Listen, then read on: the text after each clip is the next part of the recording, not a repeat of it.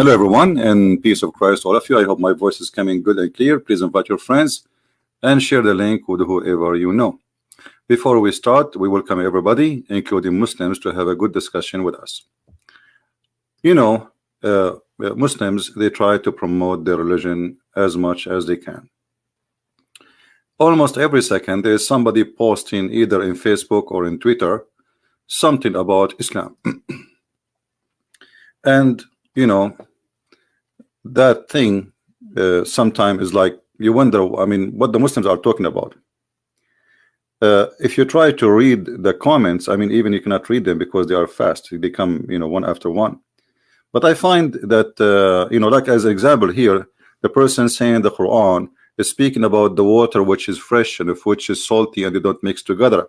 So what we can say that Muslims in every form, they try to promote their religion using mostly 99% of fabricated verses in the Quran, or let's say fabricated meaning, to promote their belief. I never saw one article speaking about Islam was truthful, not a single one. And that is always, you know, will raise a question. Can't you find one Muslim is saying the truth about his religion? Why always we see a fabricated article speaking about Quran, speaking about Allah teaching, speaking about Islam, and we cannot find, and if we find somebody is a truthful, actually they will say he is not Muslim, he's ISIS. That's the truth. So I don't know if those is it Twitter clear for you guys? You can read. Is the tweets in Twitter are clear? Can you read from your side? Let me know if you can read them. If not, I can resize the tweet. So as you see here, the promotion never stop. The promotion to Islam never stop. But still, Islam is the most funny cult ever you can imagine. And the Quran, it doesn't matter how much you try to fabricate stories and try to false fiction translation of the Quran, still the Quran is the most funny book, and we can prove it in 2 seconds. Now look how many tweet, but how many Muslims are willing to call me, prove me wrong? How many Muslims are willing to call me right now as we speak? Like this guy here says, praise be to Allah, the one who sent the book without awaj, which mean in the language, but the Quran, the word Quran itself is not Arabic. I mean, imagine they say that this is a book have no no problem in the Arabic, but most of the book is not Arabic. Actually, the first verse Allah he sent to Muhammad, he used many words which is in Arabic. As an example, al-qalam, qalam, pen, you know, this is not Arabic word. Alaq is not Arabic word. I mean, name it. Jibreel, who is Jibreel? This is not Arabic word. I mean, but you say to you, Allah is not an Arabic word. And yet this book have no awaj, have no crock in it. But the teaching, the scriptures, Muhammad words. However, today we are going to focus in a few things. 3 reasons will make, you know, will like they can go to branches, they can go to 100 of branches that Allah cannot be God. Number 1, there is no way that God is ignorant. So from God is ignorant, we can say God is fool, God is stupid, God he do not know, God he need education, God he need to go to school, God is foolish. I mean, you name it, and we can prove that easy in less than 2 seconds. Second reason, you know, who is this God Allah? Even Muslims do not know what the word Allah mean. If you go and see articles made by Muslims or even by some who they supposedly they claim to be educated, I look in the internet just to show you an example of the fabrication and how people they fool you, claiming that they have knowledge. Let us switch to the screen and turn this tweet off. Somebody using bad language.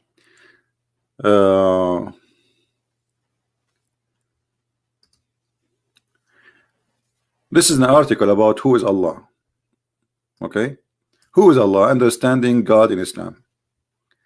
According to Islamic statement witnesses, Shahada, there is no God but Allah. Muslim believe he created the world in 6 days. He sent prophets such as Noah, Abraham, Moses, David, Jesus, and lastly Muhammad, who called people to worship only him, rejecting idolatry and polytheism. Now this is try to Islam is promote idolatry, and Islam speak about one God, but they don't know who is their God. So isn't it Muslims? Is it Muhammad who taught Muslims to kiss the black stone the same as the Arab used to do before? Is it Muhammad who says the one who kiss a black stone or touch it and the Yemeni corner, Allah forgive his sin? You don't like to say things without proving it, but just to show you how they give you definition for things which is far away from the truth. But you know, people, they are copy paste. Copy paste is very popular these days, and everybody claim knowledge. Like, you know, you want to debate somebody, he says to you, give me 2 months, and then he go to the internet, he print 1,000 pages, and then he go to the stage and he read them, and supposedly this is a debate. This is why they want to know the topic, because they have no knowledge. As you see here, Muhammad saying, Abu Abdul Rahman, I ask him, why do I only see you touching those 2 stones, 2 corners, which is 2 stones? He said, I heard Messenger of Allah saying, touching them erases sin. And I had him saying, whoever circum around the 7th time is like freeing a slave. So don't free a slave, just go around the Kaaba 7 times. So Muhammad, he, in order to stop freeing slaves, you know, he told them, okay, well, go around the Kaaba. I have a trick for you. And in order for him to say, to the Arab, to say, I believe in the same as you believe, okay, I believe that those stones will forgive your sin. How Muhammad is against idolatry, and then yet he believed that kissing stones and touching stones will erase your sin? You tell me.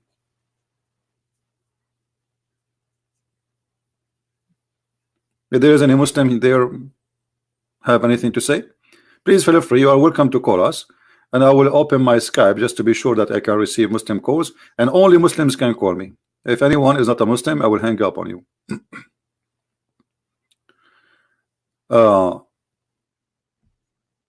And the reason I say only Muslims, because we want to hear the sound of the Muslims, the voice of the Muslims. We don't want to make it like the same as Muslims they do in their programs, like 2 Muslims talking, attacking Christianity, and both of them they agree with each other. We don't want that. That's silly stuff they do.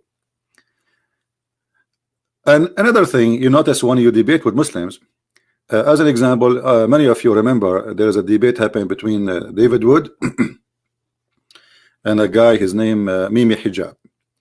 Now, if you watch the debate, you will see from the first second the debate started to the last second, this guy in the stage who is debating David Wood, he's lying. You see, one of the clear signs of a cult that it encourages its followers to lie. And lying about Islam is a great sign, by the way. That means they knew Islam is false. Otherwise, why you need to lie? You do not need to lie. If somebody now says, hey Christian Prince, do you believe that Jesus is born of Mary and she was virgin, and he is an atheist? I will say yeah. And he will laugh. And still I will say yeah. He don't believe, this is his business. So Muslims, in order, because they knew that Islam is false, in order to defend, they lie. And this is the funny, will take us to other side of Islam, which is the second reason Islam cannot be from God. Islam is not ethical, and the one who taught Muslims they can lie is Allah. In many places in the Quran, as an example, not necessarily only one, you can take a false oath and you are fine. You can swear by Allah and you are fine, as long as you don't mean it. So Muslim, he swear to Allah when he speak to me, I swear by Allah that this is what we teach in Islam, but as long as you don't mean it, it's okay. Allah, because Allah judge him by the intention of his heart. Do you see it? So a Muslim, when he swear to you by Allah, he can swear 1,000 times he did not commit a single sin according to Islam, because Allah, he only take you accountable for your truthful oath, not the false oath. A Muslim, he can even lie to his wife, and a wife, she can lie to her husband.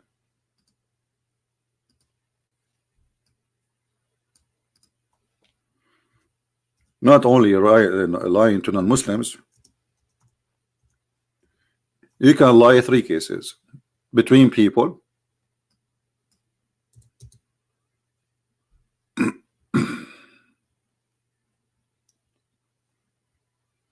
let's see.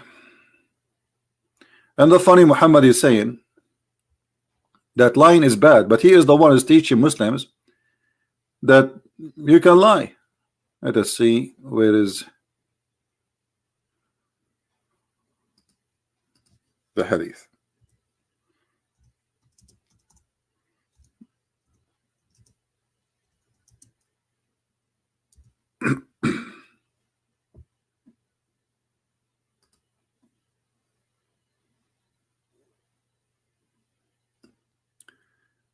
And I want you to think carefully about what we will show you in the screen right now, and try to find out how this can be from God, and how this man can be a prophet. Read carefully, and this is Muslim translation, not my translation. You know, I have nothing to do with it. This is what Muslims says. All right.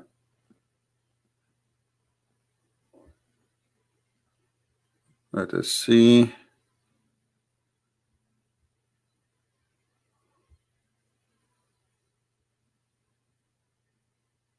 Let us see the one in the top.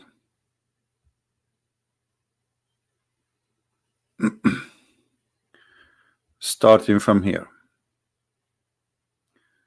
Look at this teaching. If a man, he asks his wife to come to his bed, Allah and the angels will curse her. Muhammad, he is subjugating women to be a sex slave, and if she refused to come to the bed, but remember, the Muslim man have 4 wives. But if the Muslim man refused to come to the wife bed, nobody will curse him. Here you will see another ethical problem. Okay. Where is the hadith? Let's see.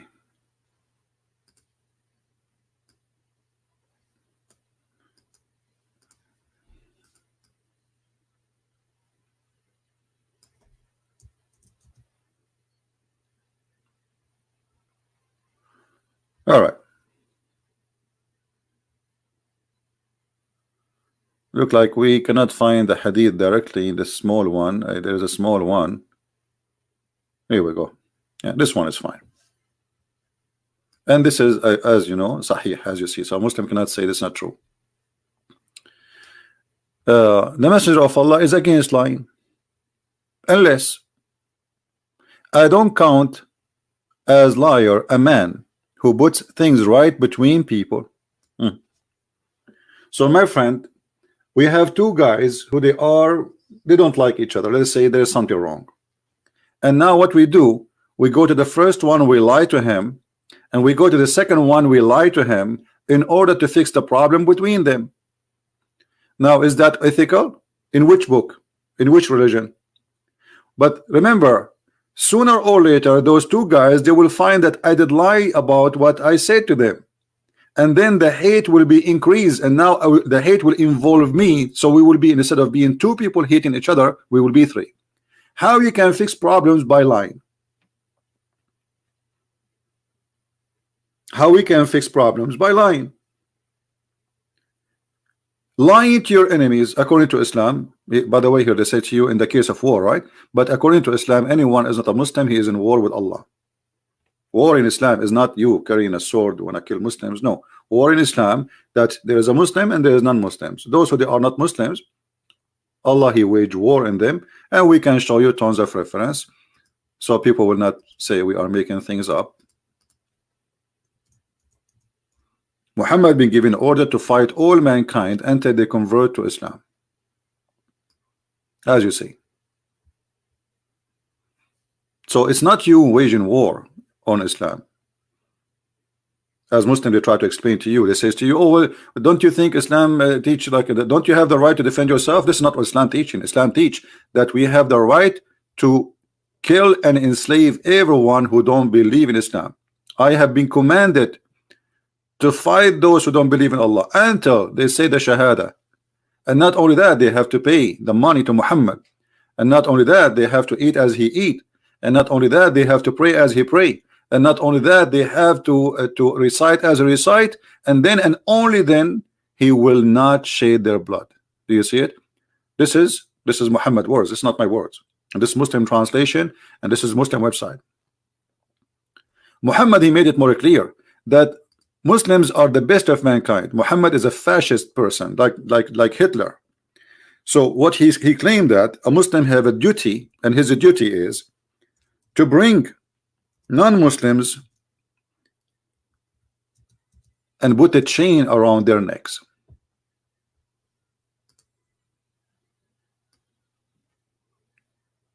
This is Sahih al-Bukhari. This is very, very authentic according to Muslims. So Islam, not only the God of Islam, not only is a fool, he teach fiction in the Quran, and we go there later. The ethic of the Quran is bad, it's horrible, and it's a fascist cult. This is what fascism is. Fascism is to believe that you are superior, higher than other race or group who don't belong to you, and you have the right to treat them like dogs. You know, what do you mean you want to put a chain in my neck?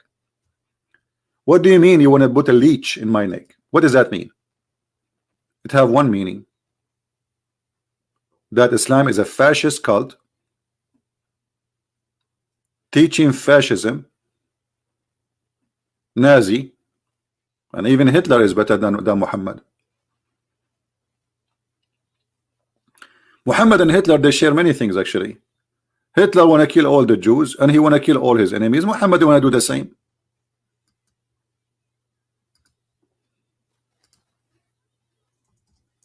Muhammad, he said, time will come and the Muslim will kill all the Jews. All the Jews. Genocide. The earth will be zero Jews. And if a Jew hide behind a tree or a rock, the tree and the rock, they will scream saying, hey Abdul Muhammad, there is a Hassan Nasrallah, hey the Mullah of Iran, hey Osama bin Laden, there is a Jew behind me, come and kill him. A Muslim, he says in the text, yes, that he says he agree that Allah is speaking about the Zionist Jew. You know, my friend, that's because you're ignorant. Do you know what Zionist mean? It's so clear that you do not know even what Zionist. This is the other side of the dumb cult of Islam. Because if you know what Zionist, you are saying that you want to kill the Zionist, right? Do you know what Zionist mean? You don't know. You think Zionism is like an organization created last year. This is not Zionist.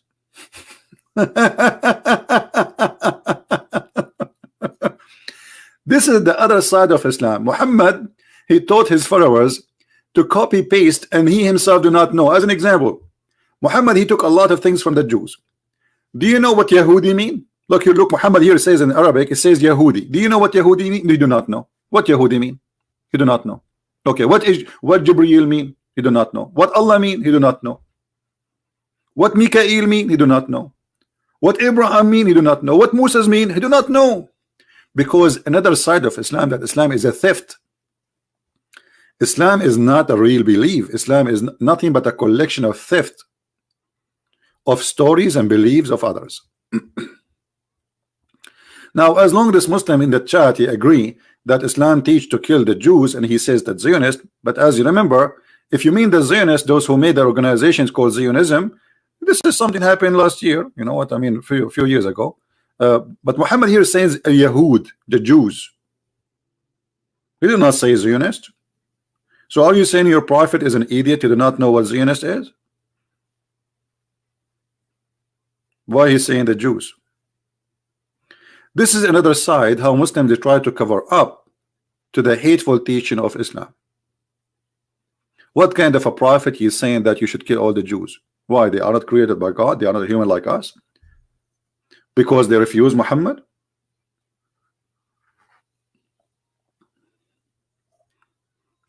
Somebody saying Israel is terrorist. Okay, let us show, you see, I want to show you the logic of the Muhammadan.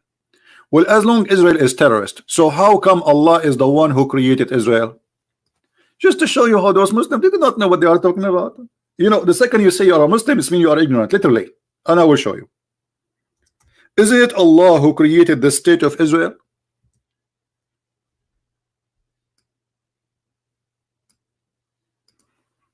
This is your Quran, Abdul. Chapter 5. You can read it from verse number 20, 21, 23, etc.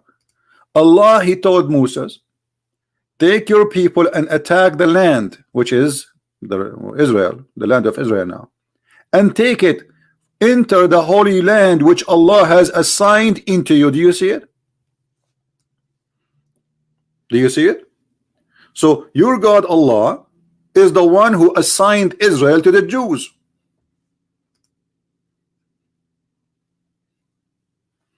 Why Orthodox Jews against the state of Israel? This is religious opinion. They are not against the existence of the Jews there. They are existed, you know, but this is not all Orthodox Jews. There are some idiots.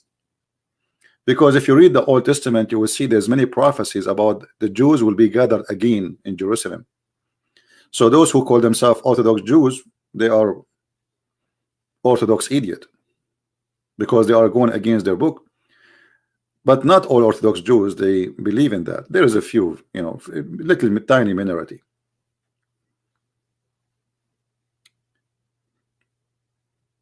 But look now, the Muslim, they are not answering why Allah established the state of Israel. You see, look at the Muslims in the chat. They are mute now. As long you are against Israel. But this is how Islam is. Islam is a hypocrite cult. Muhammad at that stage, he was trying to say to the Jews, I believe in the Musas, I'm a Jew. Muhammad trying to make it clear that he is a Jew. He want to be a Jew. But the Jews did not accept him. So in this stage, Muhammad the hypocrite is talking.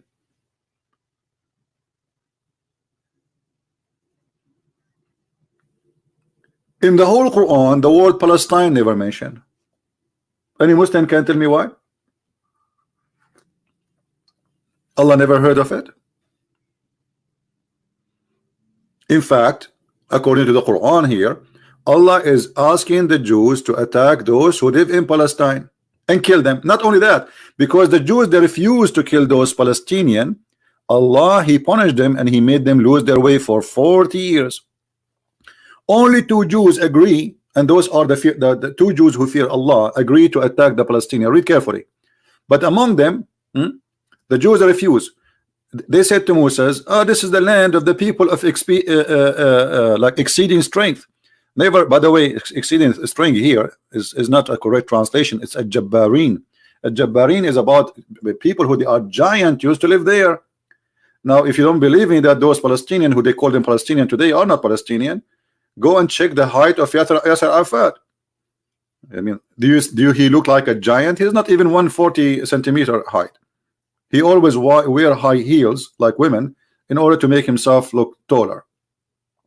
So those are who live there, according to the Quran, is not even the Palestinian. Obviously, they are called Jabbarin, the giants.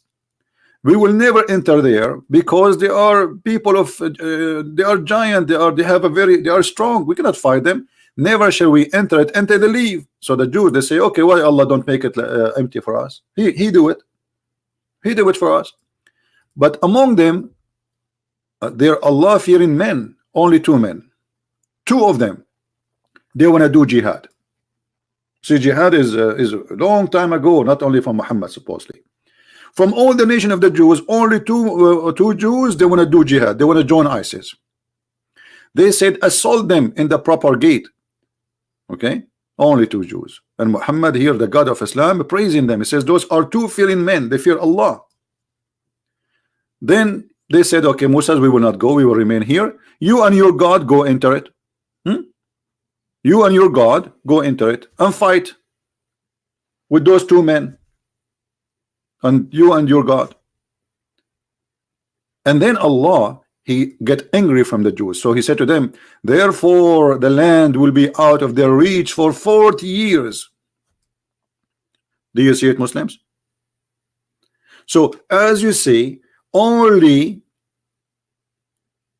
the only educated one, and they have honesty, they will say what the one who established the state of Israel is Allah. It's in the Quran. Allah never mentioned the word Palestine, not even a single time in the Quran, and we cannot even find it in the Hadith.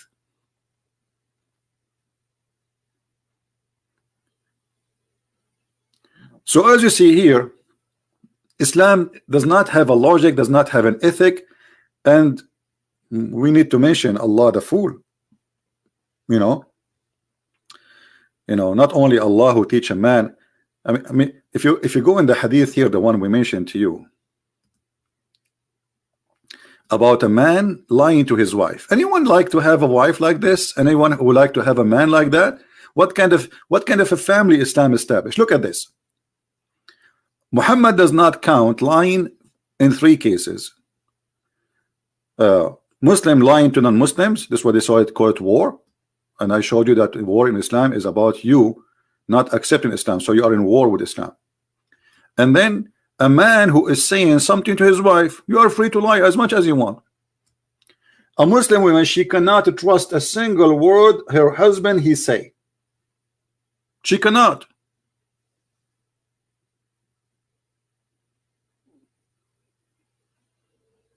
And then, or a wife saying something to her husband, you cannot, if you marry a Muslim woman, you cannot trust a single word a Muslim woman saying.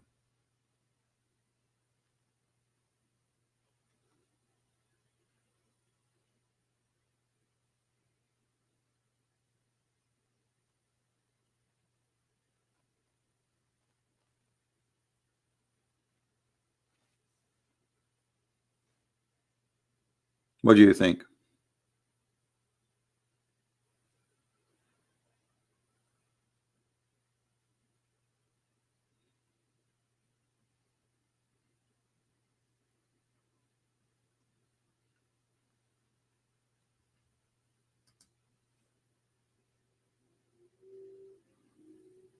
Any Muslim?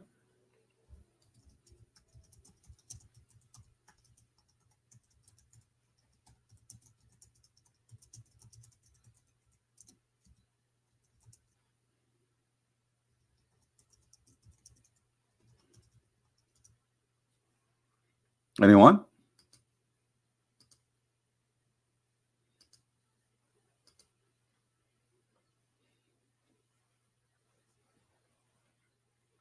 Let us see.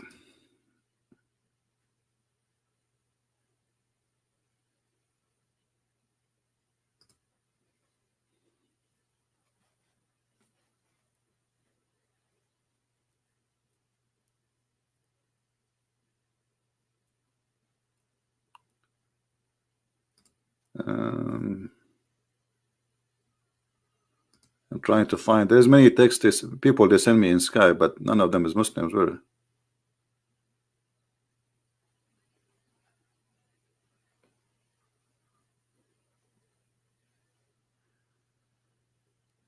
I recently watched Ishmael video, and who is Ishmael anyway? I was walking. I'm a Shia Muslim and would wish to show evidence against Jesus being God. Okay, this is a Muslim guy from Doha, where he is.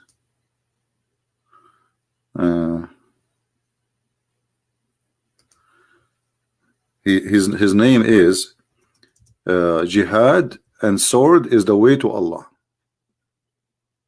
This guy, he wanna call me to prove to me that Jesus is not God.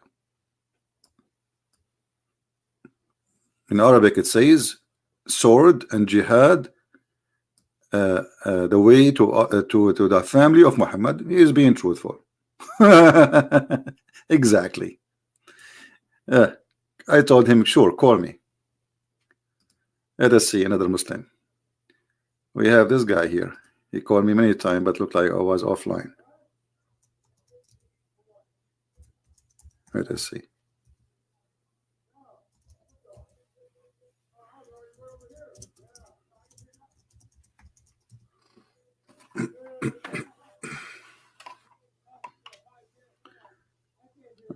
Let us see.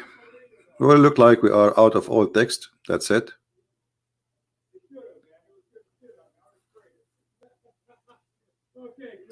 Yeah, let us see here.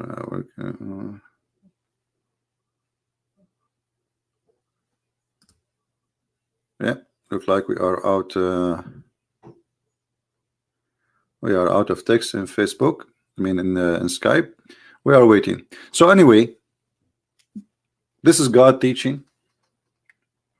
The family is broken. The Islamic family is broken. A man lied to his wife. The wife lied to her husband. There's no honesty. You can lie as you wish. Two person who they are married, living in a house together. They are in competition now. Who wanna lie more? Remember, the Quran says a man he can beat wife if she is rebellion,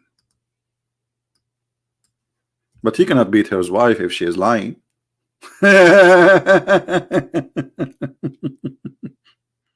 Isn't it amazing? For sure, beating is very stupid, because that will cause another problem to the marriage. And here again, you will see that logic of the God of Islam is a stupid logic. Because what kind of God he think he can fix a problem between a wife and husband, making the wife obeying the husband by beating the wife? That will not. And you see here the Muslim in their translation, they add first and second and last, and there he says beat them, and they put between two bracket lightly. Beat them lightly. Who is a Muslim would like to call me, I would like to beat you lightly? What lightly? Where is the word lightly coming from? And what lightly mean? They put it between two brackets to tell you it's not there. We are lying. Are you saying beat them until you don't break their bones, as Muhammad said? He says, don't beat your wife as you beat your slave until you break their bones, which means Muslim, they used to beat their slaves until they break their bones.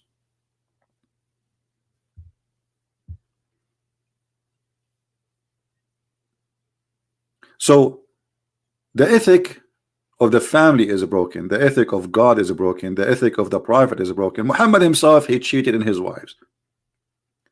Muhammad himself, he found having sex with the slaves in the bed of his wife.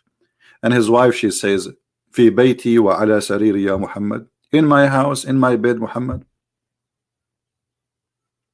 Muhammad, he stole his own son wife. He went to her house, and we made many videos about it, and you can go and hear the Muslim debating me. And actually, there's the last one. We have a Muslim who called me to prove me wrong. He left Islam after we did read the story together and other reference. So what kind of religion we are talking about? Now, we did not go to speak about the foolishness of Allah, but this is foolishness, because you know, you are a fool if you think you can have a fixed marriage by beating your wife. How many of you here agree that beating the wife will make your marriage better? Be honest. How many of you believe that if you beat your wife, if you are a savage person who beat his wife, will make your marriage better? I mean, this is stupid. That is additional proof that Allah cannot be God, because not only this is stupid, this is dangerous. Violence will bring violence. What if your wife should decide to seek revenge? She's a human, she have a feeling. Even animals can have revenge from you. If you beat your dog, he can kill you. A dog in America have more rights than a Muslim woman in Islam. In America, if you beat a dog, you go to jail. If you don't believe me, go check Prophet Google, peace upon him. So the Islamic ethic and the Islamic solution of a family, allowing the man to lie to his wife, the wife lying to her husband, and then we can beat the wife. But the woman, she cannot beat the husband. No, you cannot. Only the man he can. Why? Because he spent some pennies on you, as if you are a hooker, as if you are a prostitute. Why the man he is in charge? Because, read carefully, not my word, because they spend of their property to support women. So the second the man he support you by few pennies, he feed you, you are owned by him. So good women is obedient, God in the secret of Allah. As for those who you fear, she did not even do anything, you fear, like you suspect that she is not happy with you, you scream at her, stupid, you know, all the bad words, and then you jail them in their beds, and then scourge them, and then if they obey you, don't beat them no more.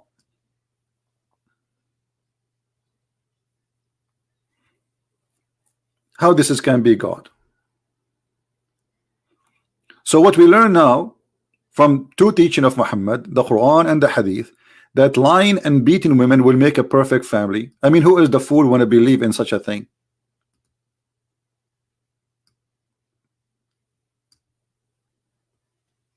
Imagine you are what they call them in USA, a shrink, like, you know, a person who seeks help, advice, mental, you know, advice, family, you know, consolation.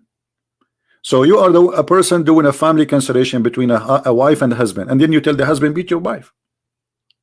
You will lose your license immediately, and you might go to jail for such an advice, because this is the most stupid advice ever.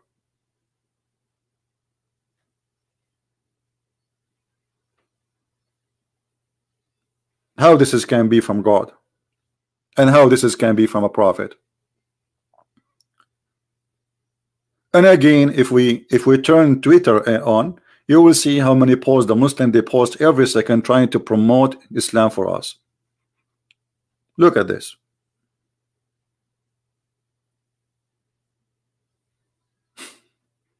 This guy, he keeps repeating about the salty water and the fresh water, and we prove to you that this is a big fat lie.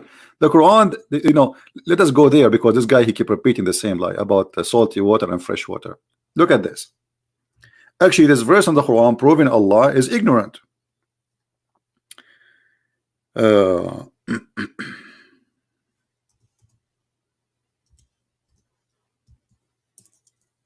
we go. This is appear in the Quran twice. Chapter 25 verse 53, chapter 55 verse number 20. We go to 25 53. The Muslim, they make if you go and see if you search Google and YouTube, you will see tons of article about the two waters are not mixing. Actually, here there's a website. Let me see if I can find it here.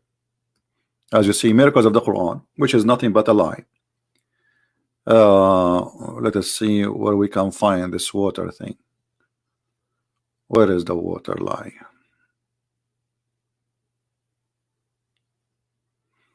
Maybe in the internal waves, I'm not sure.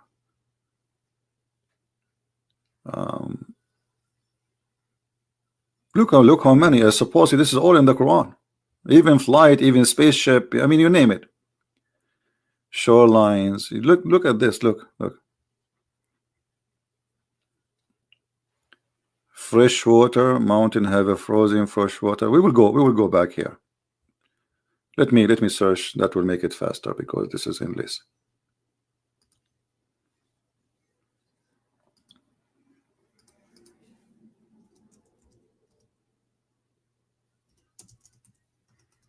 Research Prophet Google.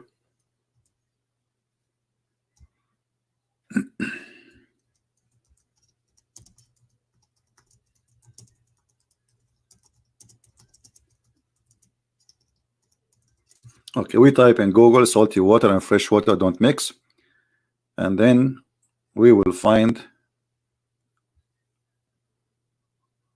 Here we go. Look at this. All those videos made by Muslims. Fresh and salt water, between them a barrier, Quranic verse. You can watch it, and you will see how big fat the lie they are trying to present to us. Two oceans that meet but they do not mix. Look at the translation. Did you see what it says? That they meet but they don't mix. But the Quran saying the opposite. The Quran saying They never really meet, because between them there's a barzakh. If we go and click at any of those websites about Islam, a barrier between two Islam, between two seas, a barrier between seas, discover, agree with the Quran. Okay, what is that? He has set the two bodies of a flowing water, meeting together between them a barrier which do not transgress. Expression of the verse, blah blah blah blah blah blah blah blah. You can read it. You can search the article and you can read it. We were investigating of some researchers' judgment that put forth that there were some barrier that separated the different masses of the sea from each other. Okay, as a result of a various studies, we saw the Mediterranean Sea has a peculiar natural level of so this is about two seas. But hold on, the Quran says, my friend, fresh sea and salty sea, not two seas as salty. Both of them, they are salty. Same time, it says they never transgress, they never mix, and there is a barrier.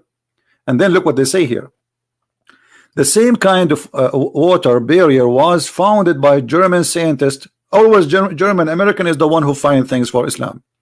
Where waters of Gulf of Aden, a Red Sea, carved in 1962. In our later investigation, we witness the existence of the same kind of barrier in the merging point of the seas that have different categories for the water.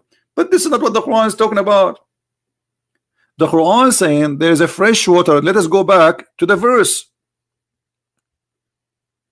There is a fresh water. You see here in the verse, they did not add the verse as it is. Look, he has let free the two bodies of the flowing water, meeting together. Between them there is a barrier. Where is the fresh? There's a fresh and salty. They took it off to make it look like this is a science. They took the water fresh and salty off. If we go in the Quran, remember this is a chapter 55 verse number 90, and why did it not? And then in the article later they mentioned this because they wanted to show you the right away from the beginning. It is he who has let free the two bodies flowing water. One is palatable and sweet, and the other one is salt and bitter. Yet he has made a barrier between them, a partition that forbidden to be passed. Now, do the science says they don't mix? And look what it says here. Yes, the fact that the seas do not mix up with each other, and the freshwater river do not mix up with the salty water, show the infinity power of Allah. Who is the stupid in the world when they believe that salty water and fresh water they don't mix? And here they show you a picture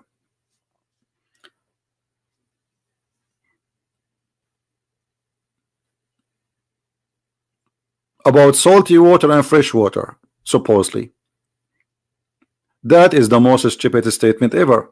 When there is a river coming in the sea, because we have a current of water, so always you will find the fresh water there, but this water here in the side is mixing every second. If you don't believe me, take some salty water and put it in a container, have a fresh water, and I challenge you to find me where the salty water and the fresh water are located. You will see all the water will become salty. It's not the fresh water will be in one side and the salty water will be in the other side. So here they fabricate things for you, while the Quran saying the opposite. The Quran saying they never mix, actually, and they agree. They agree in the article saying they never mix. That's a big fat lie. There's no sense in the word says they never mix. Not a single one. Why they don't mix? One is oil and one is water. Both are water. They will mix immediately. Not a single scientist says they don't mix. What the Quran is saying, proving to us that Allah is a false God. Why? He is claiming that there is two bodies of water. One is salty and one is uh, fresh, and they never mix up ever. What does that mean? We showed you many times. If we go in the Quran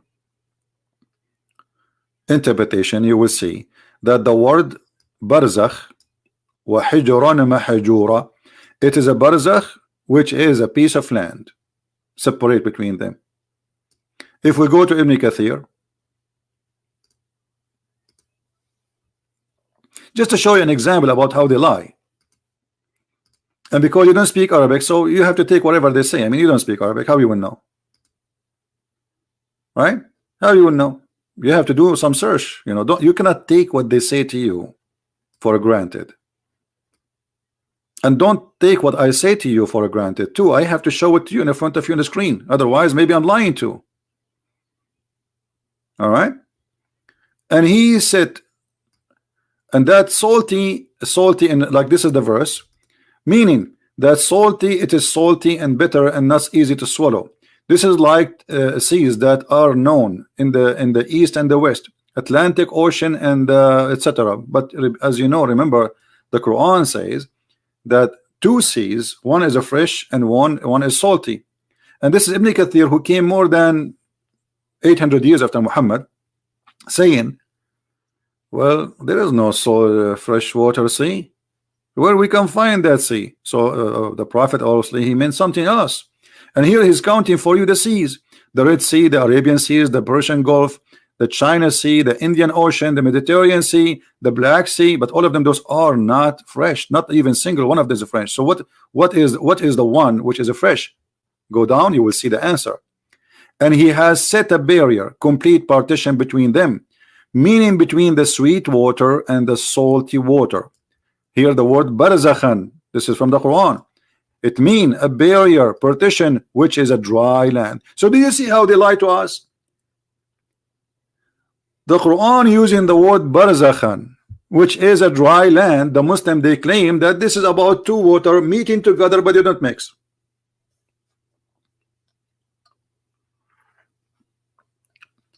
Do you see it?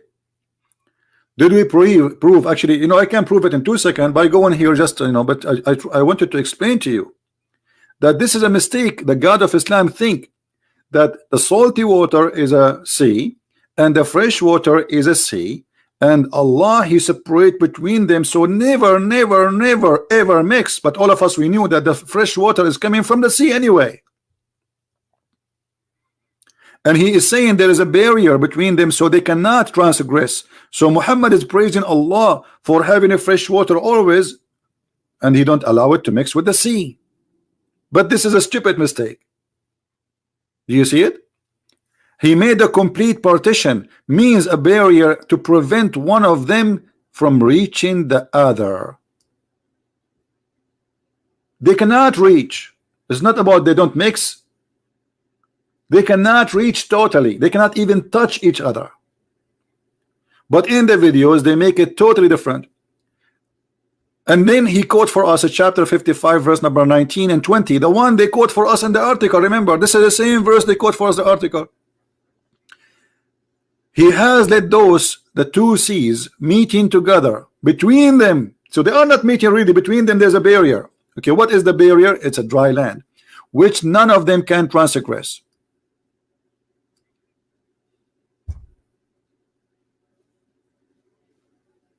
Do you see how they fabricate for you stories?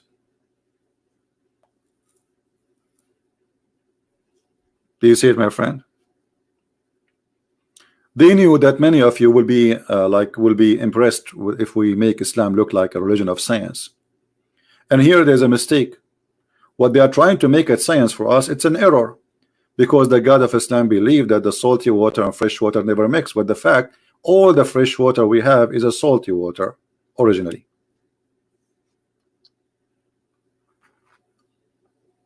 Not only that, as long as we are talking about water and etc. Do you know where ice is coming from?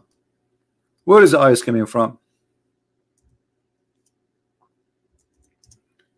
According to the God of Islam, ice is coming from mountains in heaven. Allah, he break it and he throw it at us. chapter 24 verse number 43. Any Muslim want to tell me how Allah he got this conclusion? You see, Allah is God, right? Okay, Allah the God, he think that there is mountains of ice where hail, when I say ice I mean hail here, actually the word specifically hail, not ice only, hail, and Allah he break from those mountains hail and he throw it at us. Okay, this is God. Is that God, Muslims? Is that your God saying that Allah he break hail from mountains in heaven and he throw it at us to punish the one who don't like?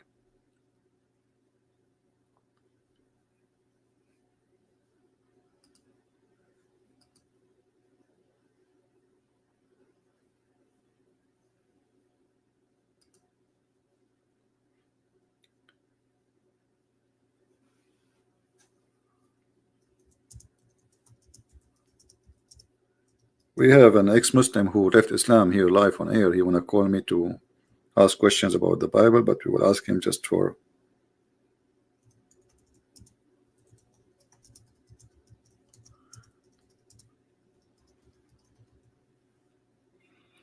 we will let him call us after we finish the topic. Do we have any Muslim want to say anything? So let us say, you know, for the sake of argument, that all the videos Muslims they make about science and the Quran is true, which is absolutely false. How Allah he says that? And by the way, if the Muslim try to say, "Oh, Christian Prince is lying to you," doesn't mean that. You know, it's in front of you. Even this is the Muslim translation, but we can go to the Quran interpretation by their scholars.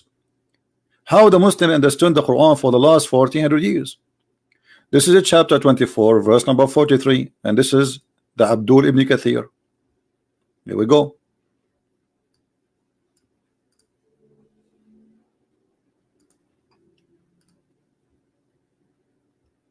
Not my interpretation, I have nothing to do with it. Whatever he say, we will see. Okay, okay.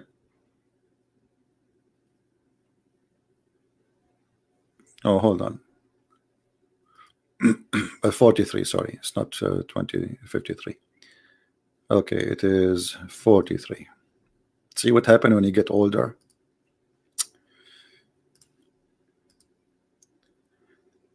All right, let us see what Allah meant according to Islamic scholars, not a potato tomato from Indonesia who do not know how to say the name of his prophet correctly. My name is Ustaz Alhamdulillah Waduni. What Waduni? What do you? They go to those poor Indonesian, they say Assalamu alaikum Alhamdulillah, and they repeat the Quran because they recite it, you know, memorize it. They don't know, they don't speak Arabic, most of them. And even the one who speak Arabic, his Arabic broken more than my English, way more. He sent down from the sky. Look, they keep the word min, which we're from the sky, from mountains in it where is ice, and then this says means that there are mountain of hills in the sky from which Allah he sent down ice. So now we know where ice is coming from. You see, Allah is God. Otherwise, how Allah he knew this? You tell me. You tell me how Allah he knew this. How Allah he knew that there's a flying ice mountains. Guys, imagine if we discovered in the sky that the ice, the hail we have, which is coming from the sky, is really coming from mountains. Muslims will make tons of videos about it, millions of videos, but nobody is talking about this one. Who is a Muslim want to make a video about Allah discovering where ice coming from? Any Muslim?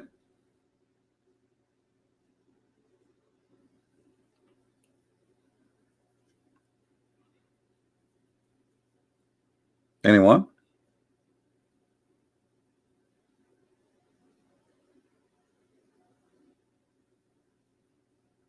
Who is a Muslim agree with Allah statement?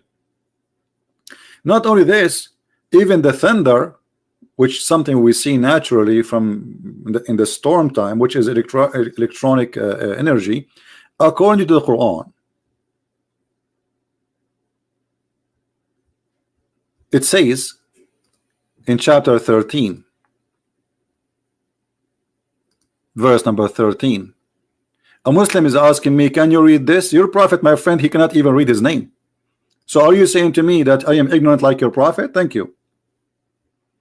And yeah, I can read. What about you call me and we will read Arabic together? Can you do so?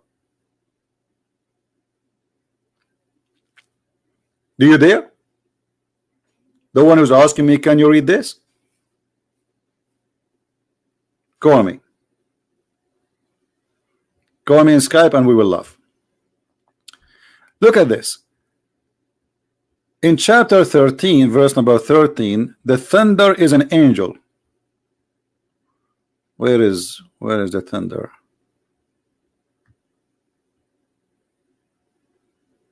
Here we go.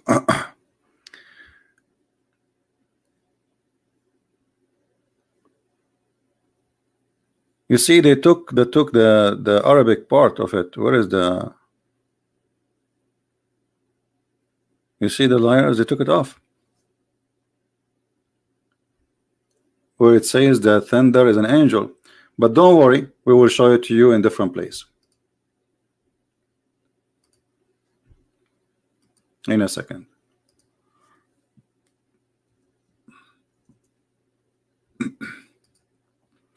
Where is the guy who wanna call me to speak Arabic? Call me, I'm waiting for you.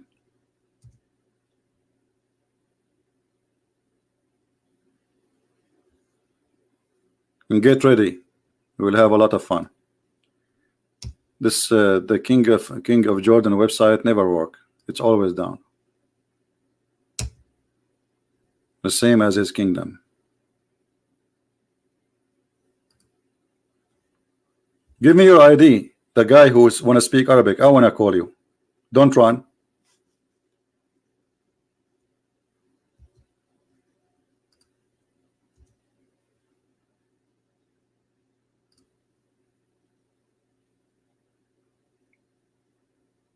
It's not opening.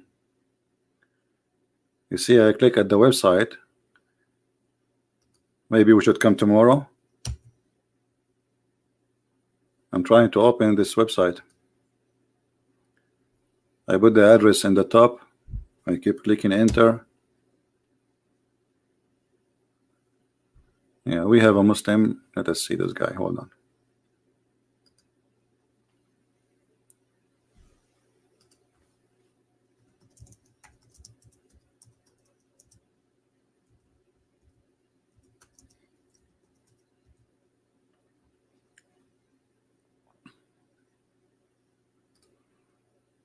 This is a Shia guy.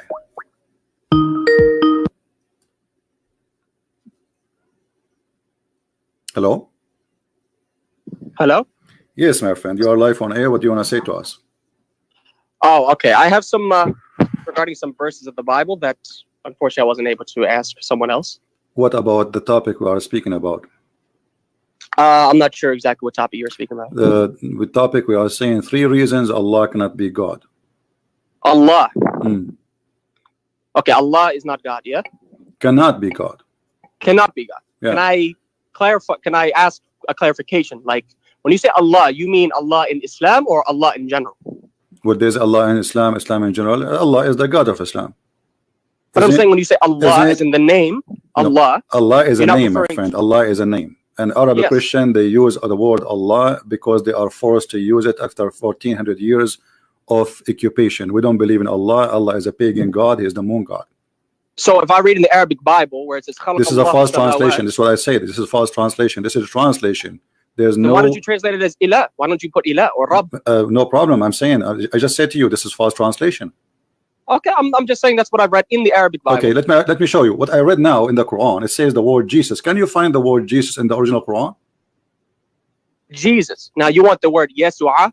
No. I'm asking you. Can you find the name of Jesus? Yes, Yeshua or Yeshua or even Jesus? Can we find it in the Quran? No, right? If you're using those names, then no. Okay, we so cannot that's find mean those names. so that's mean the Quran, when the name Jesus appeared, that's mean the Quran is giving false translation. Do you agree? I do not believe that. I believe that the Isa is a name of Jesus as well. Okay, I'm not denying that. No yes, problem. is not But a name. is that a correct translation to say Jesus when the Quran never says Jesus? If it says Isa, which is in reference to Jesus, because Allah doesn't just how you know that this is Isa reference to Quran Jesus? How you know that this is Jesus. reference to Jesus? Hold on. In the Quran, Allah uses 3 different things to refer to Jesus. He doesn't just call him Isa. He says Isa ibn Maryam, so it clarifies that he is the son of Mary. Number 1. Number 2, it calls him Al-Masih. So we're not confused. It clearly says Al-Masih. And last time I checked, Christians only believe Jesus This is not the question, Messiah. my friend. This is not the question. The question is, why Allah did not call Jesus by his correct name? Well, why?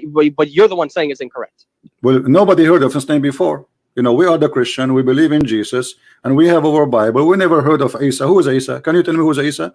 We never heard of him. Isa. So you're saying that Isa cannot be a name of Jesus? Do you have an like a pre-name for this? Like any history reporting the name Isa before? Any book before Muhammad? But I'm saying, did you hear what I said before? I said, Allah in the Quran, He does not only mention the name Isa to refer to Jesus. No problem. He says Al-Masih. Do you know where the name is coming from? What Isa mean? Can you tell me what Isa mean? What does the meaning of the name? Yeah. I would assume that the meaning comes from the original Aramaic, which the name derives from. What his name? What? I said I would refer to the meaning in Aramaic in which the actual name derives from. Okay, but what the meaning of the name? Isa? Yeah. I'm not sure. What Allah mean? The meaning in Aramaic. Okay, what Allah mean? Don't tell me you do not know what the name of Allah mean. What Allah mean? Allah is a contraction between El and Ilah, meaning the God. No. Okay, you see, you speak Arabic, right? Which will make it a lot easier for me. I do not Arabic. I do not know Arabic. So why you are typing your name in Arabic in the top of your Skype? Because I mean, because I can understand what I wrote. I mean, is there something wrong with putting somebody's name in Arabic? How you can understand what you wrote if you do not know Arabic? I said I don't know Arabic in depth. I said I know basic Arabic. I know. So here we go. You see, you type your name in Arabic, but you do not know Arabic. Does it say here in front of me? Look at this. Chapter 1, verse number 2. It says, Alhamdulillah. Do you agree with this? Yeah, Alhamdulillah. Okay. Li, what li mean? To. And lah. Allah. Thank you. So guys, Allah, his name is, and here we go, Mr. I don't know what to call you. What's your name? Amir. Mr. Amir, he agree that this is Alhamdulillah. This is, which means thanks to Allah. Li, he said, and I'm just quoting what he said. I will type it in the screen. Li, and then the name is Lah.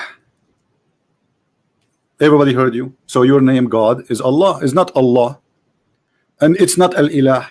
And everybody heard you. Li lah. So Lillah. no, li lah. You know, li. This lil. When you say lil, you are repeating the same letter twice. Lil. You see it? There's 2 letters. Li lah. So we say it fast. We say lillah. But the fact is li, and you said li mean 2. Everybody heard. Okay. How do you say lillah? How do you spell that in My Arabic? friend, you just did. Here we go. Li. How do you spell it in Arabic? Didn't you What is agree, lillah in my Arabic? friend? Didn't you agree? Didn't you agree and says this is mean to Allah? Okay, but here, where is Allah? Where's the word al? Lillah. There's not. It will be grammatically incorrect if you put an alif there. Will be what do you mean? You cannot take a name. You cannot take a letter out of the name, my friend. If the name is Allah, the name is stay Allah. So when people take out the alif, they say, like for instance, the actual. I'm sure you've read it. It says Alhamdulillahi Rabbil Alameen. My friend, didn't you say li mean two, and then the word after it? And I'll give you an example. My friend, in the Quran, no problem. Allah says, but aren't you the one who said that li mean two, and the word after it is the name of your God, and you said to me Allah right away? Allah, yeah, it's Allah. Okay, so li la, your God name is la. Hold on. Okay, let me mention this. Li, adding li to it, by the way, is just part of his name because there's a lam in it. But I'll give you an example. When Allah says Muhammad rahmatul lil alameen, yeah, when he says rahmatul lil alameen, lil, what is lil alameen here? To the worlds, yeah. Are you gonna say that Lil Alameen doesn't mean to the world? Alameen is not a name. What's wrong with you? You cannot take. It's a word. It's a word that it's a word, but it's not a name. You cannot take the word out. You cannot take out of the name. As an example, you say Al-Masih. The name is Masih. Al is definition. Who is he? So Al-Masih. So here, in order to take the letter off, you cannot take a letter off from the name. The name stay as it is. You can take letters off if they are additional anyway. So if we attach them to something else, then we take it off. So, and you are the one who said to me, I said to you, Lil, what Li mean? And you said to. The other one is the name of your God. Okay, now listen. Alhamdulillah, and you said that Allah is a word divert. So what is the name of your God? Allah. Which is one name. What that name mean? Which is one of his names. What that name mean? Allah. I just told you what it meant. The God. The God. So the Allah is just a word mean God? I mean, it's a name. It's a title. Is it a name or it's just a word mean God? It's a title. It's an attribute. It's a name. No. Is it a name or it is just a word can be used? So can we call Buddha or the God of the Hindus? Can we call them their God is Allah? If they believe that is the divine God, then I don't have a problem with somebody using Allah as long as they say Allah in the context of using it with just their God. And I can show you in the Bible, Elohim is not just used for your God in the Bible; it's used for pagan gods. Elohim is not the name. That is the name. No, it's not. No, show me another name. It says Elohim and Adonai. My friend, the whole Bible does not have a. No. Don't teach me my belief. You see, when you say something, you are obviously you do not know what you are talking about. Okay, so then what is the name of God? What is the name of God in the Bible? I am. He said to them, I am. When he said Yahweh, that's saying so what does Allah? Hold on. What does God say in the first verse of the Bible? In Hebrew, what does he say? What is his name? There's no name. So what is God in Arabic? Sorry, what is God in Hebrew? There's many words. There's Shaddadi. There's Hashim. I'm saying what is God himself use? I'm not asking what somebody else uses. I'm asking God. Moses asked God, who are you? What I will say to my people, he said to them, I am. And what did God say in the first verse of the Bible? My friend, I told you there's no name. You can read the first verse in the Bible. There's no name. What does it say in Hebrew? What is no the word name. used Show me for the God? name. Don't tell me what says in Hebrew. What is the word used for God? Tell me. Tell me. No, you tell me. You tell me what it says there. Go ahead. I'm asking you what it says. What is the name? Learning from you. No, you tell me. You tell me. No, you tell me. What is the first? The word that God uses in the first verse of Genesis. Let me ask you first. Before we continue, do you agree with Genesis, the book of Genesis? Do I agree? Why do I have to agree with it to use it against you? Okay, I'm not to believe in your book to use it against you. Okay, I'm just asking you when you ask me, what is the name of the God of heaven? Are you a person who did read the book? Who is the name of the God of heaven? I told you Allah. There's no name. It's a word meaning God. There's no name there. In the beginning, my friend, in the beginning, God, He created the heaven and the earth. This is why in the translation it appears as God. We don't want to stay here for 10 hours. My friend, listen. Can I ask you a question? No. Listen. When you debate somebody, you need to get him busted. I said this word there means God. Prove me wrong. What? I'm asking you a question. I said you just admitted. Did you just admit that the word used for God in the first verse is Elohim? Yes, is that correct? My friend, it's a word being God. Doesn't matter what word. it is. It's a word, yes. So what's the name of God? Yes, it's a word. It's not a name. I just told you what's wrong with you. What's the name of God? What's the name of God? It is not a name. I am. Are you stubborn for? Call me I am. Okay, listen. How old are you? 18, almost 19. No problem. Listen, you are a person saying to me, let us say they use whatever word there, but as long as it's not a name. So what's your problem? I'm asking you, what's God's name then? And you cannot say it's I am. I said to you, in the whole Bible, God did not say He have a name. God, He says, I am who I am. So when you invoke God, this is why Jesus, each time He say I am, He is saying I am God. He only said it once, by the way. He never said it more than once. Where? But the verse in which He says, before Abraham was, I am. Yeah? No. How come He didn't say before Adam He said, was? I am the truth, I am the Alpha, I am the Omega, I am the beginning. Hold on. I am the gate. What are you talking about? Let's go to the Gospels. No. You are trying to change the topic. Hold on. We will go to the Bible. Now let us go focus here. So what is the meaning of your God name? If I show you right now from your Islamic website, it's saying that Allah is a unique name for Allah as the only God. Unique name. Are you going to agree with your Muslim scholars or you will refuse? Which scholars? Which scholars? Which sect? Shia. Are you Shia. Shia? I am a Shia, yes. Okay, give me the names of your scholars, please. The names of my scholars, if you can find me, this is the marja' that I follow. As-Sayyid Sadiq Al-Husayni Al-Shirazi, Hafidhahullah. If you can find what he says about the name of Allah in one of his books, I don't know, I haven't read a whole lot of his books, I've only read a few of them. Get his opinion, and then I'd be glad to then answer. So only from Al-Shirazi, this is your scholar? He is my marja'. He's not just one scholar I rely on, but he is the main scholar I rely on. All right. Hopefully, out of respect for me, please do not quote from Sunni books. That's the only thing I ask. Because unfortunately, people, they just quote from any book, and unfortunately, it's a Sunni book. But good thing you're sticking to the Quran. I can respect that. All right. Well, here we go.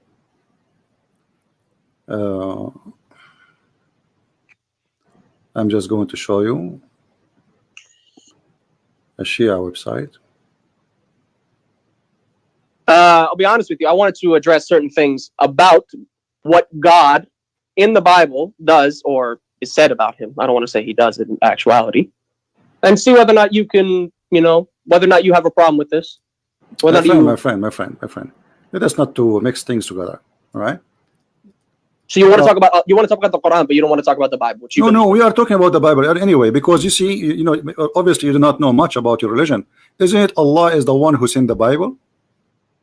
I said that Christians use the name. What? I said Christians use the name. I said, why couldn't they use? That is a false translation. That is a false translation. You don't like the name, then use Ilah. Okay, listen. Anything. When you print your Bibles, who's forcing you to put Allah? Nobody. Nobody's putting your hands in the Bible. I will tell you who is forcing them. You see, I can tell you who is forcing them. The Muslim, when they want, they say to them, you can use it. The Muslim, when you say you cannot use it because they are the one in control. And I will show you an example. Let me ask you. I live where? Do you live in an Islamic state where they force you to do that? No, this is why I say. No, so you can change your Bible. This is why I did. I go to the original. I say Islam. Allah is a false God. Well. How many times I just said to you, Allah is a false name?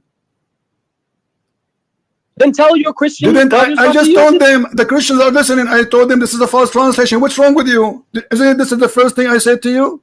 But I'm telling you, if you don't like the name, my friend, there's a video. Here we go. This is your scholar. I will give you the link. You can watch it and you can laugh at what you said to me, that Allah is not a name. I did not say it's not a name. I said it could be a name. No, it's not about could be. It's a name. It's a name. It's a name. But you Muslim do not know what the name mean. You do not know what the name mean. What kind of religion? Okay, let me ask you. You as a Muslim Shia, right? Okay, I don't follow this scholar. The scholar that you're showing, he's a liar. He's a liar. He's a liar, and he follows Khamenei. I asked specifically from... Specifically, okay, I never heard of this Shirazi one. When does Shirazi he die? Sayyid Sadiq al-Shirazi, he's still alive. Okay, this is why he is not... I never heard of him, because he's not a scholar. He's just a sheikh, like everybody. He's not a sheikh. Sadiq al-Shirazi, he is a marja'. They don't call him Ayatollah because he's just a random sheikh. They don't call him Sheikh Shirazi. They call him Ayatollah al-Marja'. Let me ask you, what is... Okay, you before Shirazi learn from which books? From the Shia, from the Ahadith. Who is this? Okay, which is book of Hadith you accept? If you can find me a riwayah, a hadith that is sahih and does not contradict the Quran. No, don't tell me a riwayah, hadith, sahih. Here we go, taqiyya of the Shia. Give me the names of the book you approve. What do you mean approve? I don't choose a whole book. I'm not a Sunni. We don't say most authentic book after the Quran. I know that. Okay, so you are saying that you Muslim Shia, your books are full of corruption too. I believe that there are weak hadith. Yeah, why is that? Okay, so are you saying to me Allah did not preserve the hadith of your prophet and the hadith? Did you hear it yourself? The hadith. Yeah. Did Allah say He's going to preserve the Quran or the hadith? Show me in the Quran where He says He's going to preserve the hadith. Okay, isn't it Allah? He says obey the prophet and obey Allah. Obey. What does that mean? Does that mean trust every hadith? No. How you can obey him if his words is corrupt? So if I tell a lie about Jesus and a million other people believe it, that means that everybody believes the truth. How you can obey a man?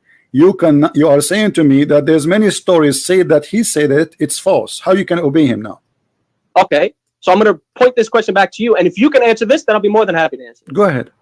if you rely on the Bible, which was written by fallible, pay attention, fallible men who were given divine inspiration, how can you trust a book from fallible men, which were, isn't it Muhammad? I mean, no offense, but they were so you are not saying very to me, smart. are you saying to me the Quran is not written by the hand of fallible men? Did you hear what I just said? I heard you. Are you saying that Divinely the Quran? Are you saying to me? Are you saying to me? Okay. Are you saying to me that the Quran written by the hand of God or the hand of men? I did not say matter of writing down. I said you. I'm asking you. No, the matter of writing down. The matter of writing down. The matter of writing down. Okay. Are you saying that Muhammad is Muhammad fallible or not? He is ma'soom. Ma'soom. Okay. Here we go, guys. Did he say ma'soom? What ma'soom mean? Explain to us. Infallible. And our concept is that he's free from sin and mistakes. So are you saying he is, guys, he is protected from sin and mistakes, right? And can you answer my question before we even okay, so how the Quran says in this verse that may Allah forgive you for your sin in the past and the one to come, if Muhammad he have no sin? Praying for forgiveness of a sin, or Allah saying to forgive you of your sin, does not necessitate you had to commit a sin. My friend, it says forgive thee the sin in the past. In the past, if you have no sin, how you will forgive the sin in the past and the one to come in the future? So you're not going to answer my question. I'm answering you. You said to me that the Bible is written by men and they commit sin. No. Let me clarify. I said you believe that the Bible was written down and the revelation was given to fallible men. How can you trust fallible men with infallible revelation? This is your statement, my friend, not my statement. I'm repeating what you said. So you believe that the men that recorded the Bible are infallible, yeah? You see, we believe that the men, every man commits sin in the world, but God does not. So Jesus said, hold on, let me answer you. Jesus said that the heaven and the earth will go and my word will not go. So he is the able only to protect the word, not the men. It's not the men who protect the word. It's not the men. Revelation? Jesus now, I'm asking you. You said that the Quran given by a person who commit not sin, but the Quran saying that Muhammad commits sin in the past and in the future. Why you are lying about your prophet, about your Quran?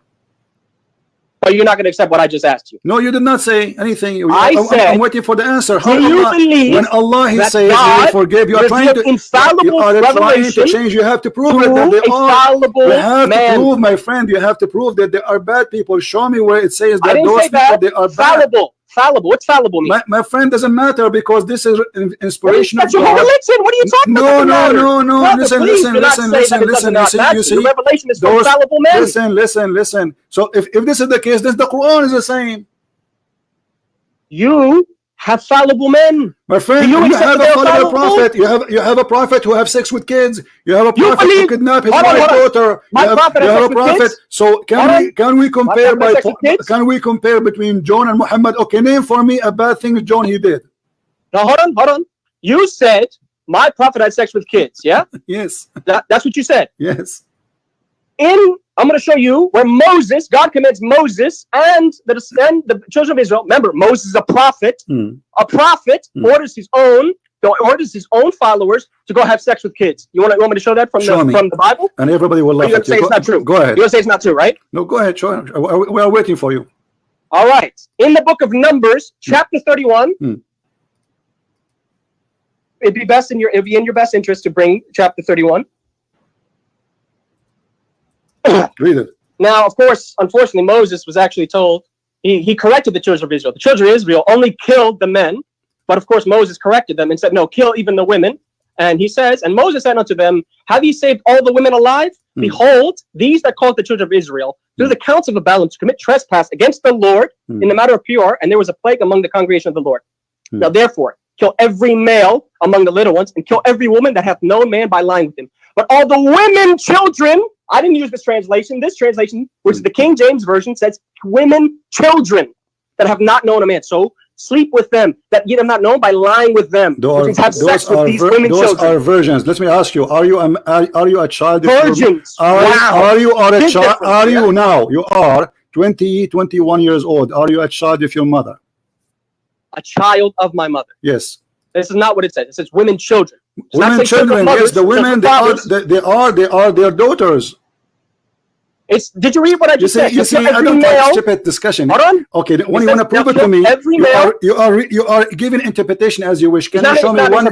Can you show me one Jewish? Hold on. You see, when I show to the Muslims their stupidity, I show it to them from their books. Can you show me our stupidity from our books? Can you show me the interpretation for this verse? One interpretation. I agree with you. Can you show me one interpretation? I'm not going to repeat myself. You see, you are acting like a kid.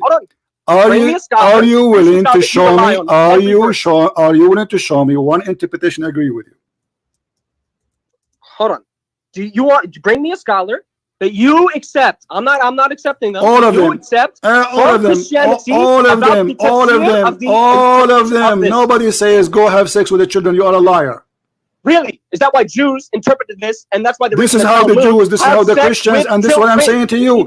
Show me one scholar he agree with you. Otherwise, you're a liar. Jewish scholar. You don't like Jewish scholars, do you? I like Jewish scholar. I said, show me one Jewish scholar agree with you.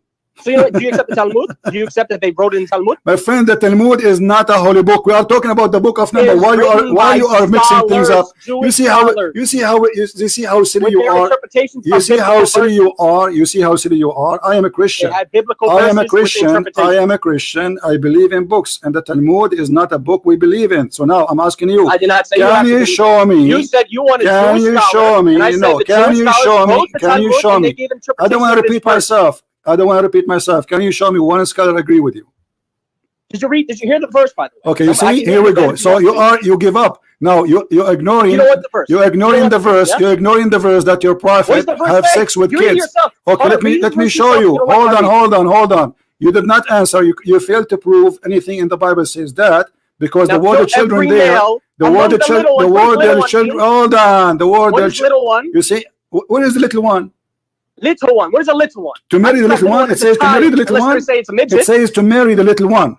It says to kill every male among the little ones and kill every woman. Look, it's making a distinction between a woman and a little one that hath known a man. Do you know what women mean? All the women, children. Do you know what women mean? Not known by a man. Do you know what women mean? What women mean in Arabic? What imra'a mean? A woman. I'm asking you what the word women mean. Women. Even a girl could be called a woman. Yeah, but a girl. Here we go. You just use the correct word. Woman means female. So there's a girl. There's a girl, and there's a woman. In the language, the word woman is someone she lost her virginity. She is a woman. It does not say that. It says the female. Now listen. Every non-virgin. Okay, let me. So you fail. You see, this is your interpretation. You can have fun with it. But it's not interpretation. I'm reading word for word. No. This is your interpretation. You have to show me one Christian interpretation. Read yourself out loud. Okay, my friend. Let us make a challenge, me and you. I show you interpretation of the Quran, you show me interpretation of the Bible, and the one who win, everybody will laugh. What do you think? Do you believe the Bible is literal? My friend, do you agree to show me one interpretation? Do you agree? Do you agree? No, it's not literal. What literal mean? What literal mean? Jesus said, the one who drink from my water, he will not. So does that mean Jesus is giving water? It's not literal. So Jesus was making it up, yeah? He wasn't sharing. No, listen, when Jesus, he says, the one who drink from my water will never go thirsty, will never die. Do he mean really water? Serious? Do he really mean water? Do he mean water? I'm not sure. I'm asking. What do you mean not sure? Why? Somebody told you that Jesus, he have a faucet, he walk around with the water. So listen. I asked you if it's literal. No, you have to prove it. Do you have a proof? I asked you if it's literal. You said no. That's fine. Okay, so I'm asking you now. I'm willing to show you from the Quran. I'm willing to show you from the Quran. I'm willing to show you from the Quran that you marry and you divorce kids. Can you show me where in the Bible it says that? You could not. I just showed you. No, the verse doesn't say that. The verse does not say that, my friend. Everybody is laughing at you. It doesn't say that. So you want an interpretation of a fallible human being, but you don't want the infallible word of God. Why? You see, because you are giving your own interpretation. You are not giving me. You are giving me your own. I'm saying to you, give me interpretation to prove your point. Can I read the part? Can I read the verse? And you can. You did already. You did. I read it 5 times. You did already, my friend. My friend, you did already, didn't you? Says I'll kill every male among the little ones. Little ones means kids. And I kill every woman that hath known man by lying with him. Notice how it uses the woman, the term woman. Okay, did you say kill every woman who known a man? Okay, did you kill every woman who known a man? Okay, hold on. Kill every woman who known a man. Did you say that? And it says, but all the women children, my friend, look, this branch kill every, okay, who will they will keep? They will keep the women who don't have a female, so, they don't have a man, correct? So kill innocent women, yeah? Well, okay, let me ask you now. Do you want to change topic? We can talk about it. You want to talk about killing or marrying now? Means, yeah? Kill the innocent women, yeah? Well, no, they are not innocent according to this book. Did you just hear yourself? You said not okay, all let me ask you. Let me ask you. Let me ask you. Let me ask you. Let me ask you. All of them. Did Ali burn people alive? Burning people alive for a specific reason versus killing every single person. So what is the reason to burn people alive? God commanded. We believe. I know it sounds really difficult to believe that. Okay. But we believe God commanded Ali to do that. Okay. If a Muslim woman, she leave Islam. If a Muslim woman she leave Islam, do you kill her? What's up? If a Muslim woman she leave Islam, do you kill her? Yes, and I can show you a verse in the Bible. But you just said to me, you are killing. But you are saying to me, you see the hypocrisy now. You are saying to me, the verse of the apostate. Okay, let me ask you. Let me ask you. When they asked the prophet, we are going now to attack, and we killed children and women from the enemy. Never says that. Never did says he children. say? Wahum minhum. Never says children. Huh? Never says children. Bring me one where it says kill children. Never says kill children. Okay, here we go. You see, I'm going to show you from the Quran to show everybody that I want the word child. Okay, here we go. You see, because if I show you from the hadith, you will say there's many hadith are corrupt. So let's show you from the Quran. Show me authentic hadith. I said show me authentic hadith. No, I will show you from the Quran. That's easier. That's easier from the Quran. What do you think about the Quran? Do you accept the Quran or not? The Quran. Do you have the verse that says kill innocent children? Yes. Or kill children, even innocent or not. Kill children. Do you have a verse, please? It says kill children. No problem. Do you have it? Here we go. Where does it say? Which ayah? Kill children. Hold on. Kill children. You have the ayah. Read for me. This is chapter 18 about the Prophet Al-Khadr.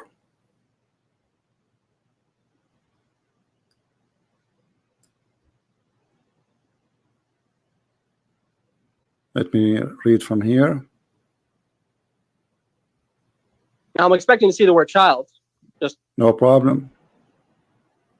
Or children, doesn't matter. Be plural.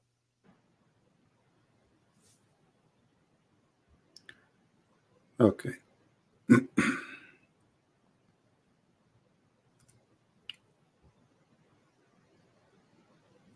Read for me. Do you have what's the verse? Because I don't have the screen in front. Do you have the verse? Chapter 18, verse number 74. 74. Okay. But you notice how you are jumping from place to place or all over the place when we are laughing. I asked you a simple question. I said, what does it mean? When you see, here we go, you know. Okay, no problem. People are laughing. Read, okay. This is Quran. This is not Hadith. Because I know you are a Shia, and they love to lie day and night. Their bread and breakfast is lying. Taqiyya. Now, read it. This is Quran. Are you going to say this is weak Quran?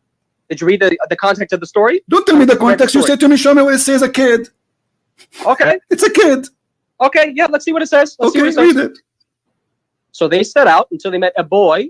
Now, of course, it says boy. I mean, I don't know if that means anything to you. But so now boy is not, you do not know what boy mean? I said, what does child mean? Because I can call an older person a boy. Really? I call somebody an older person a child. Why this boy was killed? Explain to us.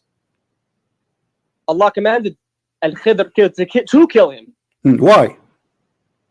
Because he was going to cause hardship for his parents. But you know what's funny is that your Bible also tells to kill your children if they disobey their parents. So it seems like he was justified in that, wasn't he? My friend. Oh, my friend, you see, everybody is laughing at you. You challenge me, and you accept the challenge. No, my friend, no. My Bible does not say.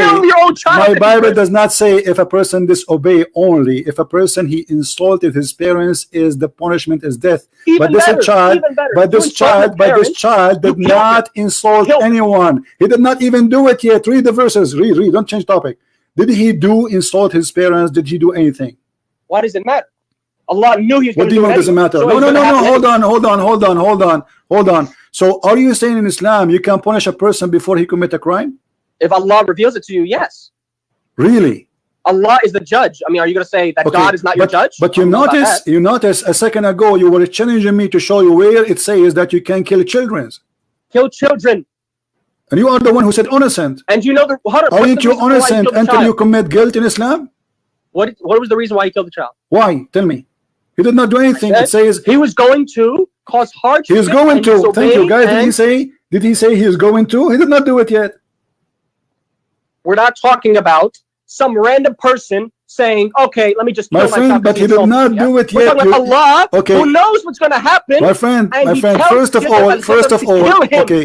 of all, isn't it Allah? He says Allah is all forgiving. What if this person he do something and he asks for forgiveness? So you punish him. Listen at the stupid you say. You just say Allah is not this guy is this kid is a Muslim kid, is he? No, it does not say Muslim kid. It does not say that. It says boy. It says boy. It does not say Muslim. Okay, let me show you that he's a Muslim kid and you are an ignorant. From what books? From the same book. What's wrong with you? You do not know your book, don't you? From what? From the Quran, you said? Yeah, from Muslim? the Quran. From the Quran, it says Muslim? Yeah. Where does it say the word Muslim? Verse number 80. His parents were believers. Never said he was. Isn't it your prophet says everyone is born as a Muslim? Born? Did you hear what you just said? You said born. Yes, born as a Muslim. It says. Did you hear what he says? And do you know what he said after? And do you know what he said after? Listen. Just to show you how silly. Just to show you how ignorant you are. Listen. Your prophet he says everyone is born as a Muslim, and then his parents. Listen. And he said, and his parents will make him believer or not. Do you know the difference between his parents? He said, did your prophet says his parents will make him believer or not? So does the verse say he was a Muslim? Okay, so yes, because the parents are Muslims, and he is born as a Muslim. Your parent is a Muslim, and you are of age where your sins are. Now listen. Okay, so now this kid is going to be killed for what reason? It says, did you read the verse? It says, we fear that he would overburden them by transgression and disbelief, meaning he's going to be a disbeliever. He's going to be a disbeliever. So according to you, a child who disbelieves in Allah should be killed? According to you, many people should be killed, but I'm not judging you, am I? No, I'm asking you now. Don't change the topic. According to your religion, if a child he is not a Muslim should be killed. Everybody heard you. That's not what it says. This is what you just said now. You said because he will not be a believer. The verse says that. I did not say that. Didn't you say it's recorded? It's recorded. You said he will be killed. He will be killed because he is not a believer. It says that we feared he would do so, which means Allah already mentioned that he was going to do so in the future. He was going to do so, which means Allah already knew it, and Allah ordered Al-Khidr alayhi salam to kill the boy. Okay, so now is it Islamic rule? Is it Islamic rule to punish somebody before he commits his crime? I just told you this has a context. Did you not hear what I just said? I'm asking you, where's the context? I'm not saying Moses says kill all children. Did I say that? No, I said Moses was ordered to kill a specific group of children, and he slaughtered all of them because God told him. I'm asking you, how you punish a person? That God cannot say to kill a boy, then you must reject that Moses is a prophet with divine revelation. Okay, let me ask you, when a child is going to be punished for a crime, according to you, is he aware of the crime? Children that Moses killed? What were the sins of the children that Moses killed? I'm asking you, is he aware? Those are in war. Those are not just the kids coming after. So you kill innocent children even if you're in war? They kill their kids too. They kill their kids. So that the American soldiers, when they go and bomb children, the enemies, they kill their kids too. The enemies, they kill their kids. They take their women. They enslave them. They rape them. They took the whole nation of Israel. Listen. Is it true? Let me ask you. Is it true? They took the whole nation of Israel as slaves? Yes or no? What do you mean? Is it true that the Jews will enslave the whole nation? Yes or no? Will enslave? Yes. They were enslaved. They were enslaved. They were slaves. Okay. Yeah. Okay. So the whole nation, this is what they are doing to them. And Moses believed killing innocent children because. Okay, here we go. So you see, now you are saying to me, if a child who don't believe in Allah, we can kill him. Those who don't believe in their God. Specific context. The did not say, I'm going to kill all of these children because of something they didn't do. This is one boy. Okay. You have Moses kill. No, but this is an example. This is an example how Muslim believe. So the boy here resembles any boy. Is he a specific person or just a boy?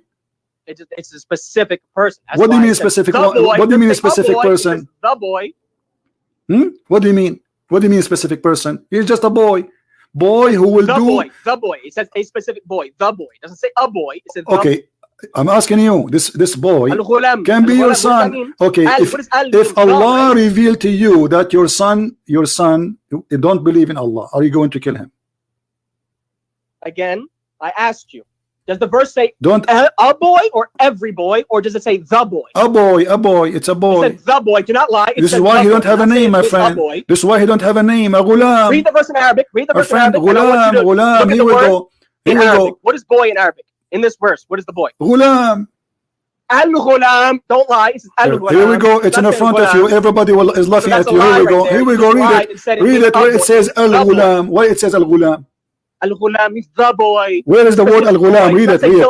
Where is the word al-ghulam? Read it. Lied and said it means every boy. Abdul, where is the word? Where is the word al-ghulam? What's wrong with you? Read it. Where it says? Where it says al? It's in the front of you. Here we go. It's in Arabic. Okay, read it for me. No. I want you to show me the word al-ghulam. It says ghulam.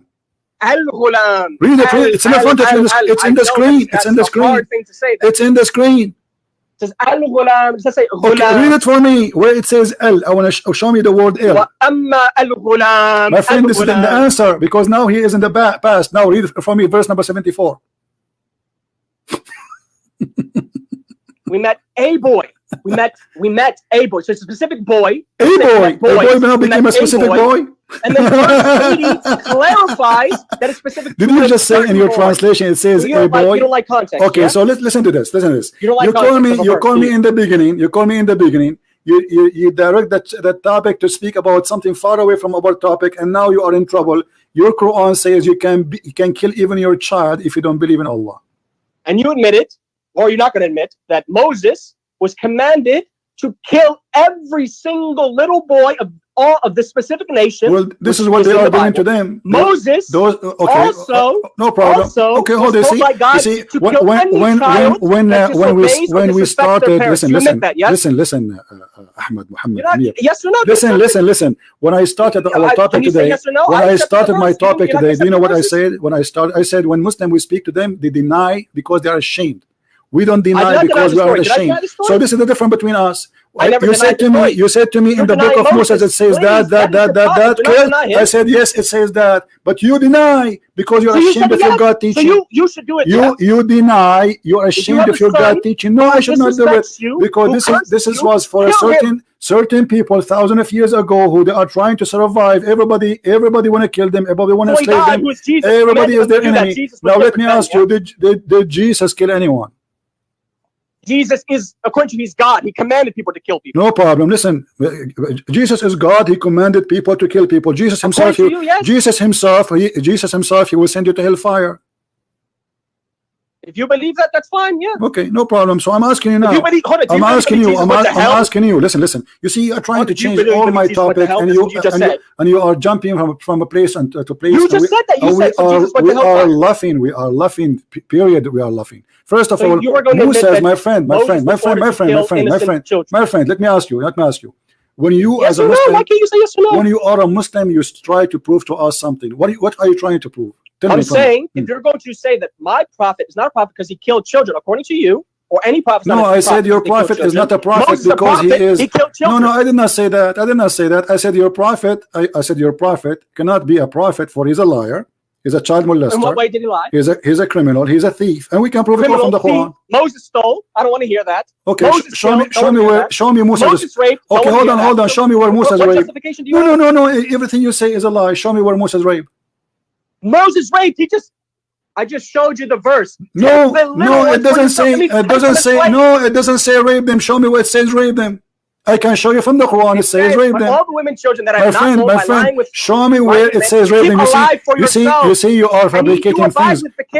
Okay, listen, Amir. A challenge between me and you. If you can show me where in the whole Bible it says you can rape a woman, you are my hero. In the same time, I will show it to you right now from the Quran. Listen. No, they marry them. They don't rape them. I can show you from the Quran where it says you rape women. Deuteronomy. You ready for this? Read it. Deuteronomy 22, 28 to 29. And if a man finds a damsel that is a virgin, which he is not betrothed to, which means he's not married to, and lay hold of her and lie with her, which means rape her, because she clearly didn't consent, and they be found out, then the man that lay with her shall give that father, obviously this is your punishment. You pay the father, and she shall be his wife. So he raped the woman, and now he's his wife forever. Okay. Okay. So hold on. It says he lay down. Listen. You are just being a kid. If you read the whole chapter, you will see it says there clearly that if a man he lay down with a woman and she don't scream, there's a woman she scream and there's a woman she asks for help. That is the rape. So the women who agree, she is not being raped. So he is given a chance to marry her. Otherwise, he will be killed. Does it say that? Then explain what this means. My friend, does it say he will be killed? Does it say he will be killed? Does it say that? Now in Islam, if a Muslim man, let me ask you, okay, in front of everybody, the same chapter you are reading, I can play it right now. Everybody will die laughing at you. If a man rape a woman, he will be killed, literally. Yeah, I believe that. Okay, now I want to ask you, in Islam, do you have a rule for rape? Where is the punishment of rape? Death. You rape a free woman. Okay, this is my challenge for you in the whole Quran, where we can show me the punishment of rape. Why do you need the Quran? I told you I'm not a Qurani. I don't believe. You told me the Quran is the only book is preserved. Are you saying to me Allah he forgot to mention where to say not to rape? In the whole book? So you're looking for an ayah that says it, yeah? Any verse in the Quran says don't rape, and if you rape, there's a punishment. The Quran is a hujjah. Is that what I said? Did I say I'm a Qurani? I never said that. So you don't follow Quran now? I said, can you show me? I can show you from a hadith that says it, but you don't want to accept that I can believe in that. Okay, here we go. Chapter 4, verse number 24. It says you can rape women. What does that say? Chapter 4, verse 24. Yeah. Okay. What does it say? Read it. You want me to read it? You don't want to read it yourself? No, I do not know. My English is bad. Okay. 434. Yeah. No problem. 34 or 24? You sure it's 4:24? 24. Okay. And also prohibited you are all married women except those who your right hands possess. For what? Well, I mean, we can read the previous verse and that might give the context. This is the decree of Allah upon you. Allah for you are all others beyond these, provided that you seek them in marriage, which is also, this is the verse of Mut'ah. Beyond these, provided that you seek them in marriage with gifts from your property, desiring chastity and not unlawful sexual intercourse. What are you doing with these women so that you do not seek lawful unsexual intercourse? So for whatever you enjoy of course, it doesn't say this word, but we can interpret it as that because this is actually derived from the word. It says enjoy. It says enjoy. Okay. It says whoever you enjoy of marriage, because mut'ah is marriage. There's no marriage there. The word marriage does not appear there, my friend. Where's it say? No, I don't want to go to the mut'ah first. Let us finish here. It says, this is the mut'ah. My friend, I know we are not talking about. It says here it's forbidden for you married women except those who you capture them. Does it say that? Oh, but Moses did that. My friend, no, he did not do that. Those women, they are. You just said to me, you are the one who told me they are children. You liar. They have no husband. It says women, children. I didn't read the verse like that. My friend, it says there clearly, women who never lay with a man, they are virgins. Stop lying. Stop lying. Now here, those are women who they have husbands. Verse 18. Does it say that those are women who have husbands? All right, which version of the Bible do you want? And I'll give verse 18. My friend, doesn't matter. Read from any version you want. None of them says what you are. My friend, it says that women kill. Aren't you the one who says to me, kill all except? Did you say that? It says, now kill every male among the little ones, which is kids, and kill every woman that hath known man by lying with him. But all the women, children, I did not use the word. This translation and this version uses the word children. So don't say I'm lying. The word says children. I didn't create the word. Okay, read. Okay, read. Let us read together.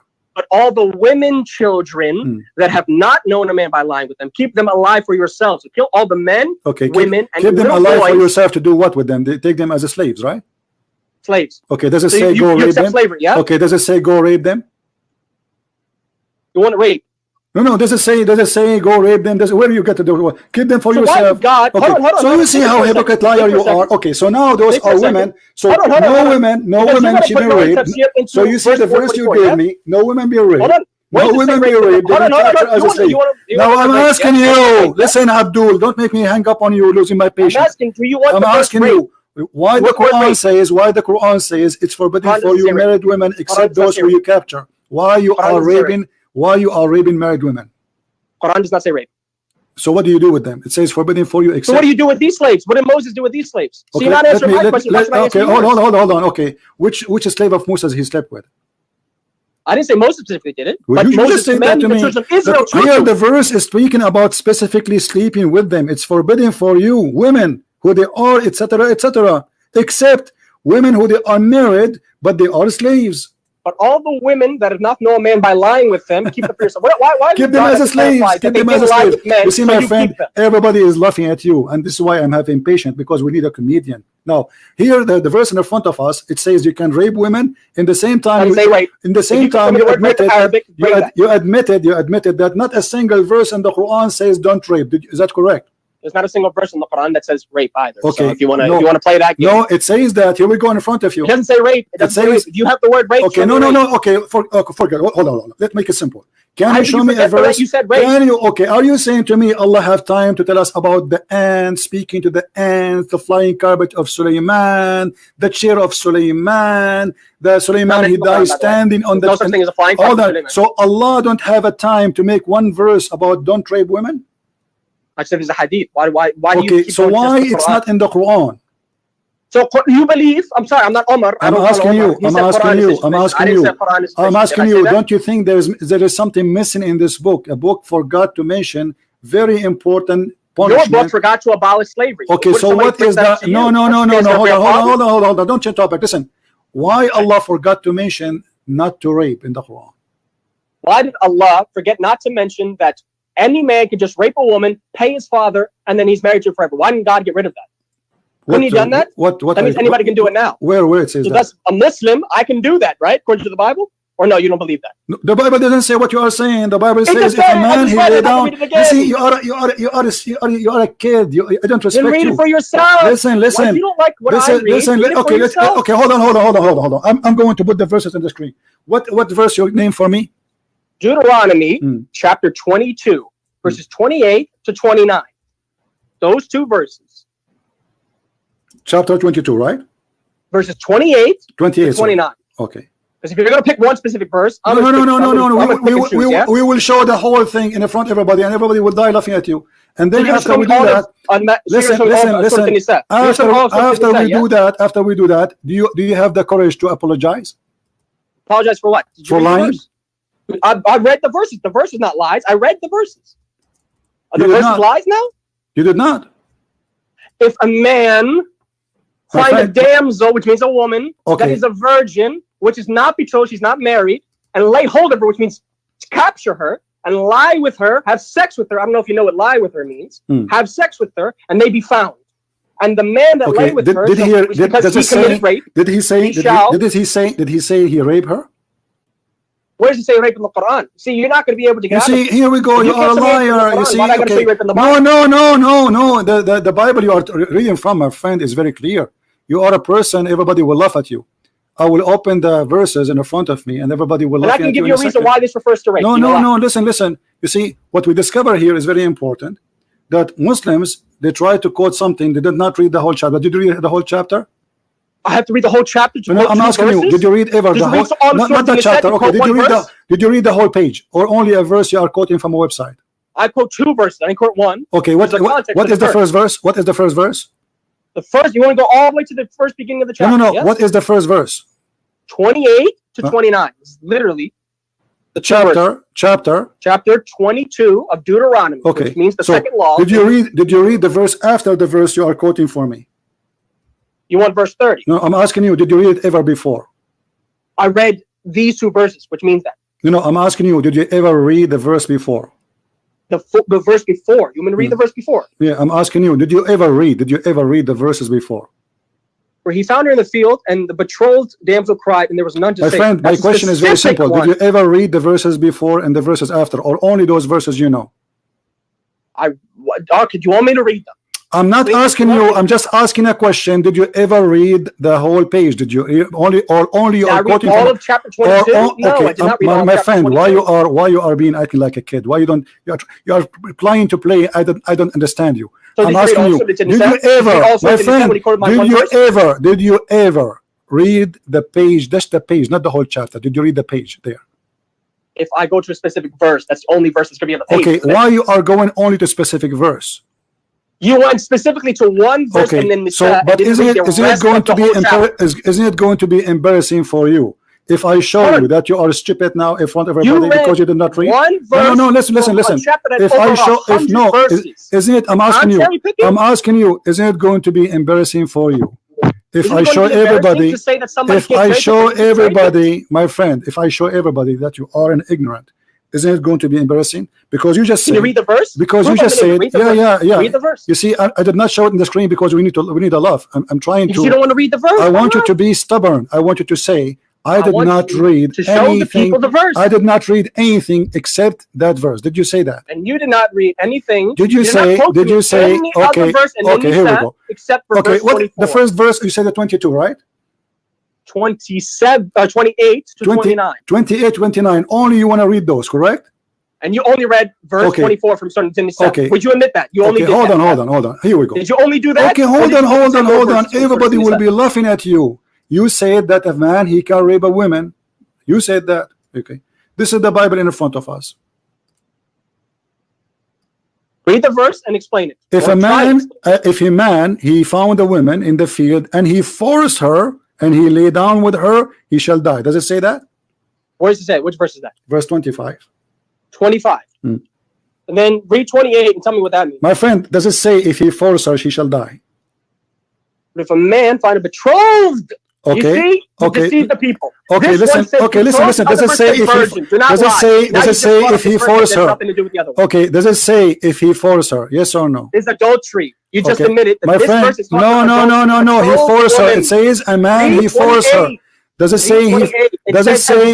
Listen. Does it say he forced her? In verse 25? Yes. No. Yes, verse 25.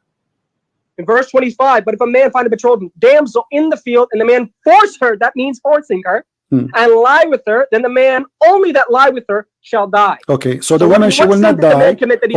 Okay, hold on. So the man, he will be killed if he forced the woman to sleep with her. A betrothed woman. Doesn't matter. Okay, now here.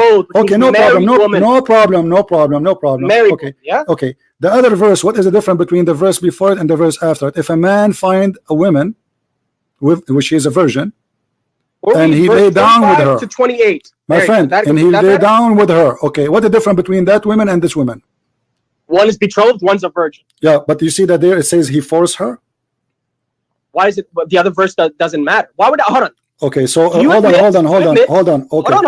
Okay, hold on. You're not gonna let me finish. No, I'm letting you finish. You asked me a question I can't answer. Okay, I'm asking you. So if a man he forced a woman, what the punishment? If a betrothed woman, according to the verse, says death. A betrothed. Please don't forget that word. My friend, no problem. Keep saying a woman. Doesn't matter. Does it say? Hold on. Does it say? Don't hurt the woman because she did not commit any sin, because he is the one only should lie because he is the one who forced her. So when a man has sex with a virgin who is not married to him, why is the man only punished? You just said that. You see, you just get yourself busted. He has sex with her. Sex with a virgin. Sex with a virgin. Yes, he had sex. He would not betrothed and lay hold of her. What is hold on. So he had sex. Man. He did not rape her. Does it say he raped her? I'm going to read it again. If a man find a damsel or a woman that is a virgin, clear cut, says virgin, not be married, virgin, which is not betrothed. See, did he rape her? And lays hold of her. What does lay hold of her? Please tell the audience. Okay, I don't know. You tell me. What does that mean? He slept with her. Hold of her to capture her. He slept with her because she did not scream. You see, a woman. What the difference between the first one and the second one? He forced her. It's against her will. My friend. Listen, you are trying to find your own ideas. However, look what we discover now. Based on what you say, that in the Bible we have verses saying if a man he forced a woman, and you said because she is married, right? Married woman. He will be killed. Married. Hold on, married woman, no problem. But it says if he forced her. Now, the other woman who he laid down with her, he will marry her as a punishment. Now let me ask you. Hold on. What is the solution if this man did not marry her? If he laid hold of her, which means he captured her. Okay, listen. Okay, I will go with you just for the sake of argument. The man, if he captured a woman, and this woman, lied with her. No. Listen. Laid with her. It's about like me. I was in the field. I saw a girl. I know her. Maybe I'm chasing her, and she did not. She is not forced into sex with me. All right, because the proof of that, she did not scream. She did not ask for any help. So he did that, and she did not resist. What So if I rape a woman, what the she doesn't difference? have to help. Okay, That's hold on, fine, hold on, hold on. Okay, you see here it says clearly that the difference between them, the first woman and the second woman, that the One's first married, one one's she been forced, and she did that against her will. It says lay hold of her. What's lay hold of her? Okay, let me ask you. Did you read verse number? Did you read verse number 23? 23. Now you want to go another. Okay, read. Okay, read it. You don't want to stick with 28. Okay, read it. Read. Okay, read it. We'll go to 23 now. Okay, the that is a virgin, be betrothed, which means she's married onto a husband, and a man find her in the city and lie with her. So again, this clarifies she's married, which is adultery. But she is a virgin, my friend. She is a virgin. She's a virgin okay. That is betrothed. Okay, that means so they're now not the same listen. Okay, so the punishment of a man, he slept with a woman, she is married, he will die, correct? Adultery, yes. Okay, this is adultery. The second one is not, correct? It's fornication, which is rape. The first one here, the first one is fornication, correct? This one, 23, verse fornication. 23, my friend, make it simple. Verse 25 is adultery. Okay, verse no. 28 verse 25 is a rape. Don't make me hang up on you. It says there, she is here. This woman, she is married, correct? Verse 23. Verse 23, the virgin be betrothed, which means she's married unto a husband, which means she has a husband. No, my friend. Okay, but she is a virgin, right? But she is married. Okay. Now, doesn't matter virgin if she's married. My friend, she is. The word in Arabic is not even marriage, my idiot. You idiot friend. What's the makhtuba, engaged. She is engaged. She is engaged. According to the Jews, an engaged woman, she is equal to a wife, but there is no sex between them. You are an ignorant idiot. Now I'm asking you. Does it say there she is engaged? She said, do you speak Hebrew? No, I'm asking you. You're saying it says in Arabic. Arabic's not even what I'm reading. My friend, no, it doesn't matter. I'm giving you the word. I'm giving you the equal word. So how she is married, but she is virgin because she is engaged. Even you Muslim, you copy the Jews. You make katib kitab, which means engagement of marriage, which means legally she is your wife, but you have no intercourse with her, correct? So she says, did you hear what you just said? Legally she's his wife, yeah? Yes, legally, but she is not yet in his bed. She don't live with him in his house. Okay. Okay, so she is a virgin. Now, if he slept with her, okay, listen. If he slept with her, this is adultery, correct? If somebody sleeps with a woman that is married, it is adultery. Okay, now the second verse, then it says here, then you shall bring them both out into the gate of the city, and you stone them both, correct? Stone them both. Okay, what is the difference between? Okay, hold on. What is the difference? Why here the women she will be killed? No, it doesn't say the woman's going to be killed. It says the man is going to be killed. It doesn't say no problem. No, the women. No, it says both. Oh, in the verse of adultery, it says both because they both consented to the adultery. Thank you very much. So because both of them they commit adultery, no problem. Okay, exactly why in the second verse, why the women she will not be killed? Because she did not do anything wrong. Because she was raped. That's Thank you very much. Now, according to the verse 20, you just admitted that. So the rape punishment, you just admitted the rape punishment is death. He has to pay the woman's father. He has to be married. No. This is not rape. This is a man. He slept with the women, and now because he used her, nobody will marry her. So the punishment for him, if he think he can play with women and leave them alone, now he have to pay her dowry, and he have to marry her, and he cannot divorce her forever. What's the punishment for fornication in the Bible? Death. Is that not fornication? You just admitted that was fornication. Okay, hold on. So why is he paying money when he committed fornication? He's stoned to death. No, hold on. Death, fornication of death is for somebody is married. No, that's adultery. It's in the front of you. Fornication, adultery. It's in the front of you. Fornication has the same, according to the Bible, has the same. Okay, let me ask you. Just show everybody how ignorant you are. According to Islam, if a woman she is not married, according to Islam, of course. Okay, hold on. Okay. Just to show you, your prophet is copying this book. You idiot. You are an idiot. Did your Quran say is? Your God says. Okay, let me ask you. Okay, what is the punishment? What is the punishment of fornication in Islam? The punishment of fornication in Islam, according to the Sunnah. I know a lot of Christians. No, according to the Shia. According to the Shia, the punishment for the fornicator is lashing. There's to be lashed. So there's no death. So there's no death. There's no death. There's no death for the fornicator. Okay. What about rape? For rape, there's death. Where? Where? You want me to get you? So okay. you don't So want look what you did. Look what you did. Everybody is my witness. Everybody my witness. You are the one who pick up the topic. We discover we discover that we have to hold on, my friend. I said let's focus on the Bible. You hold on. You want to go to Sunnah? You want to go to Shia? We don't want to. No, what Sunnah? What Shia? We are reading Quran. Don't you want me to become the Quran, my friend? Show me the Bible. So we discover according to you, we discover that we have a book. It's called the Book of Allah, and this book forgot to mention any punishment for rape. Correct? You agree with that? I never said the Quran explicitly says that. Now you're adding words. Now you're putting words to my mouth. Did you fail to give me any verse in the Quran saying that Allah? I said to you, would it be fine if I show from my authentic hadith? You said no. You said Quran only, and I said I'm not a Quranist. Why should I have to show you only from the Quran? But you told me that the hadith is not trustworthy. I said, find me an authentic one. If it's authentic, it's trustworthy. And who is the one who will decide what authentic? And why Allah did not mention that in the Quran, but Muhammad mentioned that in the Hadith? Are you saying to me that Muhammad is Allah? There's many things God didn't mention in the Bible. Why? Okay, here we go. So now we got a book. It's called the Christian books, the Jewish books. Have a punishment. Books. Have a punishment. One book that's the Bible. Show me another book you have that's more important than the Bible. My friend, hold on. So because the Jewish book is my book too. The Old Testament is my book. So now I'm asking you. The whole Bible. The Bible approved that there's a punishment for rape. You fail to give me anywhere there's a punishment for rape in the whole Quran. Why? In the Quran.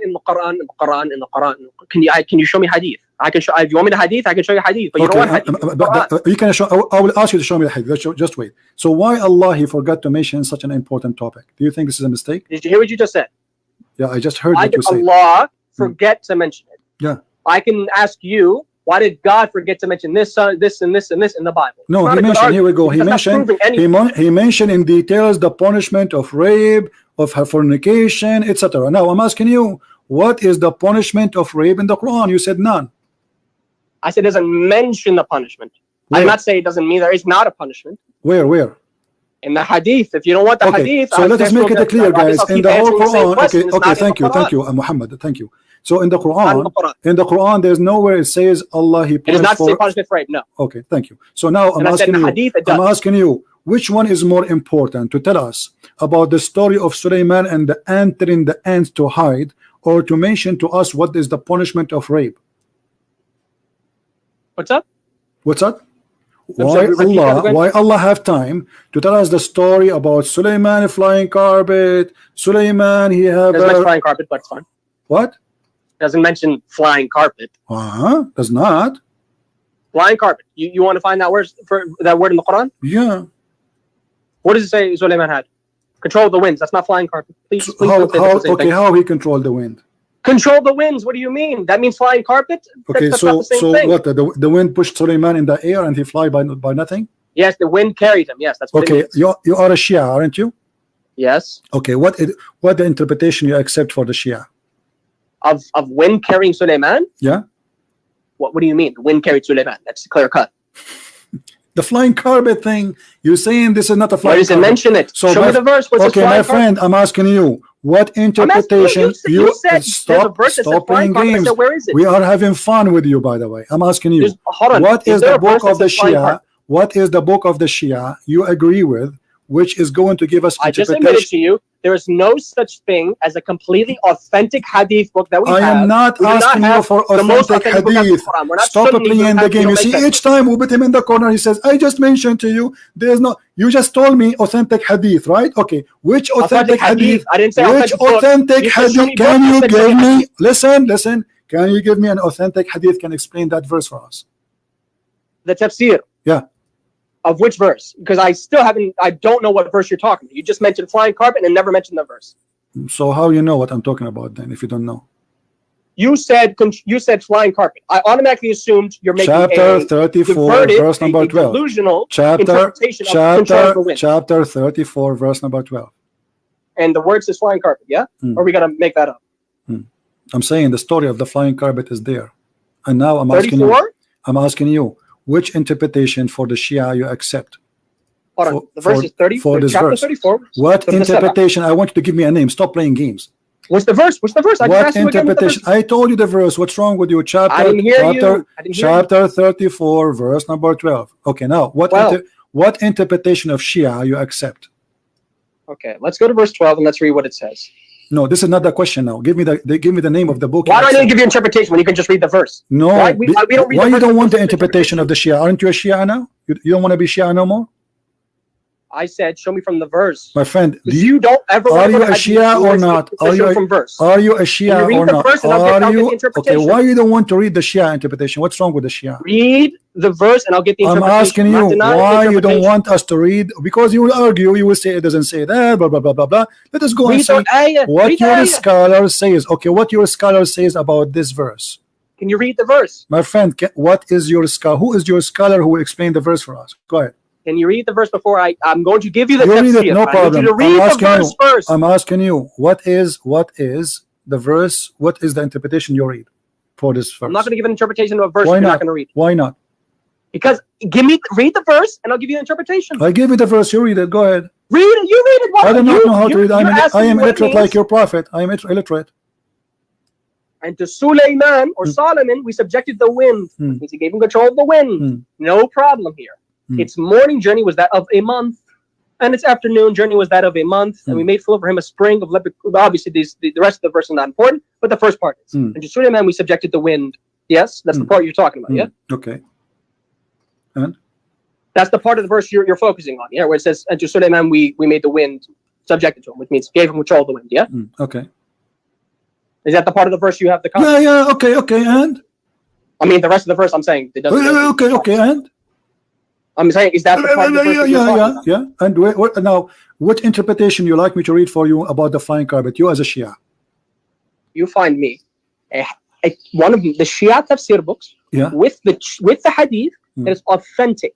And you find those three things. The Shia tafsir book is full of lies, you are saying then. I did not say that. So I said there are weak hadith in there and there are authentic hadith my friend, in there. asking you, this is why I'm asking you, which Shia book you accept to be the interpretation any for tafsir book of the Shia. You find me authentic hadith. You find me in the Shia book specifically. You are admitting now that the Shia, they agree with me, and you are a liar.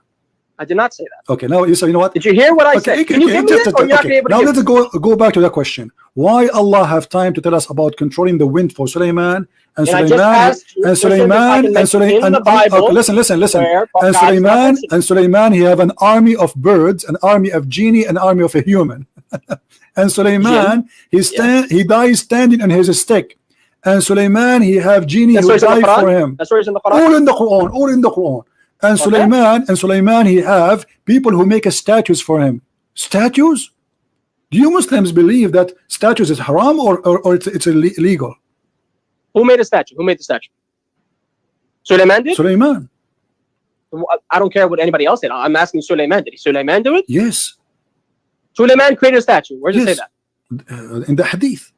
The hadith? Which hadith? Sahih Bukhari. Bukhari, I don't accept Bukhari. I said Shia. So this is a lie you are saying. I said I don't accept Bukhari. Okay, but are you saying this is a lie? If it's not found in my books, it's a lie. Okay, so have you ever heard of Sulaiman creating statues? What if this is true? What you would do? Why do I care about the story? If it's not authentic, I don't care about it. Okay, this is in the Quran. It doesn't say statue in the Quran. You said hadith. When are you going to the Quran? Show me in the Quran where it says he made a statue. Chapter 34, verse number 13. 13. And they, who's they? Who's they? They, who's they? Is that Sulaiman? Sulaiman's more than one person? They made for him. Made for him. Who's him?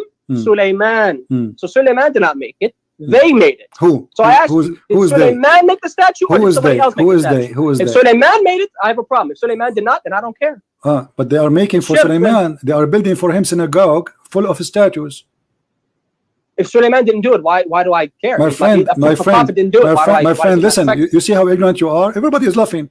Allah, he subjugated the genie for Sulaiman. They serve him. And by his command, listen, this is our command. And for them, we cause them, this is the command of Allah. He made the genie serve Sulaiman. And he commanded them to build for him synagogue with the statues.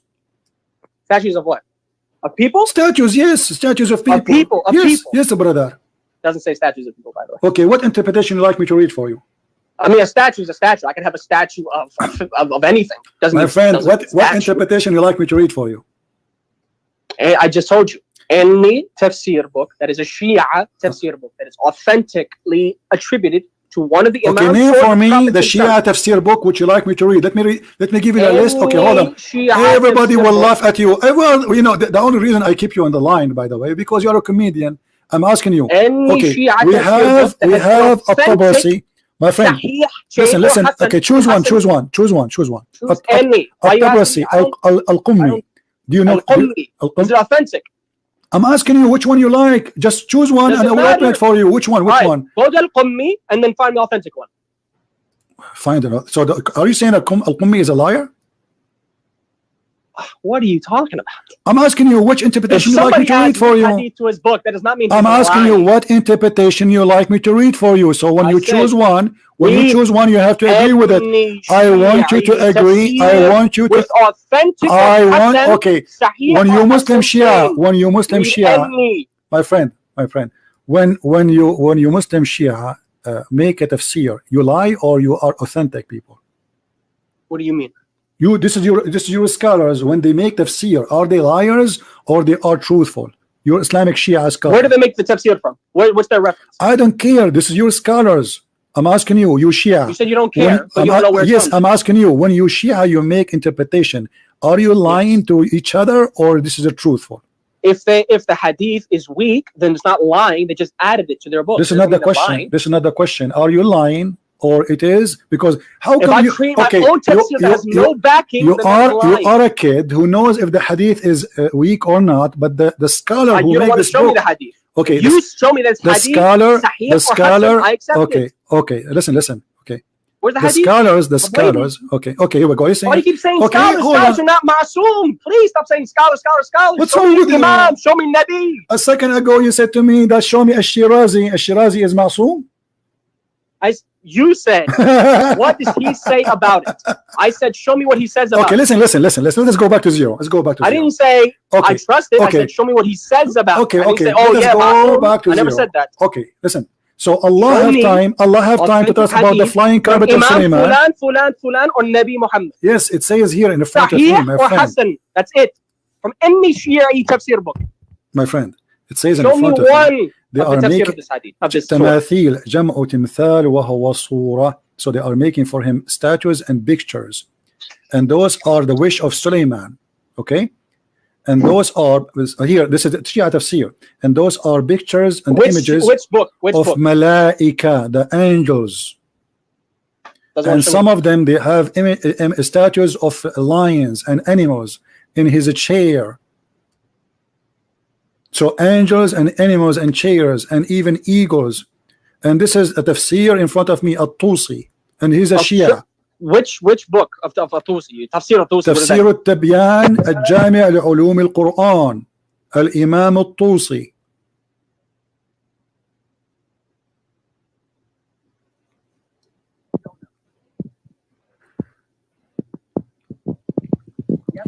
And I'm showing you the interpretation in the screen in Arabic. Sahih, Hasan, or I don't need to read that the hadith. Is it Hasan, Sahih, or Da'if? My friend, all of you Da'if. Islam is Da'if. Islam is a religion of Da'if. You are Da'if. Your prophet is Da'if. So look what you are saying to me. Look what you are saying to me. Show me it is. You are saying to me. You cannot do that. Everybody is my witness. You have no idea about. Okay, you are. I don't mention the Bible. Everybody is my witness that you are saying to me that Islam cannot be trustworthy because we have a lot of garbage inside the books of Islam. Those are my words. Yes, you said that to me. Wallahi, I never said that one. Well, you just said to me, show me one authentic. I never said that one. You keep saying to me, show me one authentic. So I said, show me an authentic one. Okay. You didn't do that. You show me a hadith, and I said, is it authentic? Okay, listen. Okay, listen. I want you to show me authentic. I want you to show me authentic explanation for this. Why do I have to show you? You're the one to mention the verse. You show me an authentic hadith. Why am I showing you something? Don't you want to prove me wrong? You brought the proof against me. Well, I did. I showed you. You said to me, show me authentic. This is authentic. Show me authentic. You didn't do that. This is authentic. This is your scholars. Where does it say it? Who authenticated it? So why you call him a scholar if he's a donkey? Show me who authenticated. Why you are calling? Okay, are you willing to say? Listen, let me ask you. Are you willing to say At-Tusi is a donkey and he's a liar? Are you willing to say that you don't know whether or not it's authentic or not? No, you see, I believe everything in Islam is not authentic. I'm talking about according to my Okay. hadith, saying Shia hadith. Do you know? Is Okay, it authentic? is at-Tabata'i is fine for you? Is at-Tabata'i fine for you?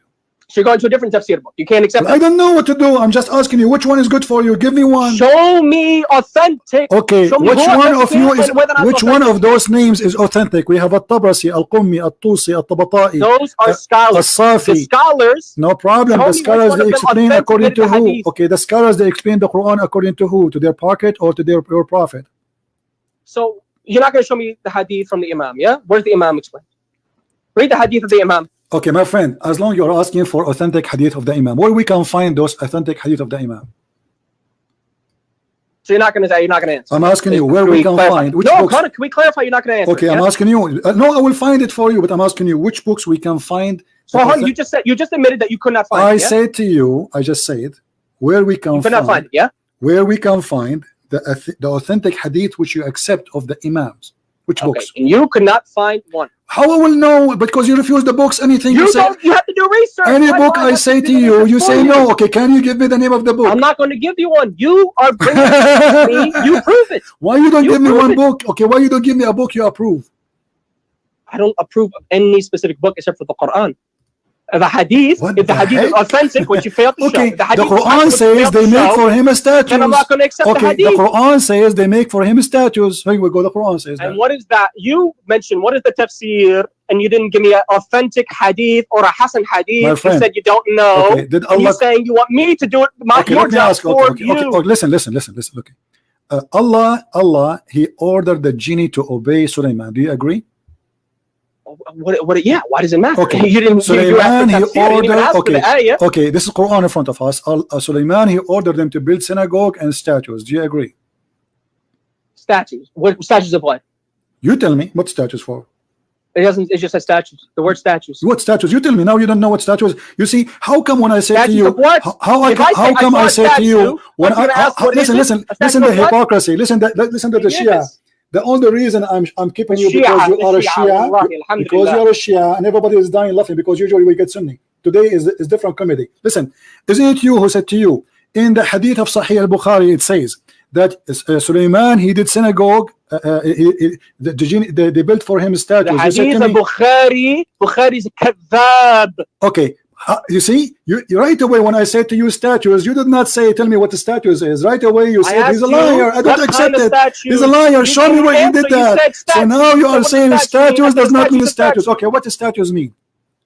Statue is a carving of something. Okay, for something what? Something what? It doesn't mention statue of anything. It's a statue. Okay, something what? No, something. No, statues is a carving for something can be alive, like an animal or a human or something, right? It doesn't have to be alive. Who said that? The tafsir say that too. Which tafsir? And again, you still can't show me. Okay. So let us go back to zero. Now I'm asking you. So let's reject that. Let's reject that. You listen. So your God Allah have time to tell us about synagogue built with statues. Sulaiman is carried by the flying carpet. Sulaiman, he speak to the birds. Sulaiman, okay. Sulaiman, he speak to the birds, but he speaking to the birds doesn't mean anything. Okay, and what mean anything? It's a miracle. I mean, do you believe? I mean, of course, you don't believe he's a prophet. I get that. You okay, you know, as long you are saying that. You believe Sulaiman was a mushrik who Allah, magic. Allah. Do you agree that Allah he taught Sulaiman the language of the birds? Yeah. Why does it matter? All right. Okay, so as long as Allah he taught him the language of the birds, how he understand the language of the ants? How you're asking me how a person who is not me understood something that Allah revealed to him? Did Allah reveal to him? No. Allah. How did Jesus? My friend. But Allah, he said to him, Allah, he taught him only the language of the birds. Did he? Does it say that? Yes. Only? Yes, it says only. That. Yeah. Where does it say only? It says in front of you. It says only. He's counting what he taught him. Does it say only? Can you show me? My friend, he taught what language he taught him. This is the language he taught him. The language of the birds. Yeah, I agree. Okay. Yeah, is the ants of the kind of the birds? Did he speak with him in the same language that he spoke with him the birds? But the ants don't speak. The ants don't speak. No, you don't. They are deaf. They are mute. They're mute, yes, but Allah can't do anything. Yeah, Allah is so limited. He can't allow them to speak. Yeah. Oh, so only that. That's how you limit God. Okay, hold on. You say Allah can't do that, that's when you limit God. And My friend, isn't Allah is the one who created the ants already? He created the ants, but he can make them speak. Or do you deny that Allah can't do that? I'm asking or that you. your God can't do that. Okay, if Allah is the one, do you believe Jesus could do that? If Allah is the one who created the ants, should he knew that the ants don't talk, they communicate in different way? You're missing the point. I said, I'm not missing the point. Ants to speak. I'm not missing the point. Ants, they communicate. Can you answer that question? My friend, whether it's your God or Allah, can he make ants speak? The ants don't. This is Allah is God supposedly, and He is the one who created the ant. So He gave them ability already. Okay. He can't make them speak. Allah, He made the ant He made her mute. He created her mute supposedly. So how He can't make them speak? Okay, He can't. Is that because now we discover that ants don't talk? They communicate, but they don't talk really speaking by voice. So Allah, He is being ignorant now. So you just admitted that they can communicate, yeah? They communicate. What does it say that all the creatures they communicate? But you see, Sulaiman, he laughed at her speech. Who's? Sulaiman, when he heard her, he laughed at her speech. Who? Bilqis? Solomon. He laughed at the speech. You said he heard her. Who's her? The ant. The ant. Okay. How he heard the speech if they don't talk by voice? They make communication by vibration or by chemical. And Allah can't. I keep asking you. I'm going to ask you again. And Allah can't do that. Allah can't make an ant speak. Can do what? Speak. Allah can't make something speak. Allah created the universe, but He can't make an ant change nature. Yeah. Also, only that ant, Allah, He changed the nature of it. You mean? Why can't He? Yeah. Why was the problem? Do you believe Jesus can't do something that didn't occur before? Okay. Let us play this game then. Can you show me authentic hadith? Explain it the way you are giving it to me now. What are you talking about? I didn't explain anything. You just said to me, Allah, He made only this ant spoke. You just said to me, Allah, He made. Or no? You just said. According to you, according to your God, listen. Can He make an ant speak or no? It's impossible for Him. You just said, Allah, He made only that ant to speak. Does it say only? Because I didn't see that word in there. Well, you just said to me. You said that to me, not Quran. I'm saying to you. I said Allah can make the ant speak if He wants. Make the ant speak if He wants to. Okay, so is that? I asked you, can your God do the same? Or are you saying that your God can't do what my God can? My friend, no problem. No, my God can do everything your God cannot. But you have a problem with my God doing it, yeah? And you say it's funny because your God made an ant speak, which you can't speak. He made a mistake. But when your God does it, it's no problem. Your God is being silly. You see? Being silly. Yes, because Allah He forgot. Listen, guys, Allah He forgot to tell us what is the punishment of rape, and there's nowhere in the Quran we can find it anywhere. But He have time. To tell us about the ant. She said that the ant and Sulaiman He laughed at the ant speech. But you failed. You failed to attribute to me. You failed to attribute to me what I believe. You said from the Quran. I said, if I were to bring you a hadith, would you accept it? And you said, no, let's go to the Quran. Okay, my friend, but you don't want to go to hadith. My friend, listen, Amir, I really enjoy talking to you, and I want you to stay with me. I want to ask you a very simple thing. Why Allah have time to tell us about the bird, about the ants, about the flying carpet, but He did not mention anywhere the punishment of rape, which is very important for a human being? Which He clearly does mention it, just not in the Quran. Where? It mentions it not in the Quran. I just said it doesn't mention it in the Quran. Okay, isn't it the Quran is the only book of God? No. Okay. No, Quran is not the only source of knowledge. All right. Okay. Do not believe that. Guys, the Quran is not the only source of knowledge.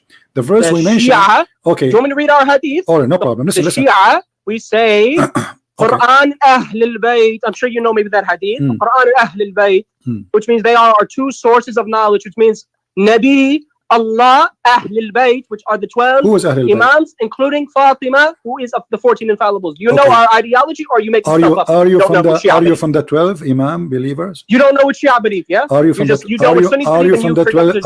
12 Imam believers? I am from the 12 or Ithna Ashari Shia. Okay. I believe in the 14 infallibles as my only hujjah besides the Quran, which is the word of Allah. So do you believe what the Shia they teach, those 12 Imam? If the Imam teaches something and it's authentically attributed to him, yes, I've accepted. Why? What's wrong? All right. You see, when I asked you what is books you agree with, you refused to give me any book. I said, show me a hadith. I said, not every hadith in one specific book is sahih or hasan. So now if I show you any hadith, okay, so now if I show you any hadith, you will say I don't agree with it, correct?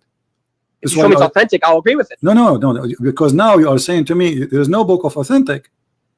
Not fully authentic, no. Only the Quran is the fully authentic book. Okay, let me ask you: is the rooster is a Shia? The rooster. Yeah. Is that hadith sahih or you don't know? I don't know. You tell me. Is it sahih? You don't know. So why bring up the hadith if you don't know? You bring up Sunni hadith, that's fine, because you know they're authentic according to them, but you don't want to bring up my authenticity. Okay, listen. The rooster Shi'i, I don't know, because you didn't show me the hadith with the authentic chain. Okay. There you go. That's my answer. I don't know. I'm asking you now. How you as a Shia now, if I give you a hadith, how you will know that this is authentic? If you bring me the chain of narration, number one, which means it's authentically attributed, whether it's Hasan or it's authentic, Sahih, authentically attributed to one of the 12 Imams or the Prophet sallallahu alaihi wasallam or Fatima al-Zahra alayhi salam, any of those 14 that you bring this hadith from that is authentically attributed to them and does not contradict the Quran, then I accept it. Does not contradict the Quran. Yes, that's our hadith standards. Do you have a problem with our hadith standards now? So are you a scholar now? This is what our scholars have said. I'm not. This is not my claim. This is what our scholars have said. Yeah, this is what the Imam said. Okay. Forget about scholars. This is what the Imam said. What is written? There's a bird. There's a bird in the Quran. It's called al-hudhud. What about it? What is written in his wings? You tell me. I thought you know the hadith, the Sahih hadith. I never said I know. I said bring me a hadith. If you have a hadith, bring it to me. I'm not scared of the hadith. Show me hadith. Chapter 27, verse number 20. What this verse speaking about? 27:20. Let's read. Let's read.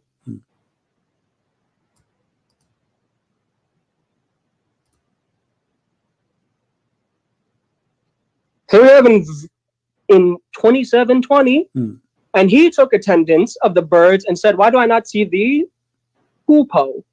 Or in the Arabic, I guess it says al-hudhud. There you go, al-hudhud. Yeah, al-hudhud. That's the name of the bird. Or is he among the absent? Yeah. So what about the bird? Who is this bird? It's a bird. What is it? Why the king? The guy is a king. He's a big king. He have a big army. Sulaiman alayhi salam. Yeah. So why he is worried about a bird is missing? Who is this bird? Because his bird serves him. He's the king. He's the leader. He has to make sure all the attendees are there. Okay, what does bird do to him? You said he served him. What do you do for him? Why are you asking me what? I didn't live that time. What you just said, he served him. Did you not hear what you just said? Yeah, I heard you. You said to me that he served him, and I said yes, he serves him. I agreed that I said he serves him, and he said, how does he serve him? It doesn't mention in the Quran. So if I don't see that in the Quran, I can't give my own belief concerning something that's not mentioned in the Quran. No, it mentioned. It says with the hudud does. Yeah, what he does? Well, tell me. Go ahead. Where does it say? Show me what it says he does. No, you tell me. Don't you know what he does? I said I don't know. So you know the book of rape and the book of in the Old Testament. From your Bible, yeah, I read it. But you do not know what the hudhud does in your Quran.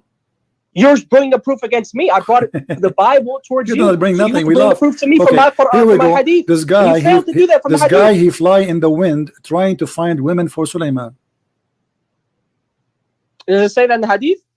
Yeah, and it says in the interpretation too. Which interpretation? It's a Shia interpretation. Is it authentic? And if you keep saying you don't know, then how can I accept that something that you don't even know is authentic? Is this bird hudhud? Is he an Arab or he is not? It says hudhud. It just gives his name. Okay, what the language this bird speak? Why would I know? Allah knows. What is the language? What is the language of Sulaiman? Sulaiman was the language? Yeah, what is the language of Sulaiman? The original language of some of the language that he spoke? The language of his people. What he speak? Hebrew. Okay, so why the bird in his wings? It's written in Aramaic. Sulaiman also knew Aramaic, but he spoke Hebrew. Okay, but why the bird? Would you deny that Sulaiman only knew one language? I never said that. Is it true? Is it true that every hudhud, every hoopoe or hoopoe, in his wings is written the names of the Prophet and his family? Where's the hadith? Is it authentic? I think so. No. If you don't show me it's authentic, how can I just take your word for it? That's not. We don't even do that with our scholars. We just take somebody's word for it. You have to show us hadith. But you want to bet you will say to me it's not authentic anyway if I show it to you? If you show me it's authentic, okay. Why should I reject it? Okay, let's make a challenge. Can you show me that this is not authentic? This is Biharul Anwar, Why do I have to show you it's not authentic? You have to prove You're using the proof against me. Prove to me it's you have authentic. to prove it. And Here I'll we go. accept Okay, it. here we go. Bihar al-Anwar, volume number Bihar 27. al-Anwar, is the hadith authentic? Yes. Where's Al-Alamat al-Majlisi? What does he say about the hadith? Read it.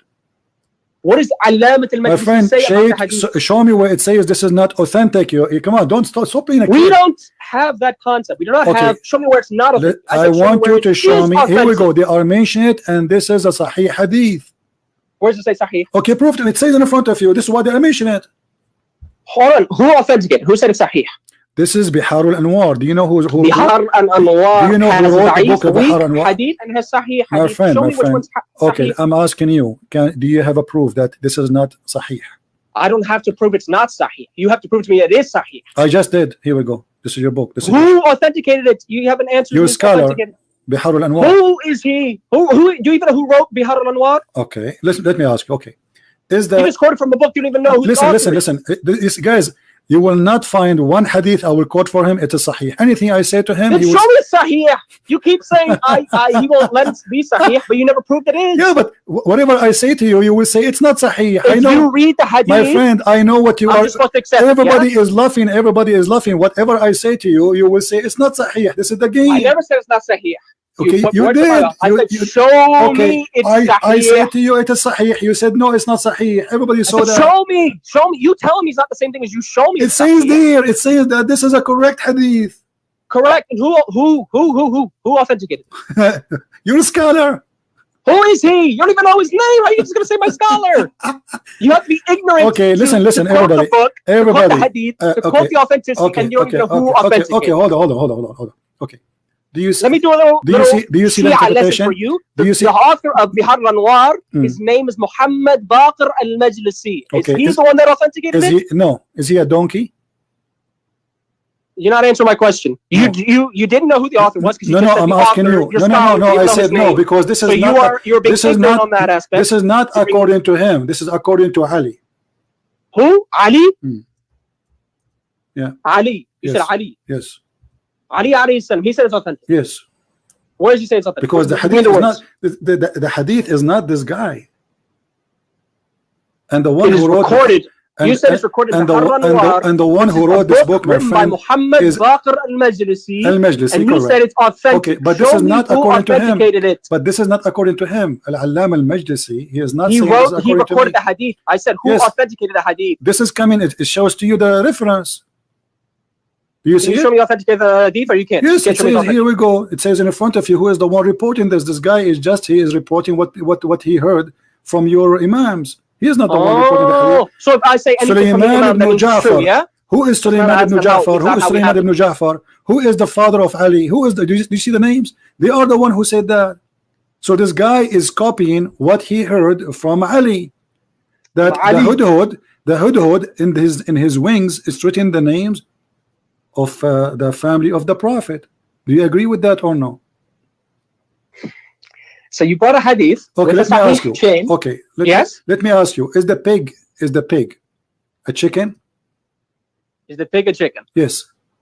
Now you're going to show me a hadith where it says it's authentic. That was the Imam said that. Well, I'm asking you: is the pig a chicken?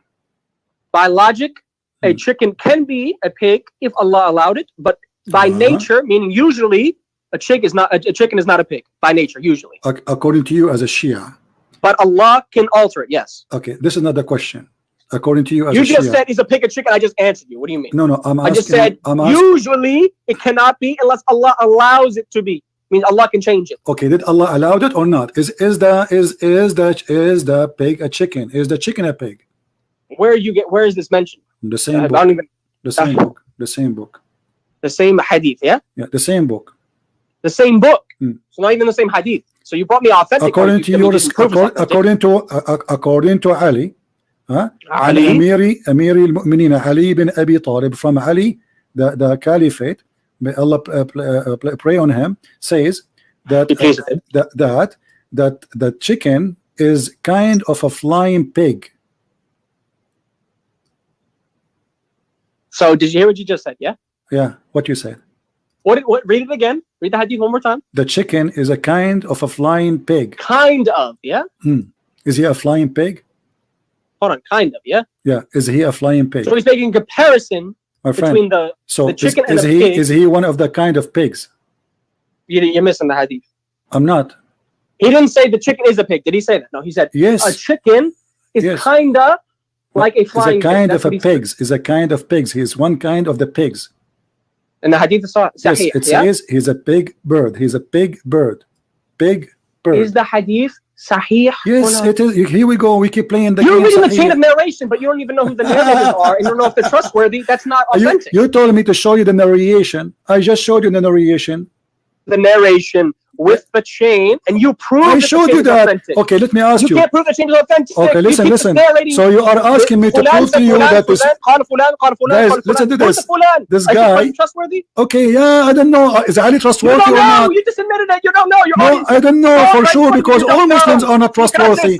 Have you ever heard? Have you ever saw a Muslim is a trustworthy? Have you ever yourself? You just lied and said it's sahih, you just said to me, you don't know. Everybody heard you saying that Muslims are not trustworthy.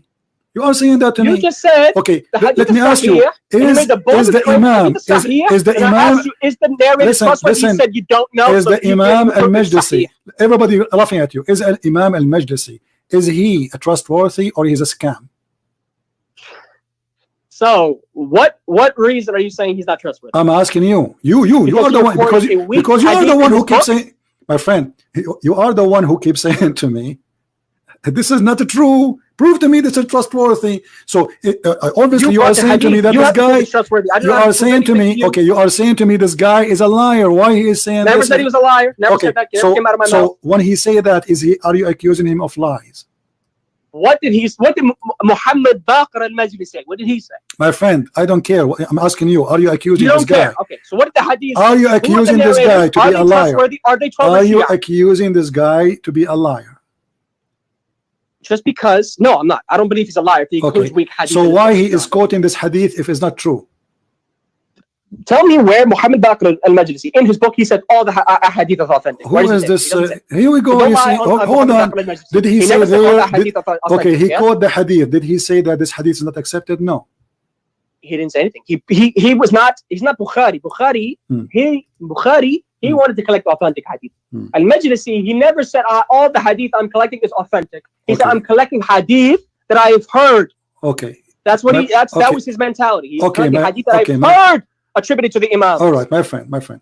As long you are the one saying that this is not what him saying, blah blah blah blah. Do you have any proof that he did not say anyone he said that this hadith is wrong? Do you have any hadith saying that? You can't even prove it's right. So why should I have to prove it's wrong? I just showed you from your books. I just asked you who narrated it. You couldn't even list the narrators. I said to you. No, I said to you. I asked you. Are they truthful? You said you don't even know. You can't even prove it's authentic if you don't know the narrators and whether or not they're truthful. No, I did. I said Ali ibn Abi Talib is Ali ibn Abi Talib. That's who they quoted from. Next narrator. The rest of the names are there.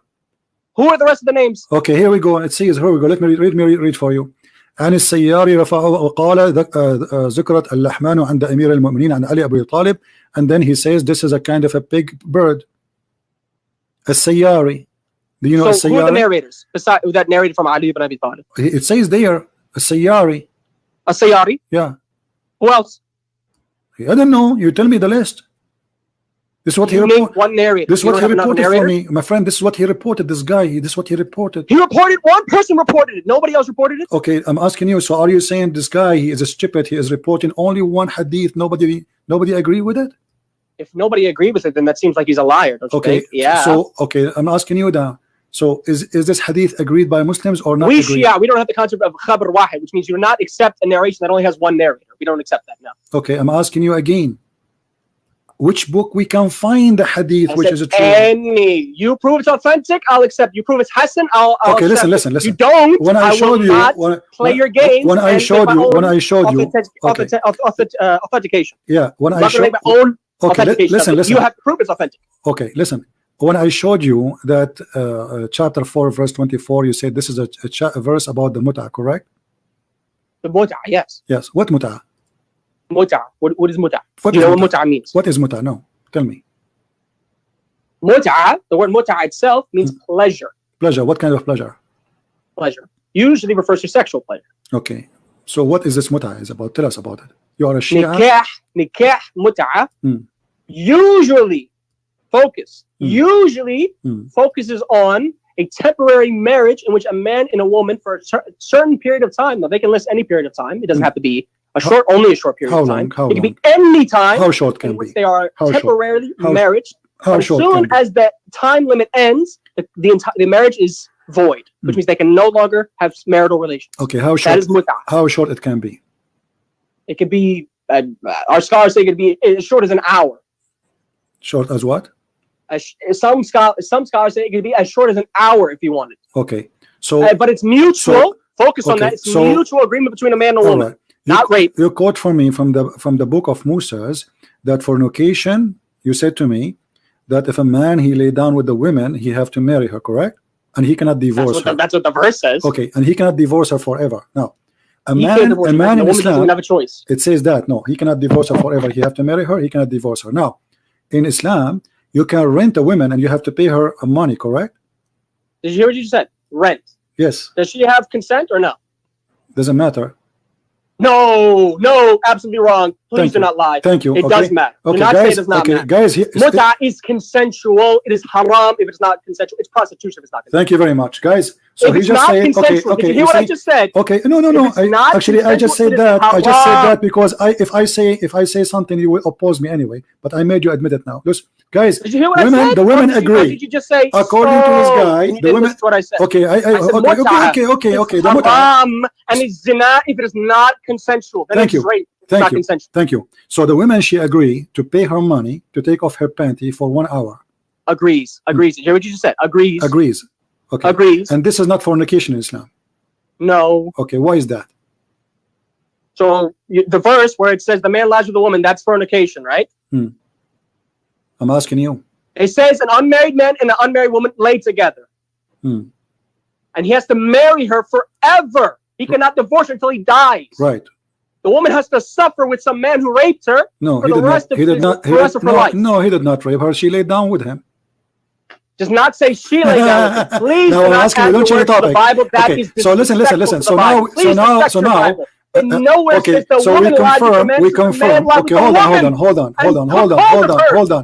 So what we confirm, listen. Please don't add your own tafsir to the verse. What we confirm that in the Bible, if a man he use a woman, he cannot use a woman, and he will be punished. If a man grabs hold of a woman and has sex with her, he has to pay her father and he has to marry her because nobody will marry her. Those are Jews, and women she have to be virgin when she get married. Otherwise, she is a fornicator. So now, because he did have that to her, he have to pay her dowry as if she is, like normal marriage. You make that fornication. And he cannot have divorce with her ever. Now, in Islam, your sister she can take off her panty for $10 for 1 hour. That's what you said to me. You gonna answer the question? Or no, you're not answering. Okay, you're gonna keep asking me questions, not answering questions. I mentioned the Bible to show you to compare. If a man he wanna have fun with the women, if a man he wanna have fun with the women, sex with her, he cannot divorce her. Where is the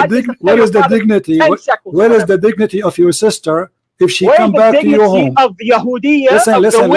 Don't change the topic. Everybody is laughing. Everybody is laughing. Did any of your family practice mut'ah? Most of my family are not even Shia or Muslim. So you are the only Shia?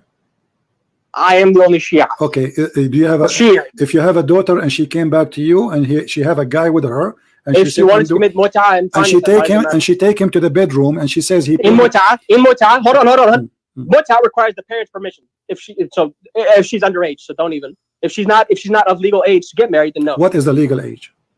Legal age as long as you go through puberty. Just like it says in the Bible. Where it says that in the Quran? Where it says that in the Quran? In the Quran? All right. You want it from the Quran? Give me a second. Versus puberty, yeah?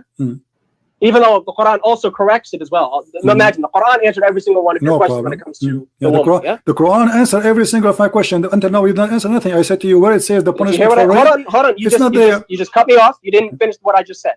I said the Quran mentions everything concerning how you are able to marry somebody if they go through puberty or if they have yet to have their menstruation. You didn't let me finish. You right away cut off and said, "Oh, you see, the Quran answers every question." I never said that, by the way. I mentioned further, I said on this specific topic it does. The Bible does not at all. So that is something that God, I guess, according to you, he forgot. I'm waiting for your answer. You're doing blah blah now. I'm asking you, where in the Quran it says that the age of women to marry from? Because you said to me something weird. You said to me that she have to have her puberty. Isn't it Muhammad he married Aisha at the age of 6? Can you prove that from our books that he married her at that age? At so 6? If I show you a hadith from the Shia books, aren't you going to say to me that says 6? That says 6? That says 6? He is. That says 6 years old, yeah? Yes, he have intercourse with her at the age of 6, yeah. Does it say 6? Does it say 6? Yeah. In Shia hadith. No, he married her. Listen. Okay, listen. Okay, listen. If now any hadith I will show you, you will say to me it's not authentic, correct? If you can't prove it's authentic, I can't say it's authentic. Okay, listen. I'm asking you now. Okay, you can you show me? For something all right, let us do this game. Can you show me an authentic hadith saying the age of a child to marry in Islam? Age? There's no such thing as that. Okay, show me. What do you mean? Meaning, Allah says in the Quran, I will have the verse for you right now, that it says when she hits puberty, that is the age of marriage. Where it says that? Show me. All right, you're going to have this. It is in Quran 65, which is Surah Al-Talaq. And we read in... Okay, here we are. It says here. What verse? Hold on, let me... verse number 4, right? Yes. This is about, if you doubt their periods, it's 3 months. Okay. This is obviously regard to talaq, but it also includes mentioning about marriage in general. But it's mentioning that those are the one and the ones who did not have their period. And for those who have not menstruated, their period is 3 months. So if you doubt or no, they did not. What do you mean? Have their period, they don't have their menstruation. You are divorcing them, and yet they don't have menstruation. You don't know what menopause is, do you? I'm asking you. I mean, I know you're not. I'm asking you. Okay, now let us do this again. Let us do the same game again. Which interpretation you accept for the Shia to show it to you about this is about marrying kids? What interpretation? Listen. You see, everybody's laughing at you. Which interpretation you accept to show you for you this keep verse? saying which one. I don't say which you know. Chapter 65. Chapter 65. Here we go. Even your Islamic website is not working. Nothing working in Islam. I'm asking you, which interpretation you accept for this verse from the Shia books? We do not have one tafsir book. I know you think we only have one. We have multiple tafsir. My friend, you have many. Can you give me tafsir? Give me an authentic hadith from that Shia okay, tafsir. my friend, what's wrong with you? What's wrong with you? What's wrong with you? Listen. You see, I'm going with you. I'm just trying to help you. Okay, which interpretation you like me to read it from? Doesn't matter. Show me one. No, it doesn't matter. If I show you, you will say I don't agree. If you can show me it's authentic, then I'll agree. That's the deal. The problem. Anything I show you, you will say not authentic. You are a Shia. You are a liar. Show me it's authentic, and I'll agree. But you can't do that. You keep qualling hadith after hadith. How we will know it's authentic? Okay. He said I don't know. Your Majesty. Shia Taqiyya. How we will know which of your books is truthful and which of your books? If you can prove it's authentic, then it's clear. I'm asking you. No. Okay, which book? I'm doing okay. I need your help. Listen. I give up. I want you to give me an authentic tafsir for this. You give me one. Why do I have to give you one? I'm not the one. Because whatever I give you, you refuse. You're asking me the question. Whatever I give you, you refuse. Then show me it's authentic. I can't accept something that's not authentic. If it's not authentic, how can I accept it? If I give you a Christian tafsir, Christian interpretation from a scholar that you don't accept, my friend, no, I accept. I have a challenge for you. Give me a link. I will post it. I will show it in the screen of any Shia interpretation for this verse, and whatever it says, I agree. From now, you agree? Yeah, I agree. From now. Even if it's not authentic, yeah? No, this is your business. You tell me it's authentic. Give me authentic. Don't give me not authentic. But you brought me 1.5 million hadith. I'm asking you. But not a single one you showed me was authentic. Not a single one. You admit that, yes? Please, can you please? Do you admit that? Can you please give me one hadith? I'm asking you a question. Okay. I will, inshallah. I will look up later. But can you right now? Since right now. Why not now? Are you going to admit are you going to admit that you cannot show me one hadith that was authentic from my books that you quoted from? My friend, your books is a piece of garbage. Nothing of you couldn't show it authentic according to and us. you proved that to me. You just said to me, you could not show me one authentic hadith in my books. You could not. You could not. That means it's impossible to show a Muslim Shia an authentic if a Nasrani hadith. Cannot do it, that does not mean a Muslim cannot do it. And you were not able to do the same too, because you said to me, oh, show me. But I asked you, can you show me the hadith? I just said to you, can you show me any authentic for anything you agree with? You keep saying to me, you could not. I'm not saying you cannot. Get lost. You could not. Sorry guys, I kept him just for comedy.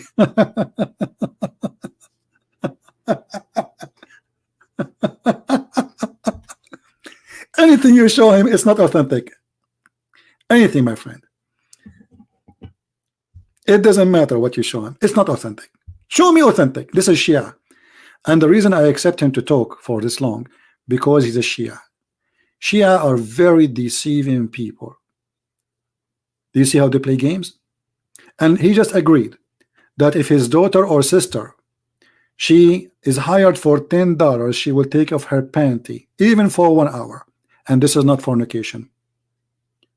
So he's upset. In the Bible it says if a man he lay down with a woman, he have to marry her and he cannot divorce her ever. But he is not ashamed of a prophet and God who is teaching that a man, he can lay down with the women for 1 hour in conditions, which is have to be limited time. They have to agree for how long, and they have to agree in the payment. And when the time is up, the sexual contract is over. Actually, let me show you a Shia website explaining this. Hold on. Isn't it amazing how those people, how they play? Let us see.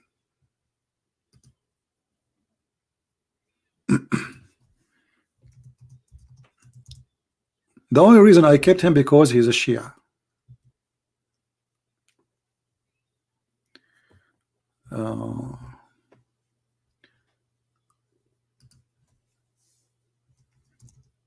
There's a Shia hadith. I mean Shia website I'm trying to find actually.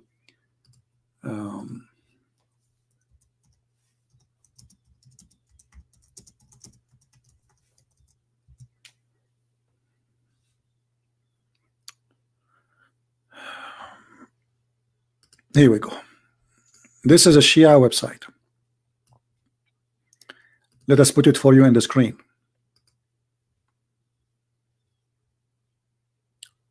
Mut'a is not marriage, even though they are saying here it's marriage. But look carefully what it says. This is Shia website.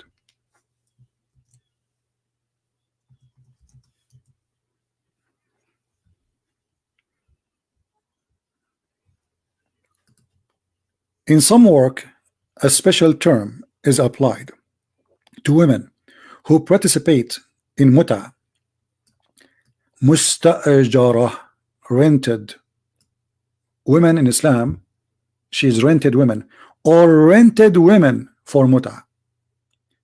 Mut'a is considered as a kind of rental because in general a man basic aim of this kind of marriage is sexual enjoyment of the women, and in return of his enjoyment women receive certain amount of property.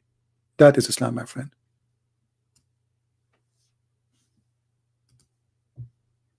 I accepted to speak to this kid all this time just to show you how they play games endless. The Bible never approved rape. The punishment of rape is death. If a man he want to use a woman and sleep with her and then let her go, he cannot do that. He have to marry her and he cannot divorce her forever, and he have to pay her dowry as if she is still a virgin. In Islam, your daughter, she can rent herself. And this is not my words. And here we go. This is the website. I will post it for you in the chat. This is their scholars. This is their article. This is their interpretation. This is their explanation. So we have a God, and we have Mr. Amir, who is a Shia. He agreed that his daughter, he said, if she have her period, if she have her period, she can rent herself. And now we ask him, where do you get this period thing? Because Quran says you can divorce children. You know, what kind of religion this religion is? But again, we let them stay and talk and talk and talk and play the game of flying like monkeys from a branch to a branch, just to show you. Sometimes I have to lower myself to go to their standard. I'm not insulting him, by the way. I feel sorry for him, but I have to go and be patient with him so we can get more juice. Let us say we squeeze Islam, and this is the juice of Islam.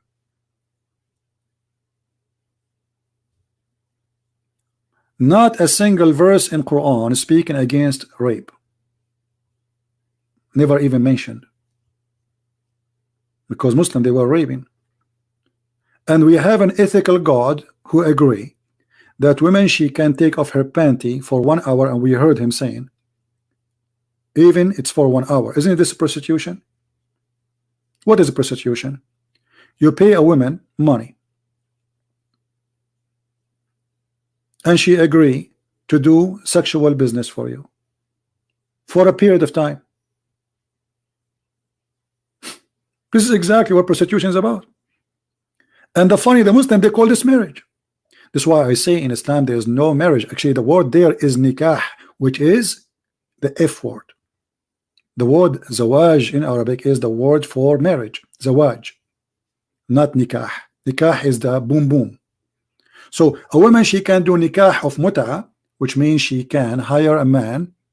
Sorry, a man, he can hire her.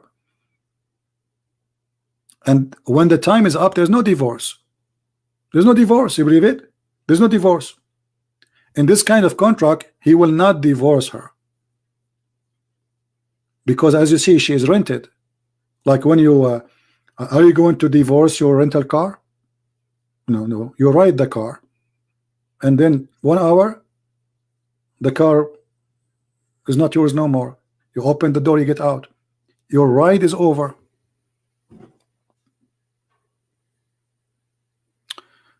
Syria Grammar. Okay, well, who's holding him to call me? Call me, my friend. Mr. Grammar. I cannot wait. I asked you from a long time to call me.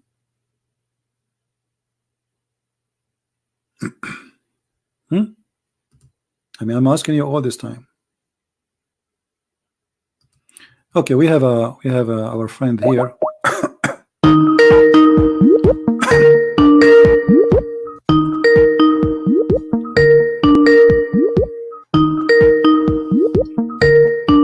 You have a questions? We're gonna answer them.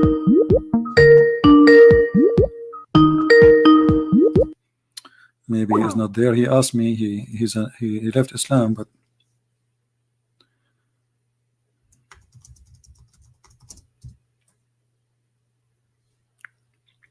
call me if you I called you. You have not answered.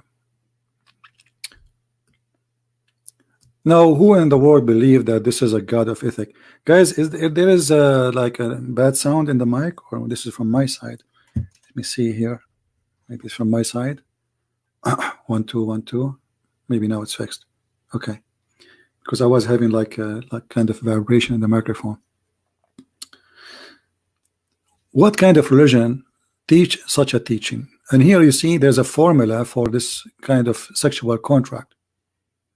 There is a declaration. You go to the woman, you say to her, I want to have sex with you for 1 hour. She say, how much you pay? And then if she agree and repeat after you, I agree, for let's say $10 for 1 hour, that's mean we are good to do it. That's it. And then when the 1 hour is over, this contract is over.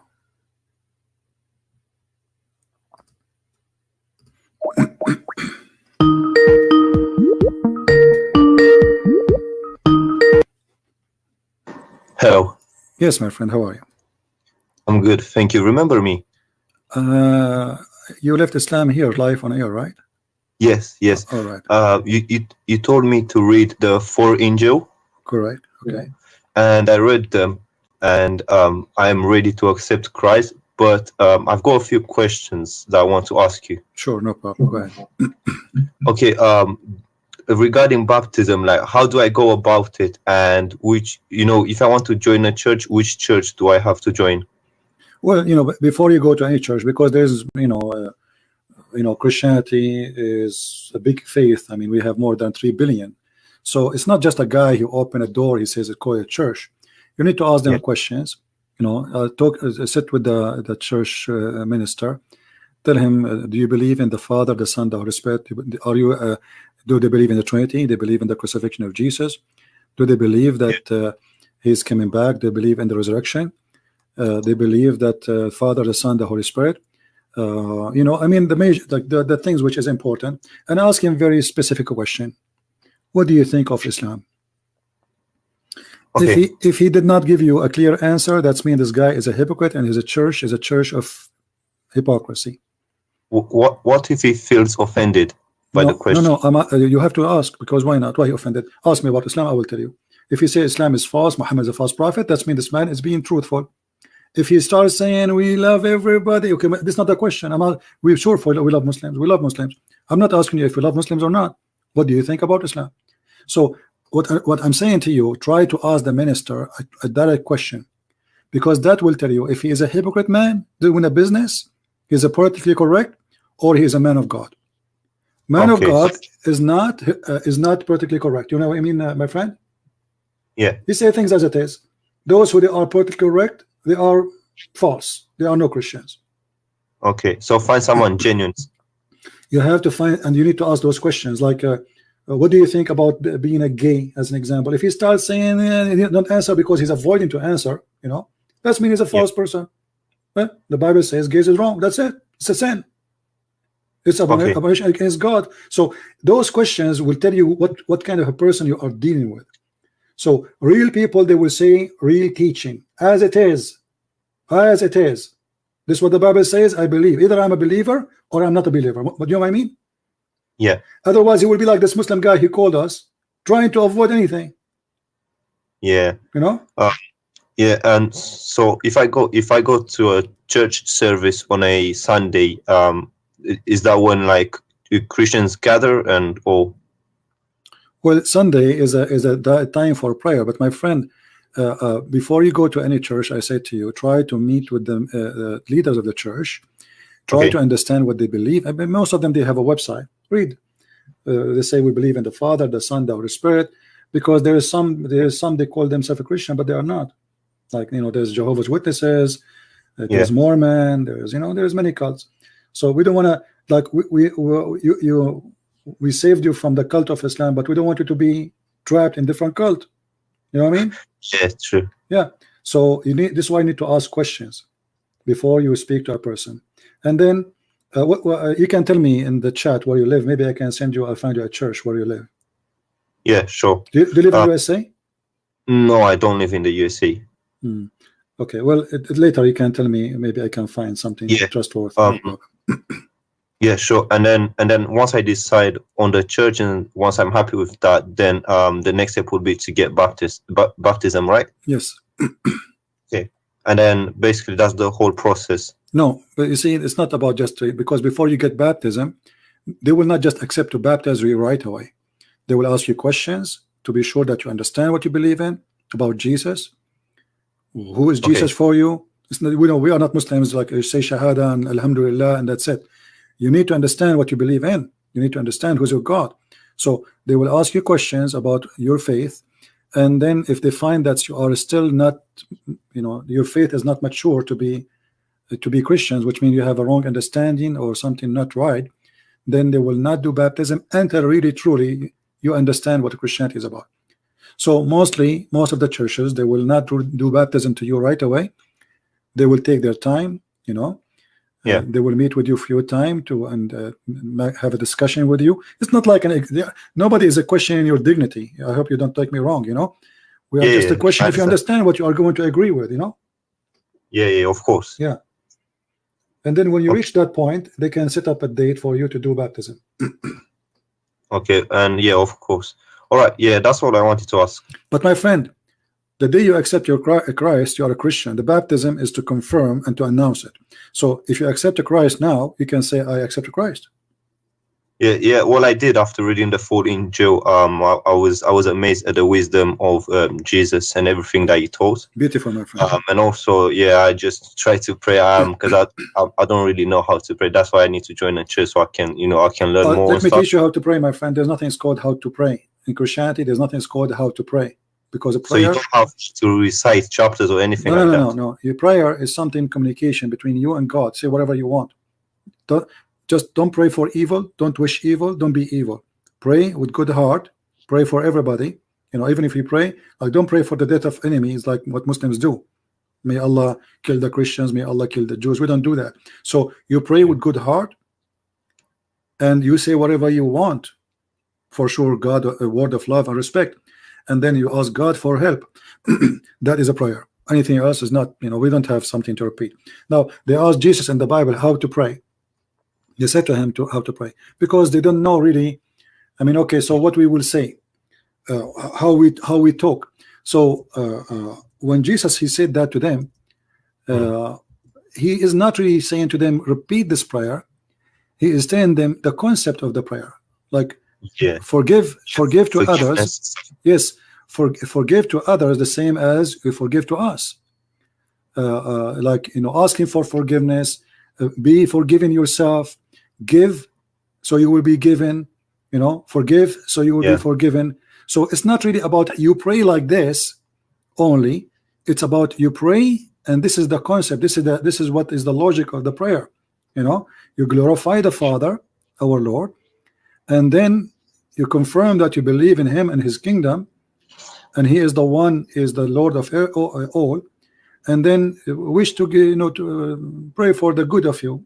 Now you can say that in the words of your own, not necessarily in the words as Jesus said.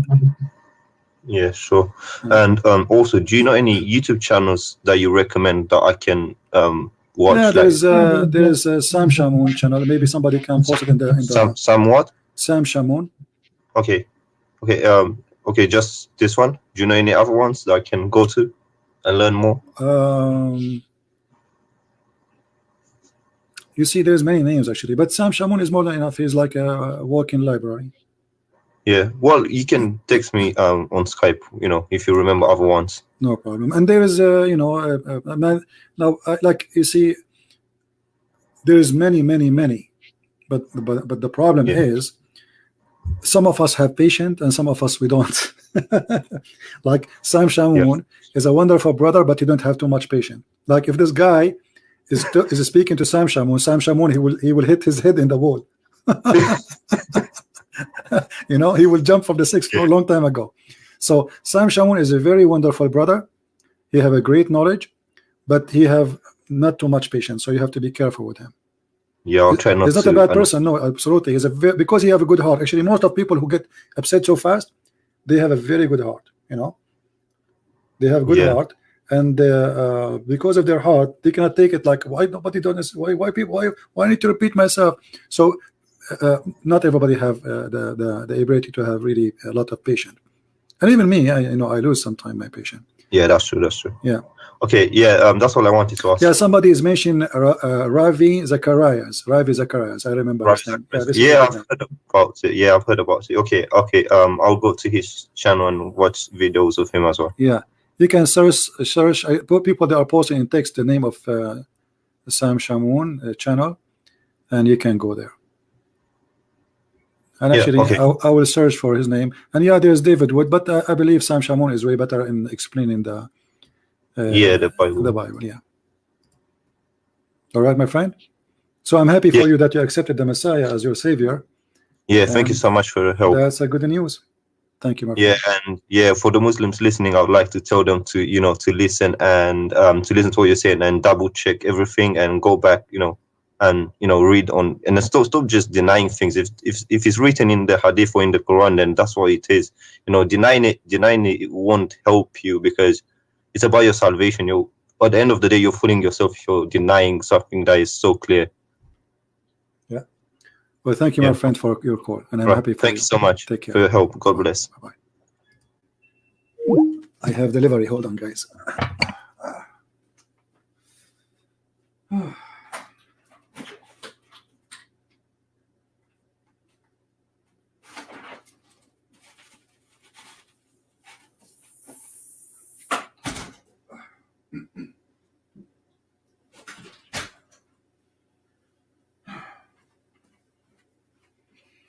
All right, this was a real Jibreel. Well, we are happy for this gentleman. I remember him, you know, I asked him to accept Christ before. He said he cannot just do that. He have to go and read and etc. Here we go, and he came back and he called us, and he decided to accept the Messiah. Now, where is the guy who want to teach us a grammar in Arabic? What happened to him? I did not forget about you. I want you to call me. Where are you, my friend? Even though I'm speaking for long now, losing my voice. Are you there? The guy who wanna call me? He said to me, I want you to read this. What happened to him?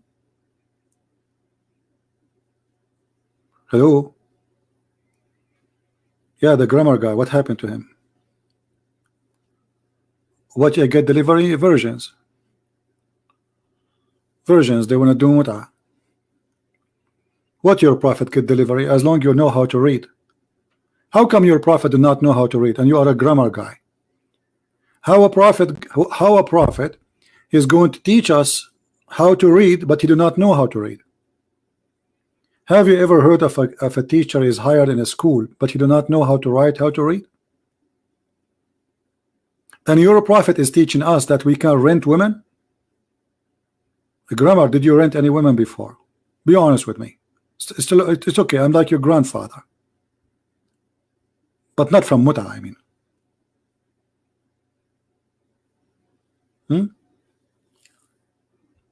Are you there, Mr. Grammar? And why you are not calling me until now?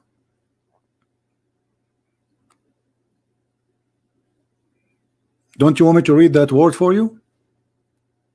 And many other words? What happened?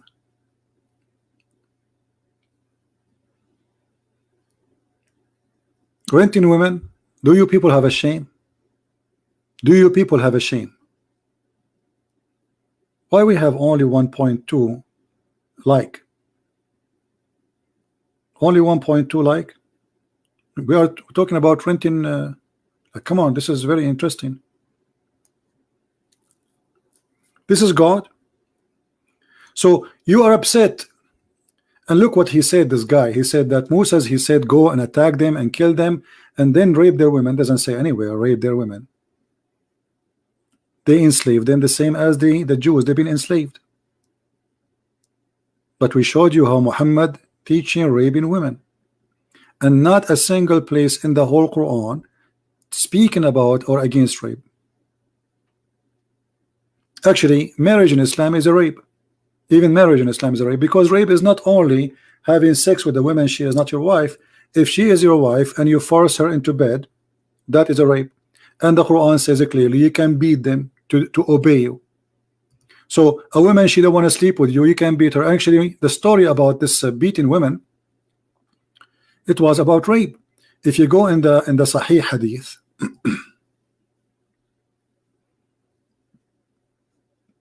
what?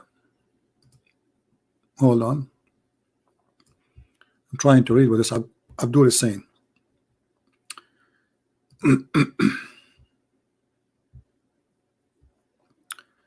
Where is Mr. Justice? He said something. I want to read it. This text jumped like crazy. It's hard to follow up with it. Okay, let us put it in the screen.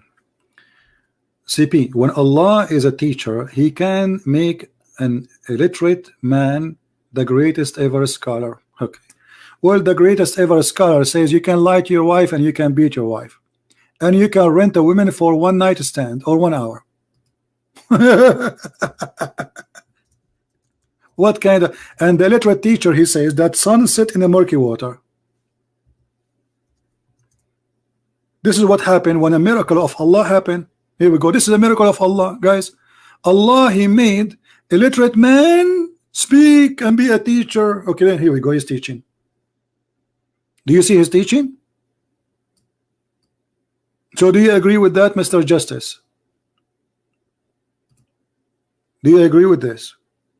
The greatest teacher ever believed that the sun set in a murky water, in a muddy, hot water. Are you there? Mr. Justice, are you there? I'm really convinced that Muhammad is a teacher. That's it. The greatest teacher ever. Not only a teacher.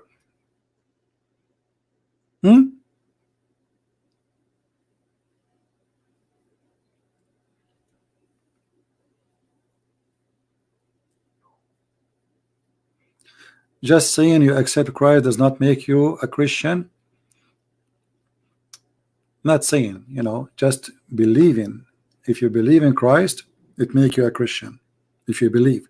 Jesus says, whoever believe in me and I will live. And believing here, it's something you believe in. That's something you say. So who is the Muslim want to say to me, how Allah Prophet became, what is the grammar guy? What's happening to him? Where is this guy? He wanted me to read Arabic. The Muslim, they make a video saying that Christian Prince, you do not know how to read. And supposedly a guy in the chat room, he asked me how to read a verse. And the guy in the video is the one is lying, saying, oh, he says this. I did not say that. And I made a video about it. They cannot be decent ever. And look today, anything I show to this guy, show me authentic hadith. Show me one authentic. You cannot show him an authentic hadith because he's saying to us, we Muslims, we lie. You know what that means? Anything you show him, he says, show me authentic hadith. So how we can trust Islam? Can you show me an authentic Quran? And by the way, even the Shia agree that the Quran is corrupt. There's a sheikh. Let me find you his name. He's a Shia. He have tons of videos about the Quran is corrupt. Tons. Not one, not two, not five.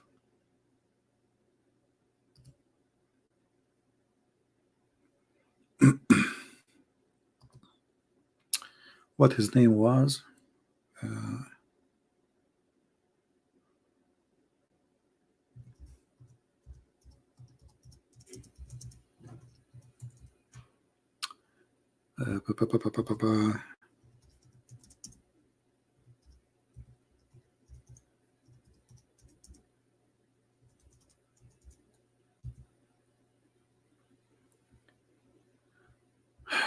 You know, I forgot his name.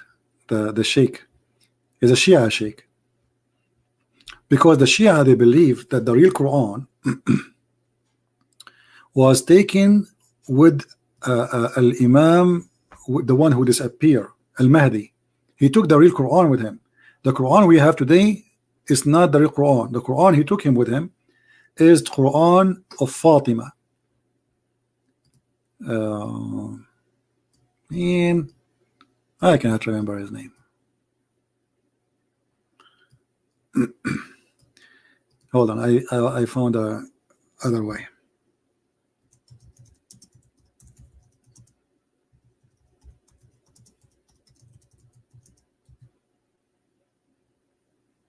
Here we go. Yasser al-Habib. If you go to the channel of this guy, and he is a Shia sheikh. You see him? He is a Shia sheikh. He have a TV station, you know. So go to his channel, and actually let me do the search right now, as long as I remember the name.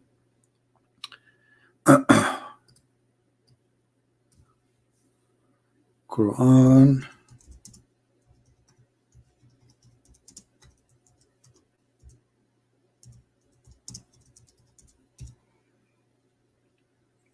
All right.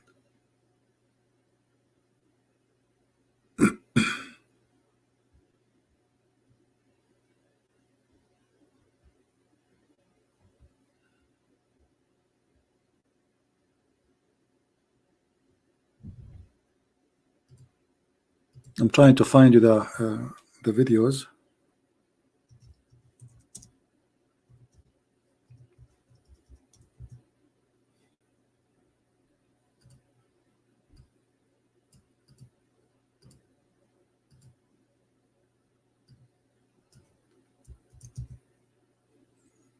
All right.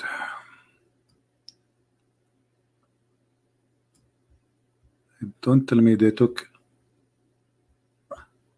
Okay, here we go. If you go, here we go. Search for this video. How Islam was corrupted. How Islam was corrupted. And there's many Islamic books, Shias, speaking about how the Quran, the true Quran, where the true Quran now, etc. You know, this is the Shia. However, by the way, I can find you from the Muslim Sunni books tons of hadith speaking about the Quran being destroyed and corrupted. Do we have any Muslim? No, his name is Yasser al-Habib. Yasser al-Habib.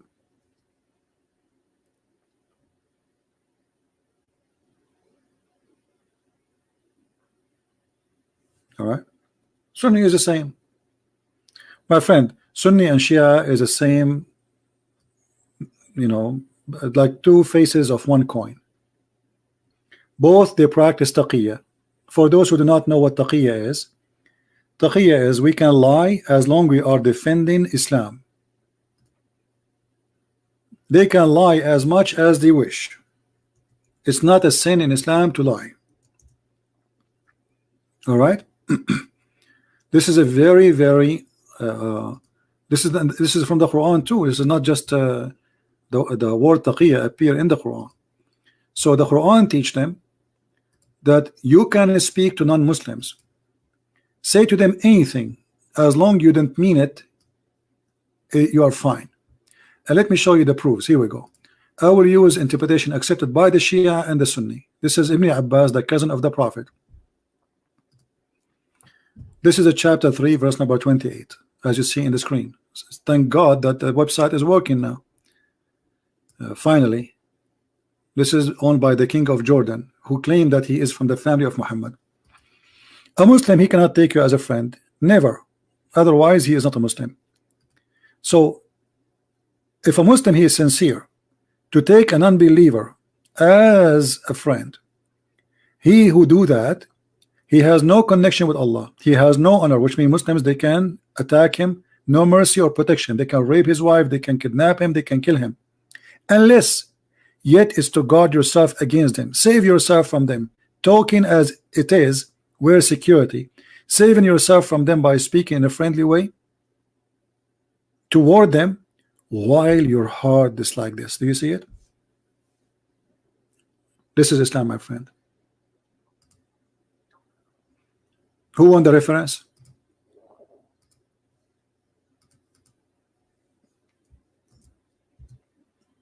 Here we go.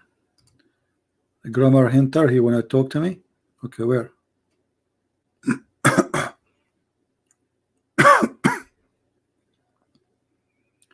This guy? Where? Which guy? I don't see him. This is a grammar hinter.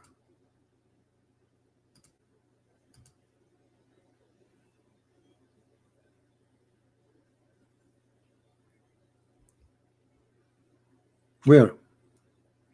I have nobody contacted me in Skype.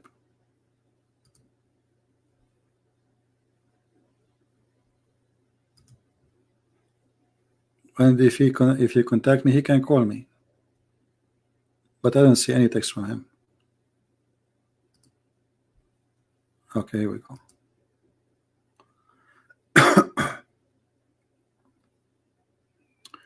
Well, for some reason, when I click at the text you send me, it doesn't work. Maybe he is blocked from before. Maybe he's one of the kids we blocked before.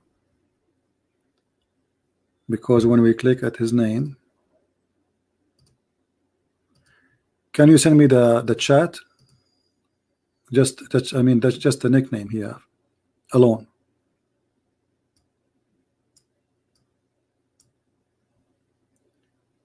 Let me search here. Shafiq.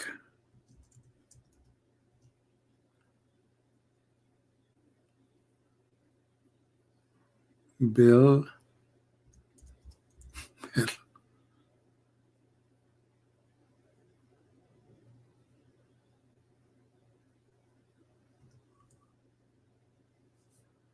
Okay, hold on.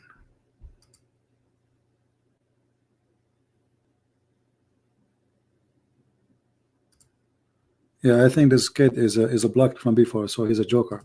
But anyway, let me go to the preference and unblock him, because we just want to have more fun.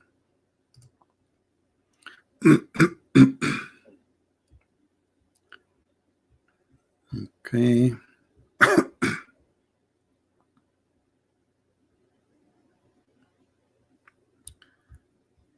Shafiq.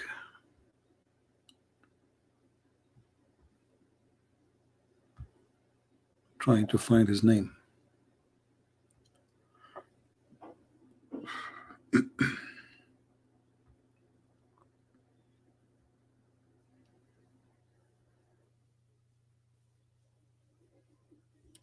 Shafiq.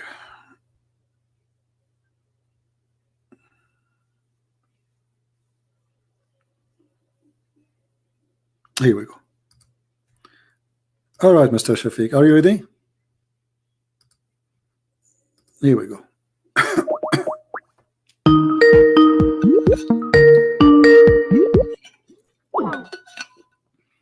Call declined. What happened? Why you are declining the call? He declined again. Hello? Hello? Hello, Mr. Shafiq. Can you hear me? Yes, I hear you. How are you? I'm ready. So, who is Allah, like you said previously? Do you speak Arabic?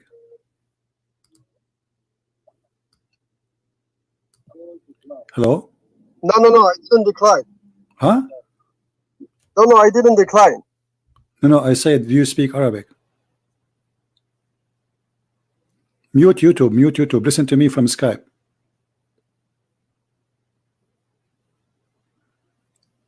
Hello?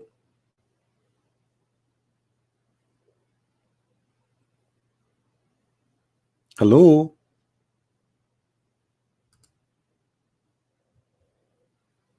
Are you there?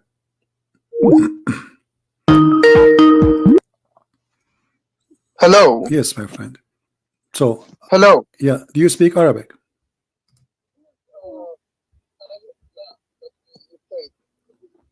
Do you speak Arabic? أنا بحكي العربية. نعم. You speak Arabic? نعم. Okay, speak Arabic to me. Go ahead. نعم. Speak Can Arabic. you hear me? Wait a second. No, speak Arabic to me. I want to hear you speaking Arabic. I want to learn from you. Go ahead. Wait a second. Let me fix my my mic. No, your mic is fine. I hear you very well. You said naam. No, I can't hear you. My No, you don't speak Arabic. I think you are. Wait a. You don't speak Arabic. Tara. Okay, speak Arabic. Wait a second. Speak Arabic. Wait, hear me? Speak Arabic. Yeah, can you hear me? Yes. Can you say to me those word you said to me in Arabic? Can you hear me? Can you say? Yeah. So who's? Tell me who's. Can you say? Can you say? Wait a second. Who? Hold on. No. Wait a second. Why you? Who's Allah? Why you are? Why you are calling yourself? Allah is the name. Allah. So your name is Arabic. Allah is a title. It means Al-Illah. So you don't speak Arabic. So you don't speak Arabic. Do you know what is Al-Illah? Why you are lying? Why you say this? What's the point talking in Arabic? They don't speak Arabic. So you don't speak Arabic. So how are you asking me to read this? ولماذا تريدوني أن أتكلم باللغة العربية؟ You don't speak Arabic. المستمعين لا يفهمون. Okay, listen. I want you to read for me. لماذا? Why do you want to speak in Arabic? Because you are speak in English so they understand. And let me explain you, brother. You don't speak. You said لله. Okay. لله. لي is حرف جار. Okay. لي is حرف جار. Do you understand? Okay. حرف جار. Okay. اسم مجرور. Okay. لله. And then you have an legend. Okay, and who is La? حذف ألف. Do you understand? It's a title. It's not a name. It's like Allah in Aramaic. Allah. So Allah. okay, so so you are saying, okay, so you are saying, so okay, hold on, okay, don't scream, you're making it, okay, don't scream, okay, one moment. So Lee is a letter mean too. Okay, La is a title, or La is Allah is a title or a name? Allah is a title. It means Al-Ilah. It's not a name. Okay, so what is the name of your God? So what is the name, my friend? Put them together, it becomes Allah. What is listen? Even We cannot keep screaming. You know, we need to have a conversation, my friend. Otherwise, you will force me to hang up on you. I'm asking you. What is the name of your God? What is the name of your God? What is the name of your God? My friend, this is not. I'm asking you, what is the name of your God? My friend, do you know the name of your God? Al-Ilah. It's a title. It's not a name. So what is the name of your God? Not a name. So put this in your mind. Okay, what is the name? Okay, what is the name of your God? Listen to me. When Moses, this is not a question. I'm asking you, what is the name of your God, my friend? Okay, do your God? Okay, I want you to answer me. Listen, don't force me to hang up on you. I lost my voice screaming. I'm asking you. Hear me. I can hear you. Listen to me. We cannot talk in the same time. Okay, can you make it short? No problem. What is the name of your God? What is the name of your God? And while you're Muslim, you say, okay, here we go. This is the Muslim website, Abdul. This is a Muslim website. Are you going to ask me to hang up on you? Are you asking me? Are you asking me to hang up on you? Are you asking me? We can talk in the same time. Have a breathe. Give me a break. Do you speak Hebrew? Listen, I'm asking you, what is the name of your God? What is the name of your God? Do you understand Hebrew? No, I don't understand. No, I'm asking you. You are the one who will teach me. What is the name of your God? What is the name of your God? The last time I will ask you, I will not scream more. Do you know the name of your God? Shut up and get lost. You see, this is why I block you. Because you are a talking machine. You are afraid to let me talk. This is the whole point. You don't want me to talk. Allah, the unique name of God. This is what your Muslim article is. And I can show you tons of websites saying that.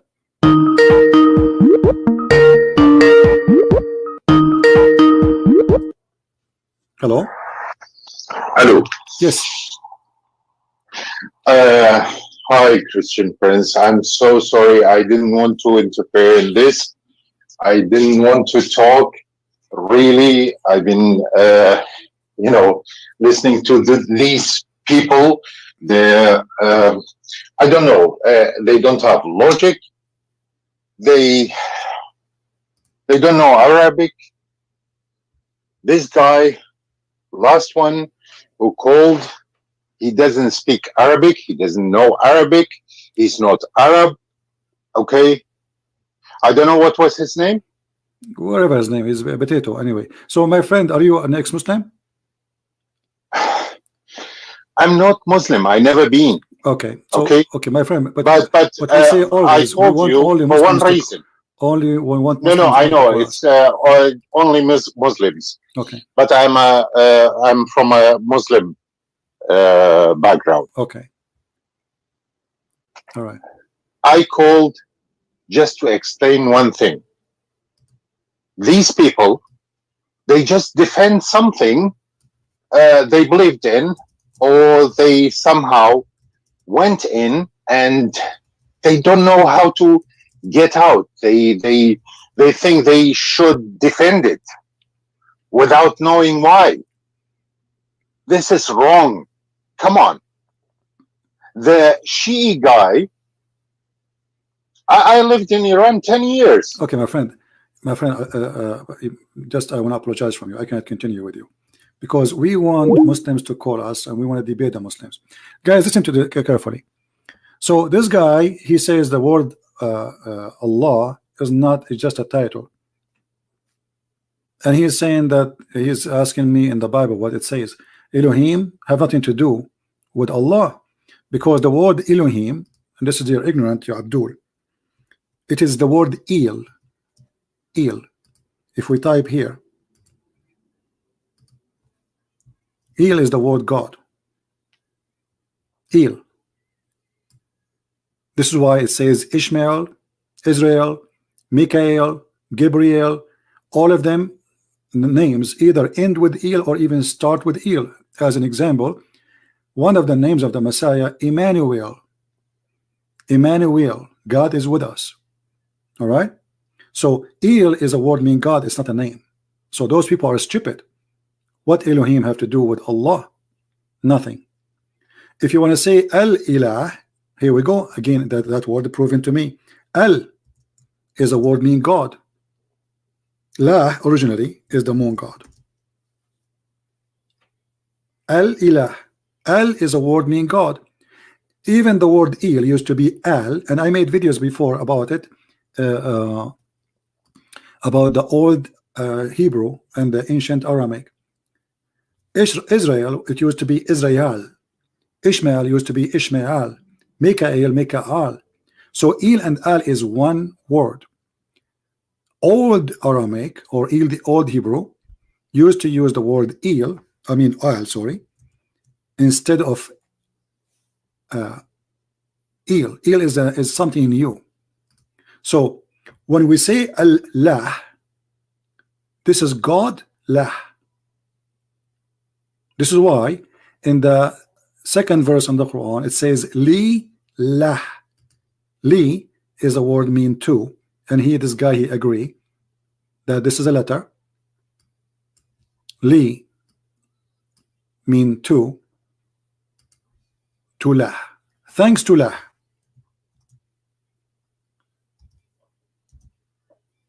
To lah. And actually the verse in the front of us in the screen, it's very unique, and that's why I put it in the screen.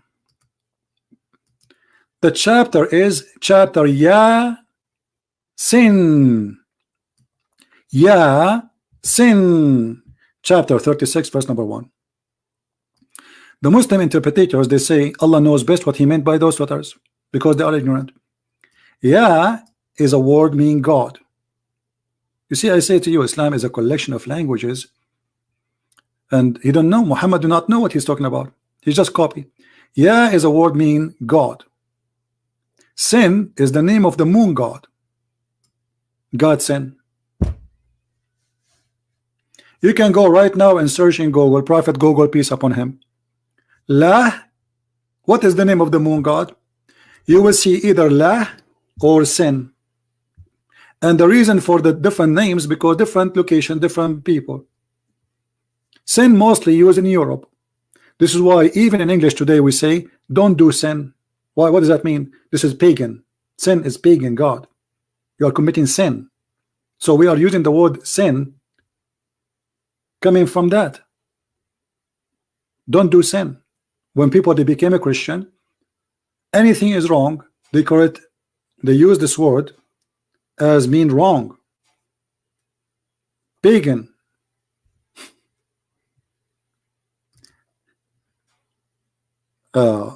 In the old days there was two religions, major religions. One of them worshiped the moon and one of them worshiped the sun. And that actually appear in the Quran.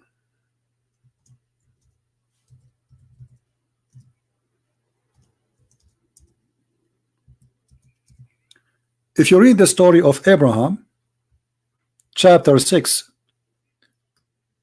verse number 76, Abraham, he saw a planet, a star in the sky. He said, this is my God, this is Akbar. Sorry, this is my God, did not say Akbar yet. This is resemble at that time how people worship stars.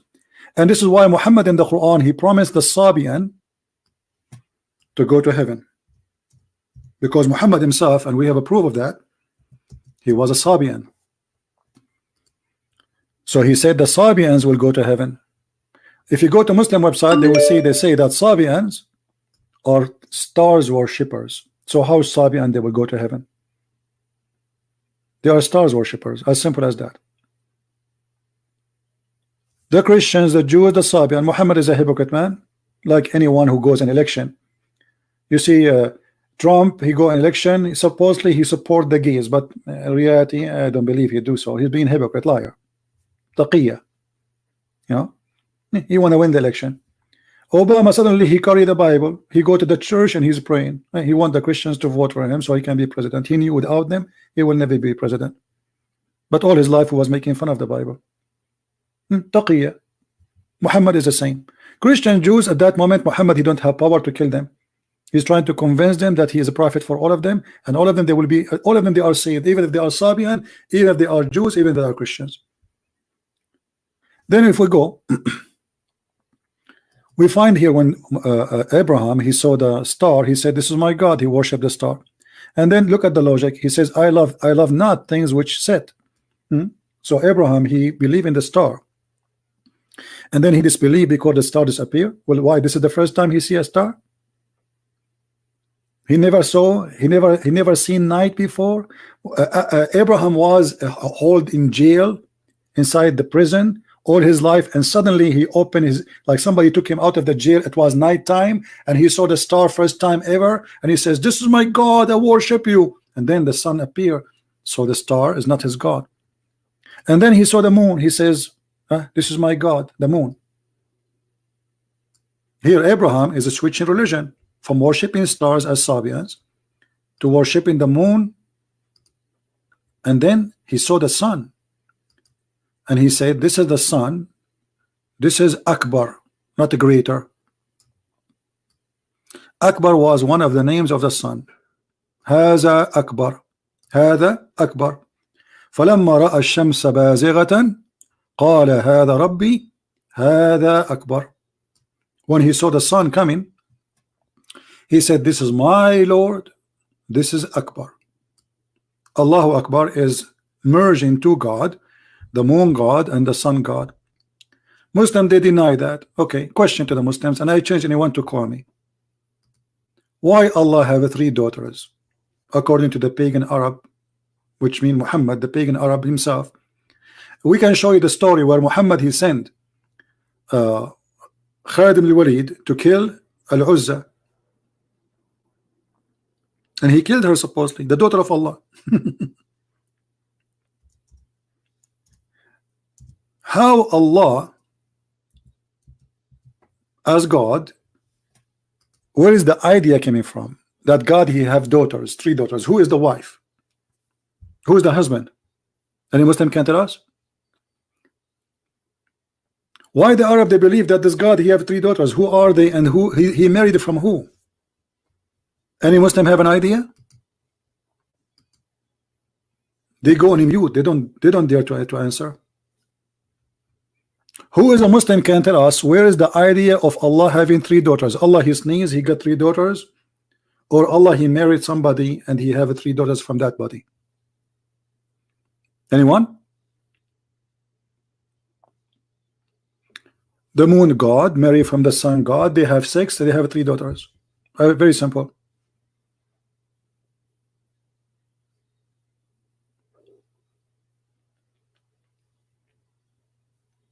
Otherwise we change anyone to tell us from where. Muhammad Ibrahim, CP is a coward. Why doesn't come speaker corner? Why I want to go? Somebody told you I live in the next door to speaker corner. I live in America. Why I want to go to speaker corner? And in speaker corner, how many people you will find there? 20? There we go. I have almost 2,000 listening to me. Speaker corner. And don't worry about speaker corner now. Here we go. You are in the corner without a corner. Can you tell us how Allah, the God of the Arab who worship him, what made the Arab believe he have 3 daughters? Where Allah he got the 3 daughters from? What is behind the story, Mr. Speaker Corner? Anyone? Who is a smart educated Muslim can give us an answer? What made the Arab believe that Allah have 3 daughters?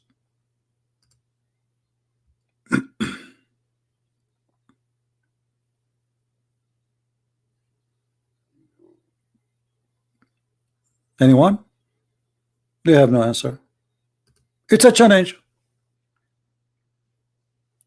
You know what? If a Muslim, he can call me and tell me what is behind the story of Allat and Al-Uzza and Manat,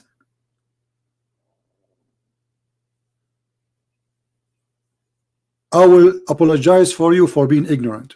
I will say I am ignorant. Anyone can tell us who is brave? Because I know many of you know the story, right? Who is the brave Muslim who can call us and tell us why the Arab believe that Allah have 3 daughters? And is it true that the Prophet of Allah, he sent his cousin, or supposedly his relative to him from his family, Khalid ibn Walid, to kill the daughter of Allah, which her name is Al-Uzza? Or I'm lying? And he killed her? That's mean Muhammad believed really that Allah have 3 daughters.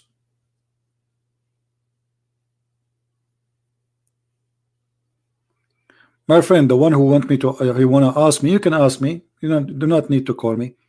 We make our call only for Muslims because we don't want to do as many Muslims they do. 2 Muslims speaking, attacking the Bible. We don't want to do that. We want to give chance to the Muslims to talk to us. Sadly, the guy who called me a few minutes ago, he don't want to talk. He don't want to just, and we can't even understand him. And he's a liar. Allah is a name, is not a word meaning God. It means God, I mean, as included in the word, because this is what the name of the God supposedly. But all Muslims website, they say Allah is a name of their God. This is why the Muslim, when they take Shahada, what they say? They don't say there's no Allah but Allah. Correct? If Allah is a word meaning God, then the Muslim, they should say there's no Allah but Allah. Do you understand me, guys? If Allah is a word meaning God, then the Muslim in the Shahada, when they became Muslims, you have to say, okay, instead of saying there's no God but Allah, then why you don't say there's no Allah but Allah?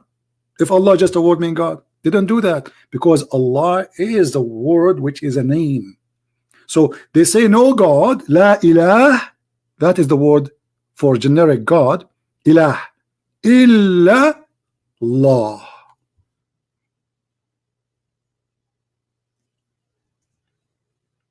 And you can find right now, you can search in Google, you will find all Muslims agree that this is not a word mean God. It means God as included because this is the name of the God, but it is a name, not just a word. All right. We go back to the topic. So as you see, Islam is a collection of crazy stuff. And look at the logic of Allah. Why Allah is rejecting having daughters? Anyone? Did he have rejected daughters here? Look what he said. He says, what? Like what? For you the males and for him the females? What kind of God he says that? The Quran says that the Arab, when they hear they have a daughter, their faces will turn bad. They get upset. But he is the one who's getting upset from the females' daughters. Do you see it? He says the Arab, they get upset if they have a female daughter. But look what happened. He said, like what? Yours is the male and his is the female. Indeed, this is unfair division. Do you see it? Is that my translation? No.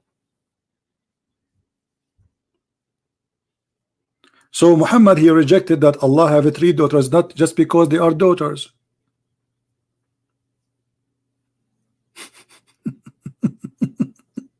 What is that? And this is an unfair division. What does that mean? For you the male, for me the female? What does that mean? This is like a kid is talking. Like what? For you the chicken, for you the duck, for me the chicken? What is that? This is God speaking?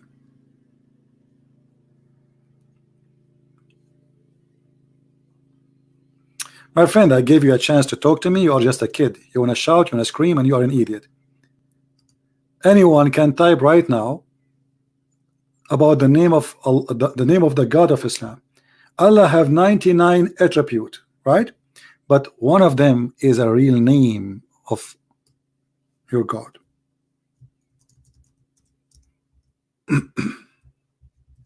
Not an attribute.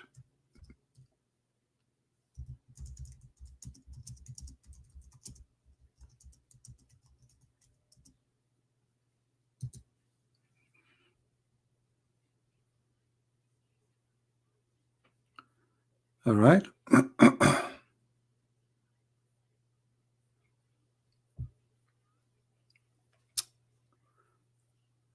Any Muslim?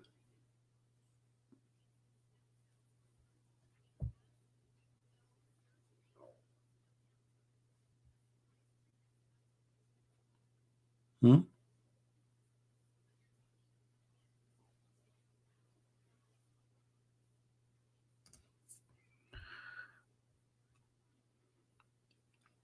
Any Abdul?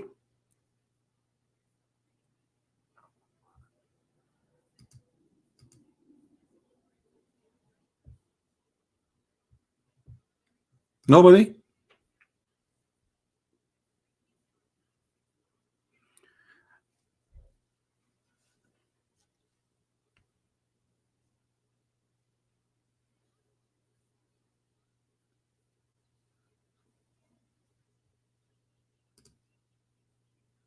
As you see, they have no answer.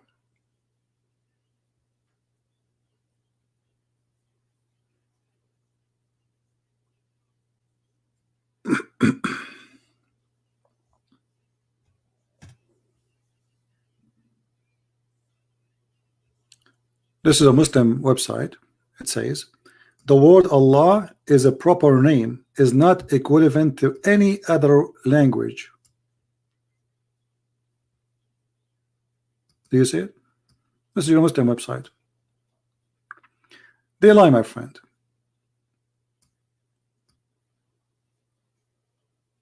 They lie.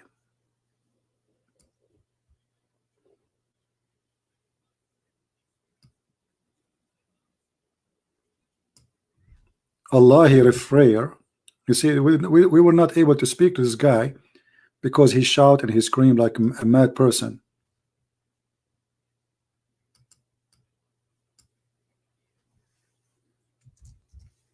But the Quran confirmed that. When Moses asked his God, what is your name? What I will tell my people? He said, I am. We did not give him really a name. Now, when you read in the foreign language, you might think this is a name. Like when a person he say, okay, it says Elohim or it says Yahweh, he might think this is a name because it's a foreign language. But this is not a name.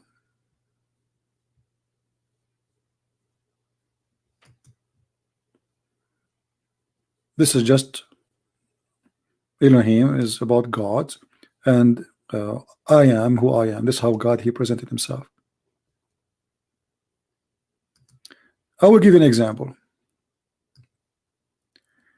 Chapter 10, verse 3. Lu, your God, the translation here says your Lord, is Allah. So your God is Allah. If Allah is a word meaning God, we do not need to say your God is God. Right? Do you see it? Your God is Allah.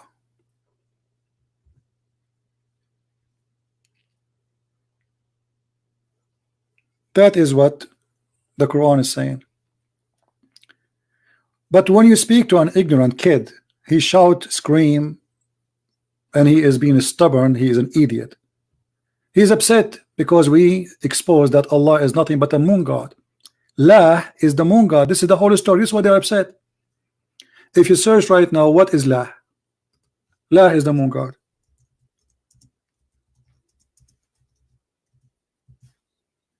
La is the moon god. Allah is God La. This is what Al mean. And we explain to you. Al in the Aramaic, al in the Hebrew, the same as el, is a word mean God, any God. So when we Christian, we say Emmanuel, we say God with us. We did not name him yet, but because we are talking about Jesus, we know it is Jesus. Otherwise, El is just a word mean God. A pagan person can use it too. I will give you an example from the yellow pages of Muhammad. In the Quran, there's a God, his name is Baal. And Allah, or sorry, Muhammad, aka Allah, he approved him to be God, and Allah is God, but Allah is the best.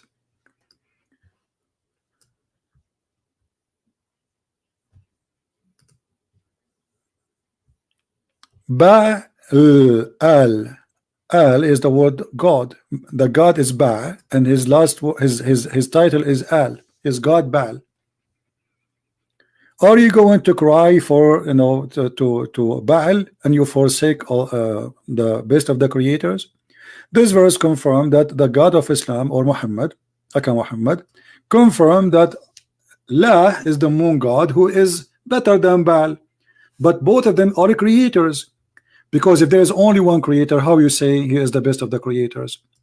That will be a lie then. If there's only one creator. When I say I am the best of the student and I'm the only student, that's him. I'm lying, because I'm the only student. Correct? Do you understand? If you say I am, okay, if you go to your mother and you say, let's say you were a kid, hey mom, I am the first in my classroom, and you are the only one in the classroom, you are a big fat liar. Because the second you say the best of, that means there's other like you are lying. The best, Allah is the best, but there's no others, unless he agree that there is a creator. And then if we go and read the interpretation for this verse, we will find that the one who said this, it was not Allah, it was not Muhammad, it was a guy, his name is Abdullah ibn Sarh. He was the inscribe for the Prophet, supposedly.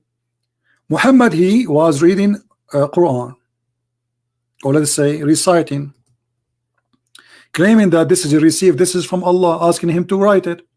So the guy, he says to him, Abdullah ibn Sarh, and this is appear in two places in the Quran. When he heard this, he says, praise be to Allah, the best of the creators. Who is the one who said that? Abdullah ibn Sarh. Muhammad, he said to him, write it down, this is exactly how it came to me.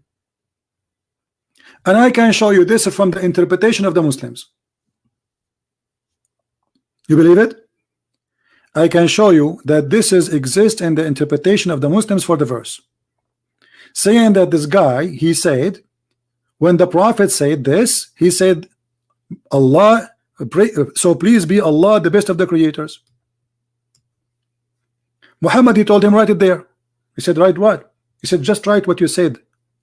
So blessed be Allah, the best of the creator. He said, but I am the one who said that. He said, it came to me the same as it came to you.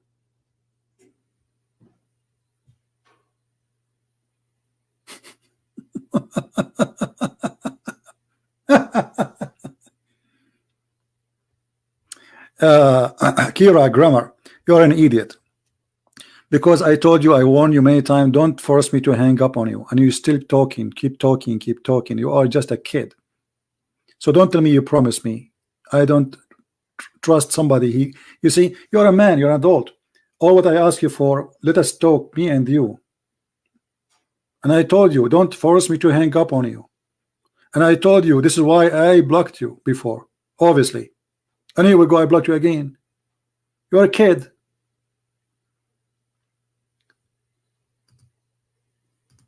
Allah is the best of the creators is something added by a guy, his name is Abdullah ibn Sarh, and Muhammad, he put it there. Who is the one is saying that? Who is a Muslim wanna call me to show him the reference from your Islamic books? Any Muslim? Maybe Christian Prince is lying. Maybe Christian Prince is lying. I mean, you never know, brother. Who is the Muslim wanna call me? And he challenged me to show him the reference from your Islamic books that this is what the Prophet did. He took what the guy he said and he put it in his book. Anyone?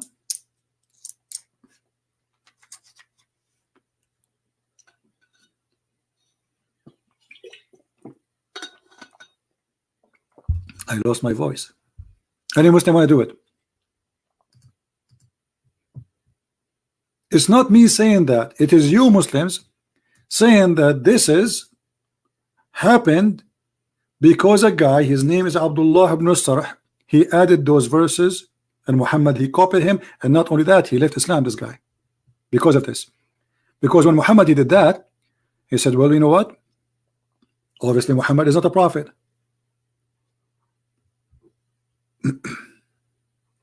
He's not.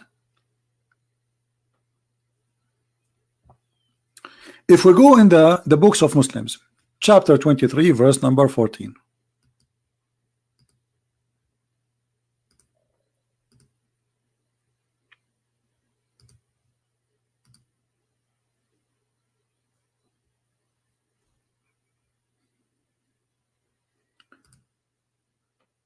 Let us see here. I'm trying to find it for you in English.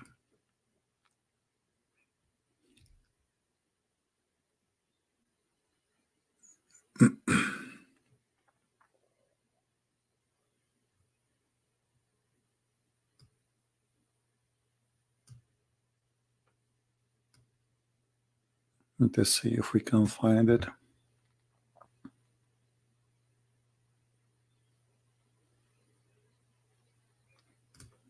And look here, they are talking about that Muhammad is copying from Umar. Umar al-Khattab, he said that Allah, he agreed with me in three things.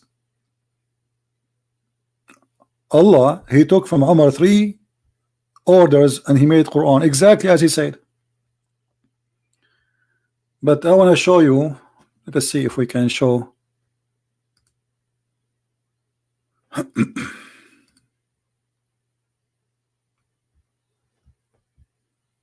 There's nothing here in English.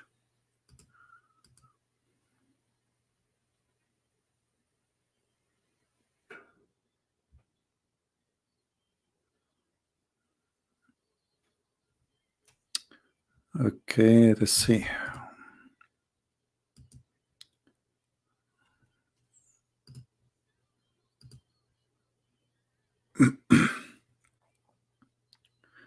Let us go to chapter 37, 125. No, but this is enough actually. But if we go in Arabic, for sure we will find it. If we go in Arabic, there we go.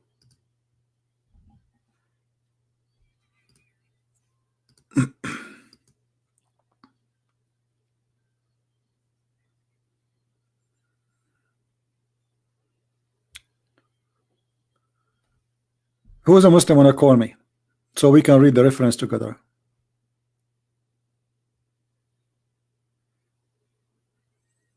Anyone?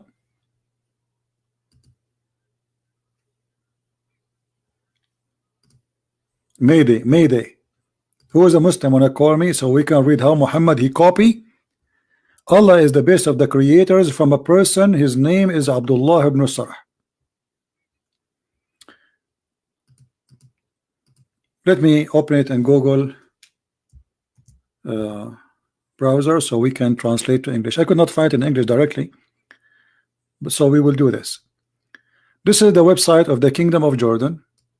This is the book of Al-Qurtubi, Tafsir Al-Qurtubi, chapter 23, verse number 14. I will click in front of you, translate to English.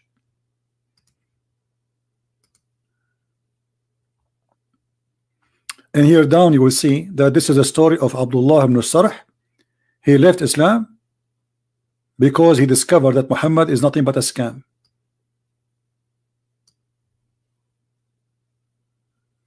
All right.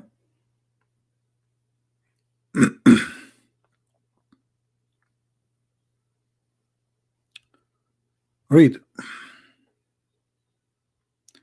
The man it was narrated that the viewer of Mu'azz and Jubayr, etc., that this was narrated of one who said Abdullah ibn Sarh, and this reason he became murtad, not the bounce here, became murtad, which means became an apostate. And he said, well, this is what came to me as I came to Muhammad, because he's the one who said that. Muhammad, he took it, he put it in the Quran. What came to Muhammad is the same as came to me. Muhammad, he says that to him, but he is the one who recited this first. He is the one who says, so I said, blessed be the best of the creators. And then Muhammad, he took it, he put it in the Quran, and this is why he became. My friend, don't tell me I'm totally wrong. It's not me who's saying that. This is Al-Qurtubi. I mean, do you see the madness? This is Al-Qurtubi. What I'm wrong? Unbelievable. This is not me. This is your book. And do you see here that says the guy he bounced? This is very close person to your prophet. This is the brother of Uthman ibn Affan, the caliphate. He left Islam because of this. Here in the stupid Google translation, he says he bounced. He bounced. Do you see it? No, I don't call kids. That your dad called me. I gave you a chance. You're an idiot. Do you see it?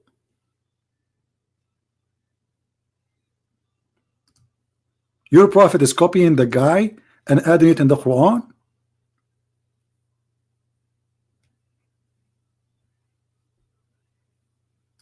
And he said, well, if Muhammad is a prophet, then I'm a prophet too, because I'm the one who says that.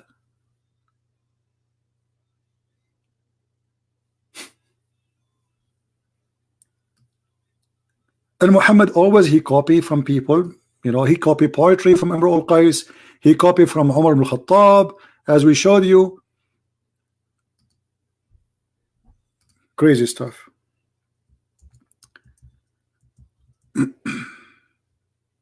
Any Muslim, you know, last call before we go, because I got to go. Any Muslim would like to call us? We can take one more call.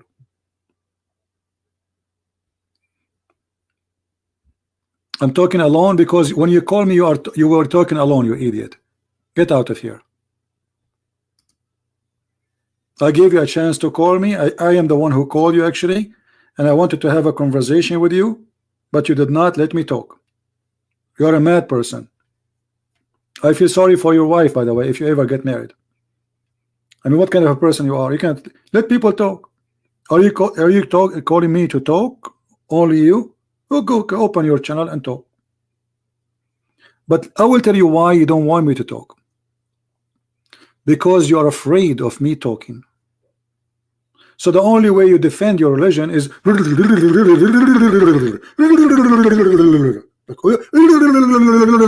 Christian. We should not let Christian Prince talk, because if he talk, he will get me busted. So you call me because you are terrified. You are talking to Christian Prince. How I can silence this person? The only way I can silence him, if I keep talking, screaming. That's it. Otherwise, I take Muslims call all the time, and we talk. The guy before you, we spoke for almost 2 hours with all the crazy stuff he said.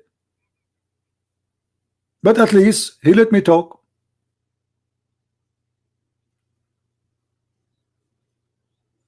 And the topic is very simple.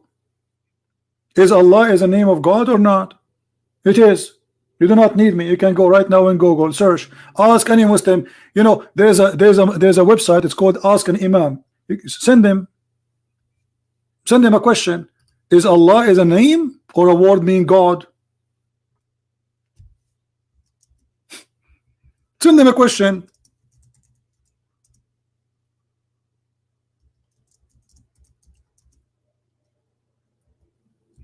You're an idiot. You are literally an idiot.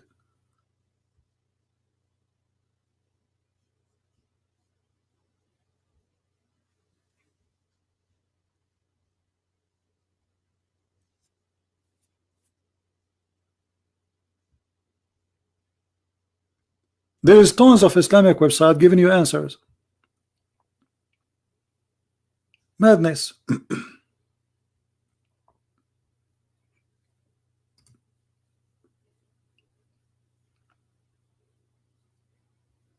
Can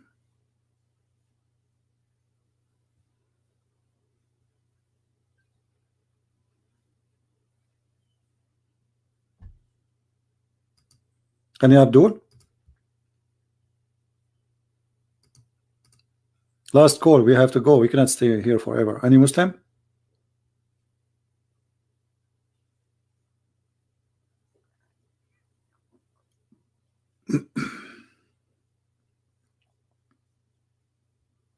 Nobody.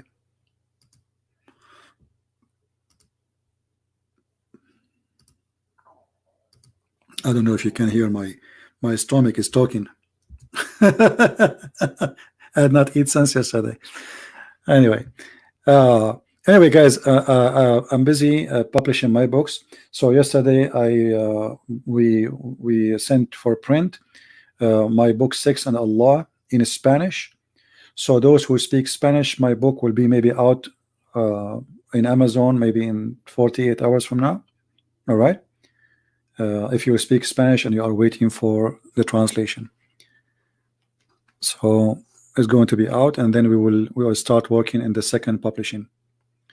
My voice is not good. I lost my voice, and actually I have a dry throat. I wasn't planning really to go, but I said those guys, they did not hear me for 3-4 days. They might kidnap me if I didn't show up. I burned even my upper lips. I was drinking tea, you know, and you know those things like the cup, it have a cover, you know what I mean?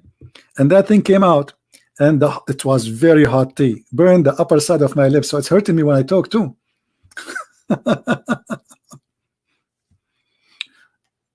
Yeah, I have a burn in my upper lips. It feels weird actually when I talk. It feels numb. But I said, okay, you know, I did not show up for a few days. You know, that will not be good. And tomorrow, I hope I will be able to do so. And actually, I have to cut the grass today because tomorrow we have a snow. You believe it? I have to cut the grass before the snow comes. Otherwise, I will not be able to cut it until the coming year, the coming summer. You know, so I have work to do, and you know, when it gets late, we cannot turn the machine to cut the grass. Otherwise, people will be upset because of the noise. Tomorrow we have a snow. Unbelievable. There's a global warming everywhere except around my house. Me. And by the way, how Allah He sent the snow? Who remember? Where Allah He sent the snow? He sent it from mountains which is located in heaven. Right? Remember that. Science. This is God. This is God.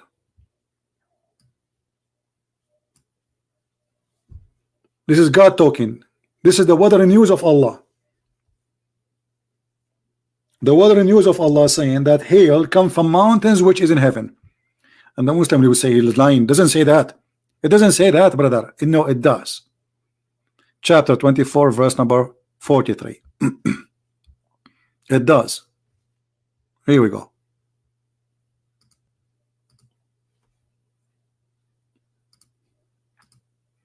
Don't even try. And this is your scholar's interpretation, not mine.